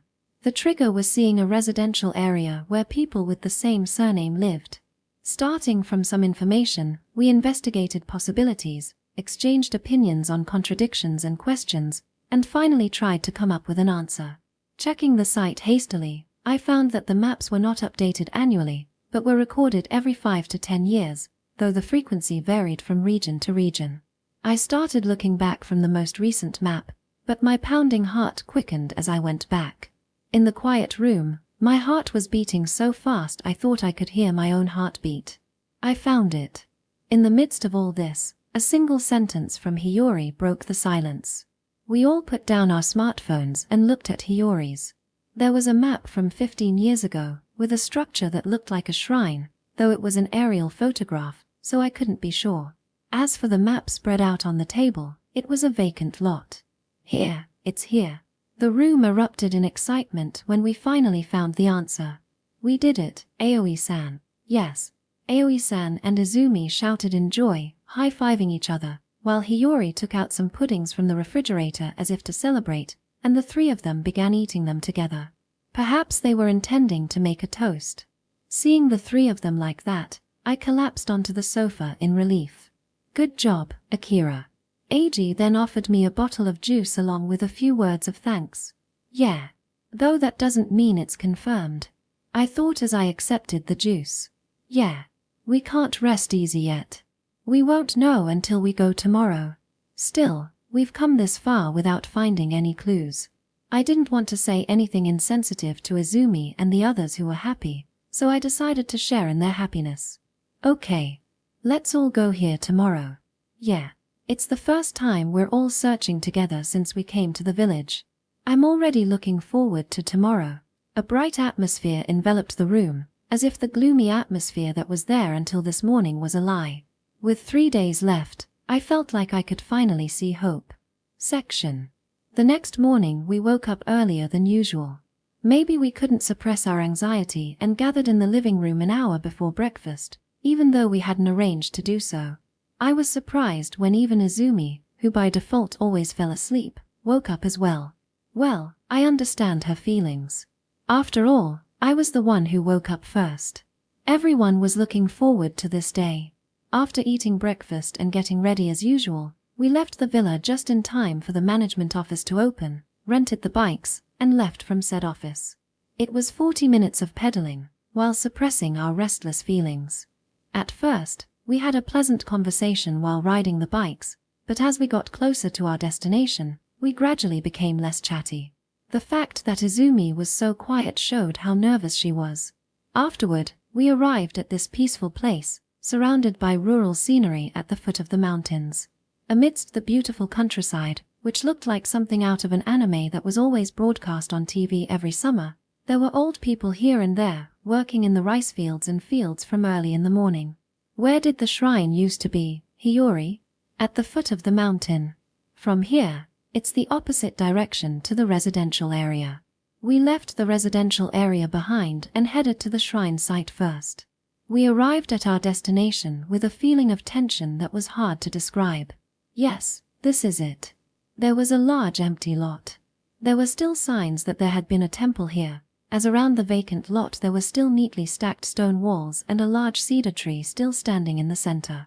However, all the buildings had been demolished. It was just after I thought that it would be difficult to judge whether it was a place from Aoi-san's memories when Aoi-san? She left the shrine's location. As I looked around, I walked down an unpaved road towards a residential area. As I followed Aoi-san and looked at the nameplates of the houses we passed by, the surname Sorotome came into my field of vision. As expected, this is the place. And it was just after I thought that. The scenery around here seems familiar. Aoi-san lightly nodded her head and then walked briskly. At last.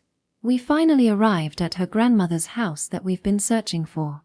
As I followed Aoi-san, trying to suppress my unease, she stopped at each corner we turned, casting fleeting glances back at me. Her eyes held a mix of surprise and nostalgia. At the end of her gaze stood a 2-story wooden house, not too far away. As Aoi-san approached, she slowed down and hugged herself, looking almost afraid. Is that the house? Yes. It was only natural for her to feel this way. She had finally found her grandmother's home. After 9 long years, her heart was more nervous than joyful at the thought of seeing her. Would her grandmother remember her? And if she did, would she accept her? Would she be happy to see her after all these years? There was no certainty in any of it. If I were in Aoi-san's place, I would freeze if her grandmother didn't welcome me back. Her heart must be filled with feelings more complicated than I could imagine. From here on, it'll just be you and me, Aoi-san. I turned to the others, giving them an apologetic smile. If too many of us suddenly show up, it might be overwhelming for your grandmother. I understand. We'll head back to the old shrine and wait there. Thank you. Eiji nodded in understanding, and he left with Izumi and Hiori. Once they were gone, I looked back at Aoi-san. Are you okay? I found myself reaching out, my hand extended to her. Yes. Thank you. She took my hand gently. Normally, I would feel shy holding hands like this, but this time was different. The anxiety and nervousness I felt in her touch kept me steady. This time, I didn't need to be self-conscious. I held her hand, hoping to calm her, even if only a little. But as we neared her grandmother's house, an unsettling feeling began to rise. As we reached the entrance, that unease solidified. Are you sure this is the house, Aoi-san? Yes, but... The door plate read Sorotome. There was no mistaking it. It matched her memories perfectly. Her grandmother had once lived here, yet as I looked closer, the past tense felt inevitable. The house was so neglected, it seemed hard to believe anyone still lived there. Weeds had overtaken the yard, and the mailbox was stuffed with old pamphlets. Some windows were broken, likely from years of wind and rain, and fallen roof tiles lay scattered around, hinting that the house had been empty for quite some time. A for sale sign was posted on the outer wall. Just to be sure, let's confirm. Though it seemed impossible that anyone lived there, I couldn't help but check. Standing by Aoi-san, I pressed the intercom button. I pressed it several times, but there was no response. The power must have been cut off long ago. As expected as it was, accepting it was still hard. It seems no one lives here. You're right. No one had anticipated this. We'd finally found a clue that matched Aoi-san's memories, and I thought we'd see her grandmother, but all we found was an empty, abandoned house with no sign of her. Where could she have gone? After all, we were back to square one, and just as that thought crossed my mind. Are you acquaintances of Satome-san? We turned, surprised by the sudden voice behind us. Standing there was an elderly woman. Hey. When a stranger approaches, it's hard to decide how much to share, but I felt it was better to tell her the truth than to offer vague explanations. Yes. Actually. We explained to her that Aoi-san was the granddaughter of the person who had once lived in this house. We shared that Aoi-san had come here in hopes of reconnecting with her grandmother and that finding the house empty had left us feeling lost. Maybe I was being too sincere with someone we didn't know, but I thought that if this woman knew Aoi-san's grandmother, she might be able to help. Even if she didn't know her directly, perhaps she could pass along the word to others in the community. News traveled fast in rural areas, after all. Yes. I'd heard she had a granddaughter, but you. When we finished, the woman looked at Aoi-san with a soft, yet complicated expression. Do you know anything about her? I asked. But, contrary to our hopes, the woman slowly shook her head. Satome-san hasn't lived here for more than 7 years. More than 7 years? The woman's gaze softened as she recalled the past. Satome-san lost her husband early on and lived here alone for many years.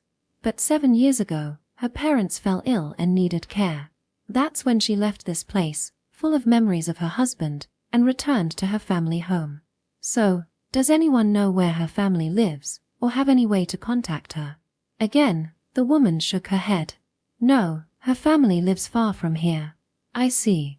The woman asked around with the neighbors to see if anyone had a way to contact Aoi-san's grandmother, but no one knew anything. So, in the end, there was nothing more we could find. We thanked the neighbors and left the area. When we returned to the shrine, the others were waiting for us at the entrance. From a distance, I could see their expressions, filled with quiet expectation, but when they saw the look on Aoi-san's face, they seemed to understand. As we drew closer, the hope faded from their faces. The mood was somber, but I still needed to tell them the truth. Aoi-san's grandmother, she doesn't live there anymore. I see. Could you explain the situation to us? Eiji asked, his voice gentle. In place of Aoi-san, I began to explain. That house was indeed her grandmother's, but it's been abandoned for a while. While we were there, a neighbor told us that her grandmother had moved back to her parents' home about 7 years ago to care for them. Even recounting it felt heavy. Gradually, the air around us seemed to thicken. We asked around, hoping someone might know where Aoi-san's grandmother had gone, but since she was originally from another area, no one here had any contact details. We'd never expected to reach a dead end like this. Just an hour ago, we'd been so full of hope, but now we felt as if we'd fallen into a deep, inescapable despair. For the first time, I felt like I truly understood the meaning of that word. Everyone realized that our search had come to a bitter, silent end. Only the quiet sound of time passing remained. The chirping of crickets, which I hadn't even noticed before, now seemed painfully loud. The next day, we decided to return to the city, cutting our trip 2 days short. With Aoi-san's grandmother's whereabouts lost entirely, staying in the village no longer served any purpose. Though we agreed we wouldn't give up and would start again from scratch, none of us could fully hide our disappointment. Our footsteps felt heavy as we walked back, the weight of failure pressing down on us. Chapter 7: Feelings that have been left aside. Then, I'm leaving. Yes. Take care. In the morning, a few days after returning from the villa, I said goodbye to Aoi-san at the entrance of the house. Today is a day of volunteer activities organized by the school. Since her first visit to the orphanage in the first term, Aoi-san had regularly participated in these activities. Usually, Izumi participates with her, so I only join when I have time or feel like it. If possible, I would like to participate today, but I will stay home quietly because I haven't made any progress on my summer vacation assignments due to the search for Aoi-san's grandmother's house. No, it's not good to blame the search for Aoi-san's grandmother's house. I had time to do it if I wanted, and there was also a way to finish it before going to the villa like Hiori did. In fact, Eiji also finished it before going to the villa, and Izumi and Aoi-san completed it little by little before going to sleep. In other words, my current situation is due to my own actions. Now I have less than 2 weeks left, so I don't have time to participate in volunteer activities. After saying goodbye to Aoi-san, I locked myself in my room and started working on my assignments. The reason I kept sighing was not because I wasn't making progress on my assignments, but because I really don't know where Aoi-san's grandmother is. I've been thinking about how to find her since we returned home, but I still haven't come up with any good ideas. Just in case, I asked the woman I met when I visited Aoi-san's grandmother's house to let me know if there was anyone who knew anything about her grandmother and to give them my contact information, but honestly, I don't think I can trust her. I am looking for other possible ways to find her because, if we rely on a professional to locate her, although the possibility of finding her is high, the cost is also high, and there is no way that high school students like us can afford it. I thought about going to the government office, but if I do that, once I explain the circumstances, it is most likely that Aoi-san will receive proper protection, and if I resort to public services, I think it would be the last resort. In other words, I realized that there were no more effective means than I had thought. So, there is only one way to solve Aoi-san's housing problem. I don't know how many times Aoi-san's father came to mind. Her father said he wanted an answer during the summer vacation. There are less than 2 weeks left until the end of the summer vacation, which means that Aoi-san has that time to respond to her father. Since the first day we saw her father, I haven't talked about this matter with her even once. What does Aoi-san think now that we haven't found her grandmother? Also, has she been in contact with her father since then? Maybe I need to talk to her about this just once. And as soon as I thought that, suddenly, my smartphone rang. When I checked the screen, Aoi-san's father was calling me. Surprised by the timing, I took a deep breath and answered the call. Hello. Akira speaking. This is Aoi's father. Can you talk now? Her father's voice on the smartphone sounded very calm. Yes, what's up? I'm near your house right now. I apologize for the suddenness, but can we meet and talk? This was really sudden. He didn't consider my situation at all. I mean, why would he call me? Unfortunately, Aoi-san is not at home due to school matters. No, that's not it. I'm sorry for making you misunderstand. Am I misunderstanding? I don't want to talk to Aoi, but with you. For a moment, I didn't doubt that I had heard wrong. With me. Can we talk alone for a while, just you and me? Only silence was heard through the smartphone. I didn't know Aoi-san's father's purpose, but there was no reason to refuse the invitation. On the contrary, it might be quite convenient to talk to him in Aoi-san's absence. Instead of feeling uncomfortable not knowing him, it was better to ask him everything. As Hiori and Eiji said, make a decision after knowing the other person's circumstances. All right. Let's talk. I responded and decided to accept her father's invitation. In contrast, my summer vacation assignments completely disappeared from my mind. Section. After receiving the call from Aoi-san's father, I immediately headed to the meeting place. The specified location was the cafe we visited together the day we met him. When I arrived at the cafe, I saw Aoi-san's father sitting at the back by the window, in the same seat as last time. I told the store employee, who was trying to escort me to my seat, that I had an appointment with someone and headed to the seat where Aoi-san's father was waiting for me. Sorry to keep you waiting. I also apologize for calling you so suddenly. He didn't seem to have any hostility, as he showed me a kind smile. However, I couldn't relax until I knew his true intentions. I ordered an iced coffee from the store employee who came to take the order and then looked back at Aoi-san's father. So, what do you need to talk to me about? I had no intention of engaging in casual conversation with him, so I showed my intention to address the matter as soon as possible. I wanted to know what Aoi has been doing since we last met. A question about Aoi-san. Well, I knew that might be the case. Wouldn't it be faster to ask her directly than to ask me? That's true, but I haven't heard from her since then. No contact with her? In other words, Aoi-san hasn't contacted her father since they reunited. It seemed like he was talking about living with his daughter, but if he really hasn't contacted her, I can understand why he called me. I was wondering if you could convince Aoi to live with me. Well, I guess it was all about that.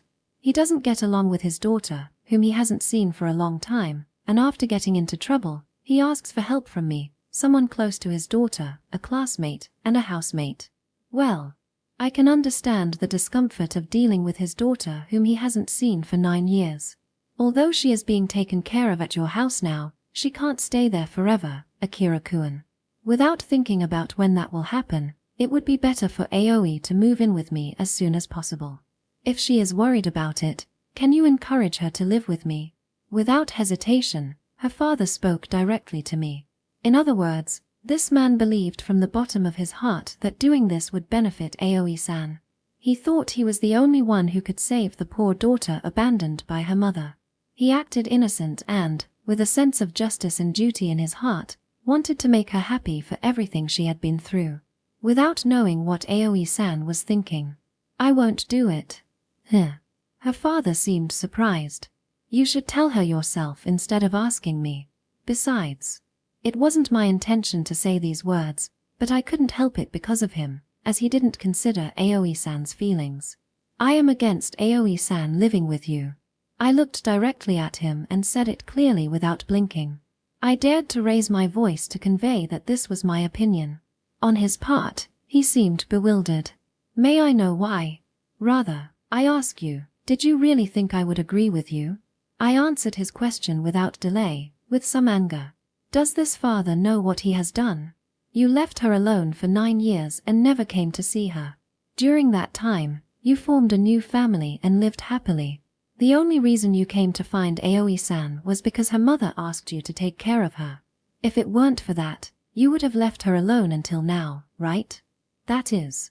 Once my emotions overflowed, I didn't stop. Even though the other person was an adult, I had no intention of holding back. A father who once abandoned his daughter now humbles himself and talks about doing things for her. At least that's what I think, and I'm sure Aoi-san herself thinks the same. If she hasn't given you an answer, it's probably ultimately an expression of her feelings. That's why I oppose the idea of you taking care of Aoi-san. Aoi-san's father lowered his gaze with a very complicated expression on his face. I have said what I wanted to say, so I have nothing more to add. But why do I feel so uneasy? Akira-kun, I see that you really care about Aoi. After a while, her father said that in a calm voice. For some reason, his expression seemed a bit satisfied. Section. After returning home, following the conversation with Aoi-san's father, I was sitting on the living room sofa, waiting for her to come home. I looked at the clock and saw that it was just past 5 in the afternoon. It was around 3 in the afternoon when I returned from the cafe, not realizing that more than 2 hours had passed. During these 2 hours, I couldn't stop thinking about the story Aoi-san's father told me. What he told me was exactly the opposite of what I had imagined. If what her father said was true, I couldn't help but wonder what she had been doing all this time. Although the sun had set and it was dark, I continued to wait for Aoi-san without turning on the lights, when suddenly the sound of the front door opening reached the living room. I'm home. Aoi-san announced her return as she turned on the living room lights. Aoi-san's usual calm voice bothered me for a moment. The lights weren't on, so I thought you were out. Ah, sorry. Welcome back home. What's wrong, Akira-kun? She sat next to me and looked at my face with a worried expression. I wonder what I look like now to make her so anxious. I apologize for worrying her, but I feel like I can't hide my emotions right now. Today, I met with your father. Aoi-san was speechless with surprise. I received a call from him after you left home, and we talked. I see. What did you talk about? I looked up and met her gaze. Aoi-san had an unusually calm expression on her face. I struggled to say the words that were hard to utter. I think you should live with your father, Aoi-san. It seems like I'm saying the exact opposite, but this is what I feel in my heart right now. Why did I, who was always against her living with her father, come to think this way? To explain the reason, I have to reveal what I talked about with her father. Section. But please, don't laugh until I finish. It's an embarrassing story for a man who could never be a father. His eyes showed an incredible determination to tell his story. It's an old story, so forgive me if it's a bit long.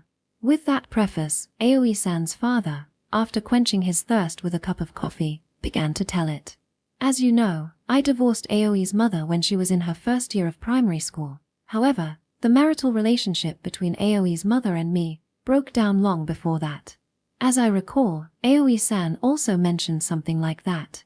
She told me that her parents hadn't gotten along since she was in kindergarten. The cause was her mother's relationship with another man.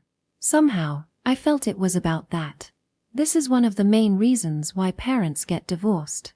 Aoi's mother doesn't have a good habit with men.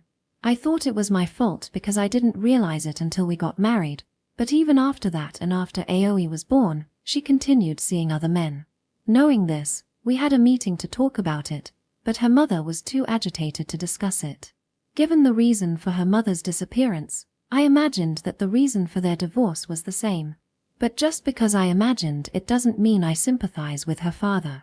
If we only focus on the reason for the divorce, he might be a victim, but that doesn't change the fact that he abandoned Aoi-san. It was a couple's problem, not a reason to abandon Aoi-san. After that, she said she wanted a divorce without properly discussing it. I proposed to rebuild our relationship for Aoi's sake, but her mother didn't accept it. I thought I couldn't leave Aoi with her mother, so I wanted to somehow get custody, but her father clenched his fist tightly on the table. In most cases, custody issues always favor the mother. I tried everything possible, but unfortunately, I couldn't get custody of Aoi and therefore couldn't take her back. From his calm tone emerged an inconceivably sad expression. It wasn't hard to imagine how much her father had suffered. I could have asked Aoi's mother for child support due to her infidelity, but I didn't. If I had, it would have made Aoi's life difficult. I didn't accept it so that Aoi wouldn't live uncomfortably, and I continued paying child support every month according to the amount her mother asked for. After hearing that story, my impression of him slowly began to change. As I came to understand her father's situation, the feeling of disgust I had once felt started to fade. It's embarrassing to admit, but life wasn't easy back then. The financial burden of paying Aoi's child support while making ends meet was huge. I had to take on several jobs. Even though I kept my promise and paid support for 9 years, Aoi's mother still wouldn't let me see her, not even once. I couldn't help but voice my shock. She never let you see Aoi-san, even though you continued paying support? Even though she never let me see her, I'm still Aoi's father. Hearing those words, I realized I had truly misunderstood her father. But one day, after years of this life, my body couldn't keep up. The doctor told me my health was failing because of overwork, so I had to take time off. It made sense. Honestly, it was a wonder he hadn't collapsed sooner, living like that. That's when I met my current wife. She knew my situation and supported me. It's not that I don't feel guilt over having a new family or that I'm trying to forget Aoi. All I wanted was to see her again. I endured those 9 years just to meet her one more time. He gripped his glass tightly. How many people could honestly blame this father? He was divorced by his wife after she'd been unfaithful, couldn't win custody, and, even though he had the right to demand compensation, he let it go for Aoi's sake. And on top of that, he paid child support for 9 years, even though he was denied any contact with his daughter. A father, yes, but he was also human. Surely, he deserved happiness too. I felt a pang of guilt for disliking him without even trying to understand. Maybe, to Aoi and to you, I seem like a terrible father. I thought there'd be a way to meet her if I tried hard enough, but if you tell me I should leave her alone, that'll be the end of it. But I've done my best to think things through, even if that sounds like an excuse. No, that's not it. However flawed this might seem, I've finally reunited with Aoi. From now on, I want to support her as her father. If I miss this chance, I might never see her again. Please, help me rebuild our family.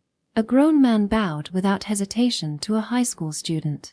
Seeing him like that, I was at a loss for words. But one thing was clear, this man had never abandoned Aoi. For 9 years, he had fought, in his own way, to be her father. Knowing all this now, and having accepted her father's feelings, I thought about it again. My feelings didn't matter. Aoi should stay with her father. No, that wasn't it. I knew this from the beginning. But for some reason, I still couldn't stop resenting him. Even after hearing everything, I couldn't understand why. So that's what happened.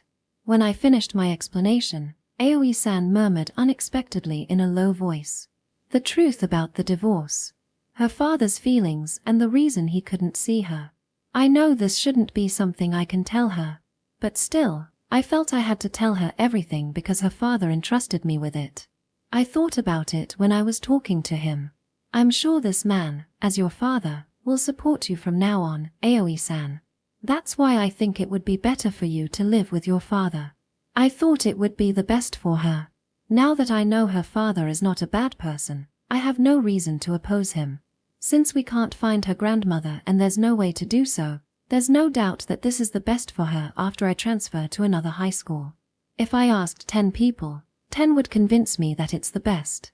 Let's tell your father that you'll live with him. Even so, why are my true feelings the opposite of my words? Thank you for telling me my father's story, Akira-kun. Although Aoi-san smiled kindly, I felt a pain in my chest, as if it were being squeezed. Yes, if I can see this smile, my feelings are not important. The most important thing is Aoi-san's future. As compared to that, the pain in my heart is trivial. While I tell myself this and swallow all my emotions. But, I have no intention of living with my father. Aoi-san said it without hesitation. Why? I couldn't resist the temptation to ask her. Now there is no other option, so why? Despite my impatience, Aoi-san continued to smile calmly. Is it because your father has a new family? If there was something to worry about, it was that. That's not entirely wrong. I think that if I move in with them, it would cause a lot of trouble for my new family. But, regardless of that, I had already decided from the beginning. Did you decide from the first time you reunited with your father? Aoi-san shook her head. On the day of the closing ceremony, I decided that no matter what happens from then on, I will stay with you until you transfer schools, Akira-kun. With those words, I felt as if my heart was gently embraced. The pain I felt a few minutes ago has now disappeared as if it never existed. But why? Because that day, Akira-kun, you said you needed me. Her words brought back memories of that day. At that time, we helped Aoi-san because we thought it was the best for her, but since we always helped her, her feeling of not being able to give anything in return had consequences, like trying to disappear silently from our sight. I searched around until I finally found her at the kindergarten we used to go to. There I became aware of my feelings and told Aoi-san that I wanted her to stay by my side. So you remembered. Of course. It was the first time someone told me that. I'll never forget it. I changed schools so many times that I had given up on separating from people, but when I met Eiji and Izumi and started living with Aoi-san, I began to think that I didn't want to give up my current life. The reason I can think this way is because Aoi-san is with me, and if I don't live with her, I might pretend to understand, leave everything behind, and transfer to another school. I don't want to give up everything. Those words are the embodiment of my feelings. That's why I'm going to stay with you until you transfer schools. Even if I find my grandmother and decide to be with her, I think I'll wait until the second year. I couldn't say a single word. I didn't think Aoi-san was thinking about me. I see. The reason she didn't say anything about her father wasn't because she was hesitating. It was because she had no need to hesitate and had decided to be with me from the beginning. As Eiji said, Aoi-san had already had an answer in her mind for a long time. If I still can't find my grandmother, I have to think about what I'll do in the future. However, until you transfer schools, I'll be with you no matter what. No matter what, she will be with me. When I heard those words from her mouth again, I'm happy that we can be together from now on, and at the same time, I realized why I was so disgusted with her father. Now I understand. I wanted Aoi-san's father to be a bad person. If she depends on her grandmother, she will have to move, but she won't change high schools. Although we won't be able to live together anymore, I don't have to worry about not being able to see her until I transfer high schools. However, if she chooses to live with her father, she will move to the prefecture where he lives as soon as the summer vacation ends. Of course, she will have to change high schools, and I won't be able to see her anymore. I don't want that. I don't want to be separated from Aoi-san. Therefore, I wanted her father to be a bad person and I wanted her to hate him, because that way, she would never leave me. I decided that her father was the bad guy from the beginning because I wanted to be with Aoi-san. I'm the worst. Nausea accompanied those words. I felt dizzy seeing the ugliness of my own heart. Akira-kun. Aoi-san looked at my face with a worried expression. I don't know what my face looks like now, but I'm sure I look terrible. Aoi-san. I feel like I should tell her how I feel right now. Maybe she will hate me. It might just be self-satisfaction for daring to talk about something that is better kept silent, but even so, I don't want to lie to her or deceive her, because she said she would stay with me from now on. If I do that, I might never be able to face Aoi-san again. Even if she hates me, I think I can't be with her without telling her. I have something I want you to hear. Yes. It was a confession similar to an apology. I thought Aoi-san was very precious to me, but I didn't try to do the best for her. I really wanted her to be with me, so I tried to make her father a bad person and keep him away from her. I showed all the bad parts of my heart. Meanwhile, Aoi-san listened to me in silence. I'm really sorry. I'm the worst. I said it prepared for her to hate me. Then Aoi-san gently took my hand. That's not true. On the contrary, I'm glad you think that way, Akira-kun.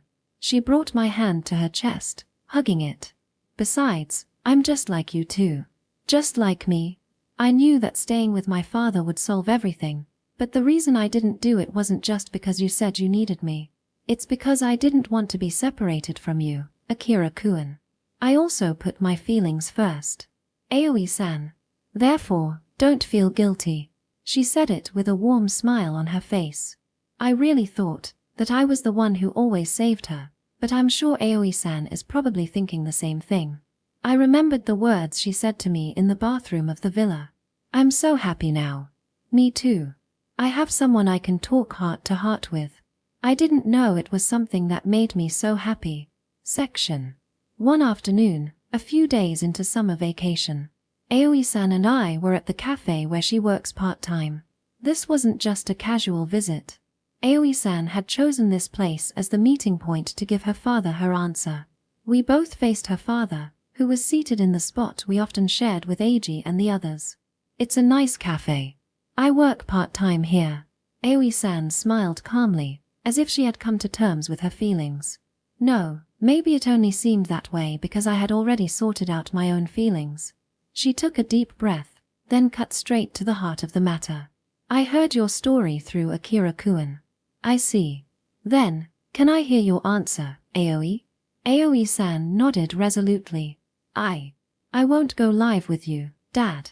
Her eyes and words held a quiet but firm resolve. I know you care about me, and I'm grateful to know that, but I want to keep living the life I have now a little longer. Until Akira-kun transfers schools, of course, so I'll need to think about the future. But, Aoi-san's voice was steady, yet full of conviction. I love my life as it is now. For the first time, I've been able to make friends. I've met people I treasure deeply, faced many challenges, and know there will be more ahead, but right now, I'm truly happy. I don't want to give up on this happiness, so I can't go and live with you, Dad. I understand. Her father nodded, carefully absorbing her words. I'm sorry. There's no need to apologize. This is a precious time for you, and you should cherish it. Maybe it was the sincerity in Aoi-san's words, but her father seemed calm and willing to accept her feelings. I'm glad we were able to meet again. Even though I can't be with you all the time, would it be okay if I reach out if there's something important or if you ever need support? Yes, of course. 9 years is a long time, one that had clearly changed them both. But that shouldn't keep parents and children from reconnecting. Can I ask you something, Aoi? Yes. Like you mentioned, what do you plan to do once Akira-kun transfers? If you don't have any arrangements, I can rent a place for you and cover the cost. Actually, I was thinking about staying with Grandma. With Grandma? Yes. I searched for her all summer and found her old house, but she isn't there anymore. The neighbors told me she moved back to her parents' home, but I couldn't find her. Her father suddenly looked thoughtful. If it's your grandmother's parents' house, I've been there before. Really? Yes. I visited them to introduce myself before I married your mother. I think I remember where it is. He took out his smartphone, searching, and after a few moments, Aoi-san received a location pin on her map. I'm fairly sure it's here. You should go visit her. Thank you. Akira-kun, we found her. Yes. Thank you so much, sir. I hadn't expected to learn her grandmother's location this way, but it felt like everything might work out. For the first time, I felt a true sense of hope. When you meet Grandma, please give her my regards. Yes, of course. And one more thing. I'll need your bank account number, Aoi. My bank account. I've been transferring your child support to your mother's account up until now, but from what I understand from Akira-kun, it's better if I send it directly to you. I'll start this month. Oh, I'm fine, really. I'm staying at Akira-kun's house, so I don't need to pay rent. Plus, with my part-time job, I've been able to save bit by bit. Even if you don't need it right now, I'd still like you to have it. There will come a time when you'll need it. Until then, you can keep it safe. But, Aoi-san hesitated, still reluctant. You should accept it, Aoi-san. I know it's not my place to interfere, but now that I know your father's feelings, I want you to accept it. Thank you. Afterwards, Aoi-san and her father chatted for a while. Although they talked about various things, Half of their conversation was about recent events and the other half was casual conversation. It would still take some time to fill the void of the 9 years they were apart, but there was no need to worry, as there is still plenty of time for that. When we finished chatting, we decided to leave it at that for today and stood up from our seats. I'm going to have a quick chat with the manager, so you two wait outside first. Yes. Her father and I left the store as Aoi-san asked us to. He suddenly bowed his head in an oddly formal manner. What's going on, Akira-kun? Please take care of Aoi for me. He said it with his head bowed. I have encountered people who bow their heads on several occasions, but I have never seen a man bow his head so deeply before. I felt that he trusted me as a man, regardless of whether I was an adult or a high school student. Yes. I will do my best. Thank you. If there is any problem, you can call me whenever you want. He looked up and extended his right hand with a relieved face, and I returned his handshake. Can I ask you something? What is it? Do you like Aoi, Akira-kun? I didn't expect her father to ask me that so directly. I thought he was joking, but his expression was completely serious. And because of that, I knew he couldn't help himself, either. To be honest, I'm not sure. But I consider her a very important person to me. I see. Thank you. Still, I sensed that this answer might not have been what he was hoping for. I'm sorry to keep you waiting. What's going on with you two? Aoi-san came out of the cafe, glancing at us with a curious look. Oh, it's nothing. Yes, nothing at all. Like that? Well, all right then. Aoi-san turned to face her father and gave him a gentle smile. In that case, I'll be heading off. Take care, Aoi. Yes. See you soon, Dad. See you soon, a promise to meet again. Her father looked pleased, glancing back several times as he walked away. Aoi-san and I watched until he was out of sight. Well, shall we go home? Yeah, let's. It's still early. Do you want to stop by somewhere first? Really? How about we grab a bite somewhere before heading home for dinner?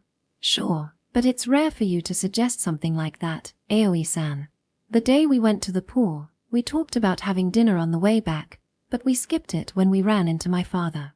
How about we make up for it now? Sounds good. Let's do it. Yeah. We headed into the station building to hang out, and with that, our summer vacation came to an end. Chapter 8: A Reunion Full of Tears. A few days after the start of the second trimester, during Friday's lunch break. I see. So something like that happened too. We were having lunch in the classroom, talking about Aoi-san's father. We had never talked about it before, and now that the matter was settled, I thought it wasn't necessary to force her to talk about it. But we decided to tell them everything because we thought the topic of her father was inevitable to explain why we knew the location of her grandmother's parents' house. Aoi-san herself said she didn't want to hide it, so this would be a great opportunity to tell them. Well, I've already explained it to Eiji, but I'm sure he can go along with it. I didn't want to worry you, so I didn't tell you. I'm sorry. You also had your own reasons for doing what you did, Aoi-san, so there's nothing you need to apologize for. Yes. I'm glad you told me, even if it was at the end. Izumi patted Aoi-san's head gently. For her part, Aoi-san didn't dislike it and offered her head. Even during the summer vacation, I felt a change in Aoi-san, but, really, it was unthinkable for me. The girl who used to be a lonely blonde gyaru now smiles like that. For some reason, just looking back makes me smile. Even so, I never thought we would find the location of Aoi-san's grandmother's parents' house this way. Yes. Now that I think about it, it's normal for Aoi-san's father to know where his mother-in-law's house is. I was so surprised and confused that I didn't think about that. If we hadn't told her father that we were looking for Aoi-san's grandmother's house, we would still be lost. In that case, I was very glad that father and daughter had reunited. When do you plan to go see your grandmother? I'm thinking of going tomorrow. With Akira-kun. I see. I hope you can find her this time. Yes. Thank you. As Izumi said, we should be able to find her this time. When I think about it, I can't wait for tomorrow to come. So, we've achieved our original goal for now, right? Even if Aoi-san can't live with her grandmother, if her father is nearby, the housing problem will be solved, right? Yes, that's right. Of course, it would be better if she could live with her grandmother. Even so, the two problems that originally worried me, the problem of Aoi-san's bad reputation at school and her living situation after I transfer to another high school, have been resolved. Now I'm hungry because I feel relieved. What? But you just had lunch. It was a phrase you say when you're so absorbed in something that you forget to eat, not when you've just finished your lunch and closed your lunchbox. Ah, Aoi-san, do you want to come with me to buy a dessert? To celebrate knowing where your grandmother's house is, or should I say a pre-celebration? Either way, it's on me. Really? Thank you. Yes, I'll go with Aoi-san. Sure. Take care. The two of them left the classroom holding hands, and Eiji and I watched them go. I hope Izumi doesn't influence Aoi-san to eat too much. Is there still something bothering you? While I was thinking that, Eiji asked me. No, what bothers me now are trivial reasons. Thanks to you, I have nothing to worry about. I'm glad to hear that. It was a coincidence that I could be alone with Eiji at this moment. I couldn't stop feeling restless and worrying Eiji, so I wanted to explain it properly. In the end, I don't want to be separated from Aoi-san. That's why I feel like a bad person for trying to keep her away from her father, who tried to take her. I'm the worst. I think it would be better for her to stay with her father, but I don't want to let that happen. Eiji, as usual, let me talk until I was satisfied. But Aoi-san accepts my feelings that way. To be honest, I don't want to change schools.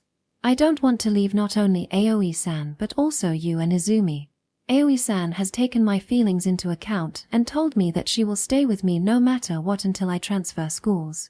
As you said before, she already had the answer from the beginning. In fact, when Aoi-san said that, I suddenly remembered something. It was the night of the fireworks at the villa. Eiji, you told me I should give a name to this feeling, right? Yes. I told you. I'm not that stupid, so I think I know what you're trying to say. In other words, I have to clarify my feelings for Aoi-san. When we first met, my feelings towards her were of regret and sympathy. I regretted not doing anything for the girl who was my first love, and I felt sympathy for Aoi-san, who was somewhat similar to that girl, so I lent her a hand. Nothing more, nothing less. There were no other feelings. But as we spent more time together, she somehow became a very important person to me. The fact that she was my first love was probably one of the reasons that made me think that way. However, if you ask me if this feeling is love, I don't feel that way. This is my sincere feeling at this moment. It's not that there's nothing, and I think it would be nice if we could have that kind of relationship. But right now, I can't decide if this feeling is romantic or not. So I'll think about it slowly during the 6 months I have left before transferring schools. You're right. That's fine. Fortunately, the problem Aoi-san was facing had a solution in sight. From now on, I can think about those things. Looking out the window, the sun was as scorching as ever, but the breeze blowing was much cooler, and before I knew it, summer would soon be over. Section. The next day, Aoi-san and I visited the rural village where her grandmother's parents' house was located. The house is further north than her grandmother's house that we visited the other day. It was an hour and a half by train from our city, but even if Aoi-san had to live with her grandmother, she could still attend our current high school. Although it would be a bit exhausting, between anxiety and nervousness, we followed the GPS on our smartphones. After turning a few corners, we found an old house at the end of an open path. According to the GPS, this must be the house Aoi-san's father told us about. In front of the house, there was an elderly woman cleaning. Aoi-san. Yes. When I approached Aoi-san, thinking the elderly woman was her grandmother, she looked at the woman with slightly moist eyes. Are you okay, Aoi-san? Yes.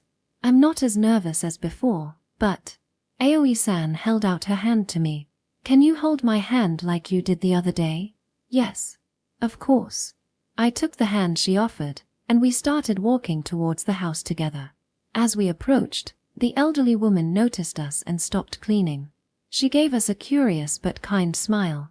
Hello, how can I help you?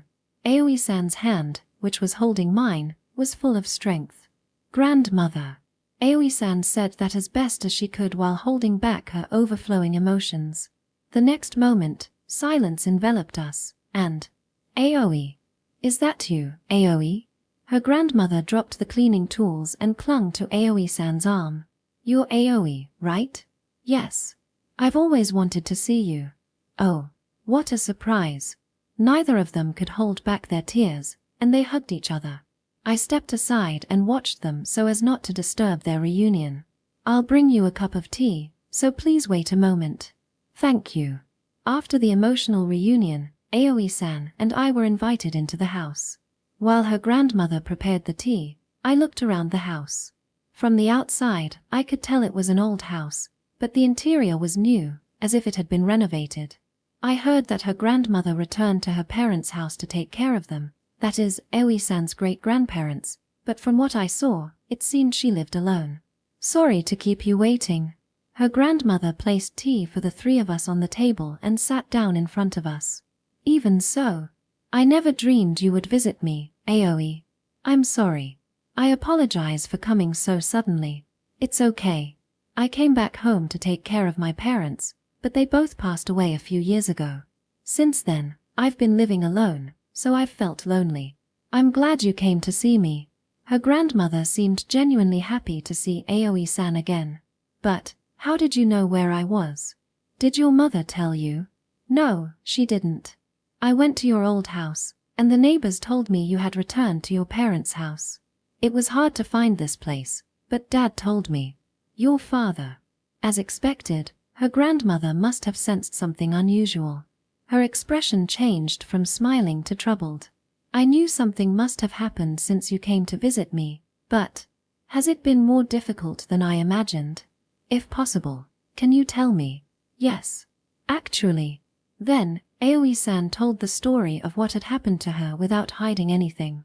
One day in early June, her mother disappeared with a man while she was behind on the rent, and she was forced to leave the apartment, leaving her with nowhere to go. That's when she met me and started living with me. She can only stay with me until March of next year, when I transfer schools, and she needs to find a place to live peacefully before then, so she decided to turn to her grandmother. At that moment, her father appeared, whom her mother had asked to take Aoi-san, so they reunited for the first time in 9 years.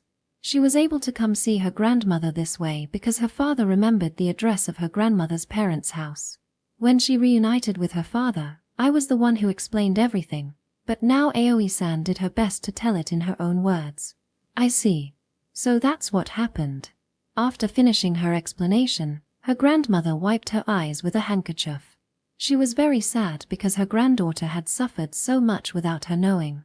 It might not be appropriate to say this, but isn't it a blessing to have someone who can shed tears for you?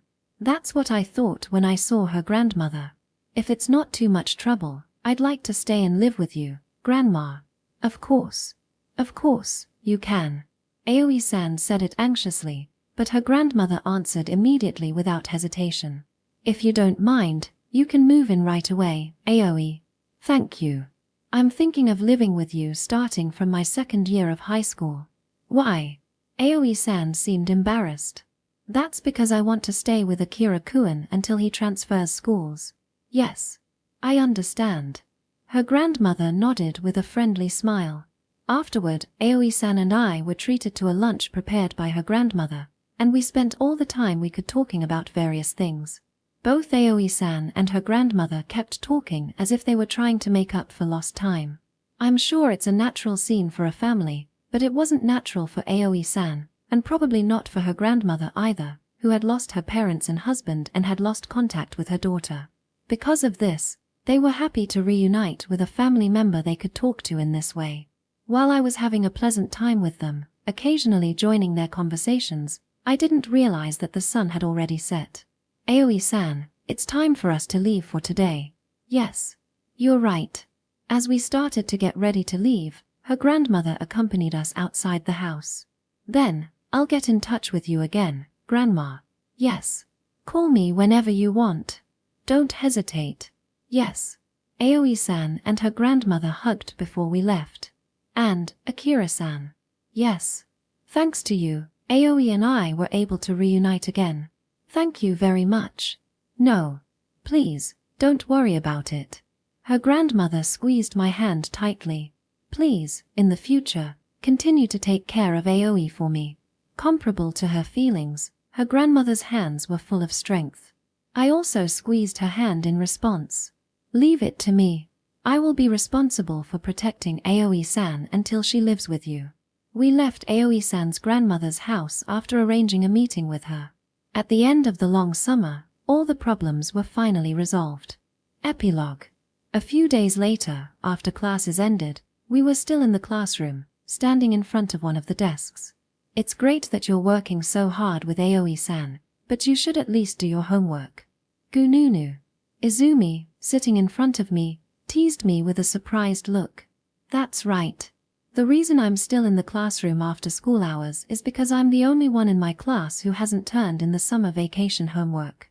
Our homeroom teacher told me to submit it by the end of the day, and that's how I ended up here. It can't be helped. This is impossible. You say it's impossible, but you still can't finish it. If you say that, I can't respond. But, well, all the initial problems Aoi-san had have been resolved. If I think of it as compensation for that, it's okay for me to stay in the classroom for not doing the summer vacation homework. So, Eiji, let me copy your homework. I can't. Why not? Izumi, Aoi-san, and I have already turned in our homework. Although I can teach you, you can't copy everything. I know that, since I didn't turn it in, and that's why I'm stuck here. Next to me, Aoi-san, who was feeling down, had an apologetic look while clasping her hands together. It's okay.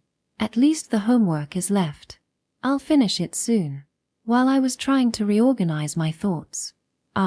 Speaking of unfinished business, Izumi suddenly stood up with a loud voice. She was right in front of her, and the sound of her shout made my ears ring. Damn it. What's going on? The mission is still halfway. The spirit of the shout changed, and Izumi sat back down in the chair gloomily. Speaking of that, do you think I didn't notice? What are you talking about? Izumi tried to dodge with an expression that seemed to say damn it. There was no point in trying to escape now that it had been let out. What were Izumi and the others trying to do? In conclusion, the issue is that they are planning to pair Aoi-san and me together. The first mission was Aoi-san's lap, the second an indirect kiss, the third getting closer during the festival night, and the fourth arranging a bath together in the hot springs. Additionally, they tried to have Aoi-san and me stay in the same room. Looking back, Izumi and Hiori bothered me all the time. It's very clear. In other words, while we were struggling to find Aoi-san's grandmother during the summer vacation, Izumi and Hiori were planning to develop the relationship between Aoi-san and me in various ways. I know they are thinking of strange things, but I didn't think of that. I thought about complaining to them, but I can't say don't try to pair Aoi-san and me in front of the person in question. I beg you, please leave me alone. I only warned her to stop creating strange situations indirectly.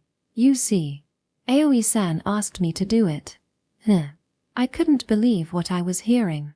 Izumi-san, no. What does that mean?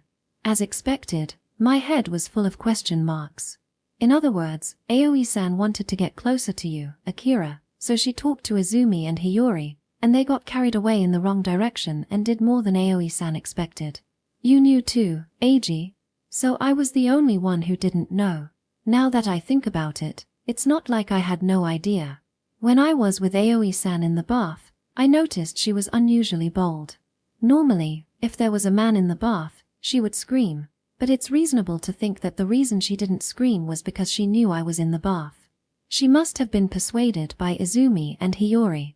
Aoi-san was too innocent and pure to doubt everything she was told, so when Izumi said, if you want to get closer to him, getting naked is the best way to do it, she believed it, so she overcame her shyness and got into the bath. I thought it had been Izumi and Hiori, but I didn't expect that Aoi-san had consulted with them. I mean, she said she wanted to get closer to me. That's not it. It's not bad, but it's not like that. Aoi-san was half crying, as if it didn't make sense to say anything more. Izumi was grabbed by the neck by Aoi-san, and her eyes rolled back as she was pulled away limply. I'd like to ask for more details, but it's probably better not to bring it up for now. After all, I still have half a year left, so there's no need to rush. While the others continued talking, I started working on my tasks alone. It's been a little over 3 months since I brought a lonely gyaru from my class to my house. The busy summer has ended, and autumn is just around the corner. We were all happy that Aoi-san's problem had been resolved, but, at this moment, we didn't expect that there would be more problems after this. End of Volume 2.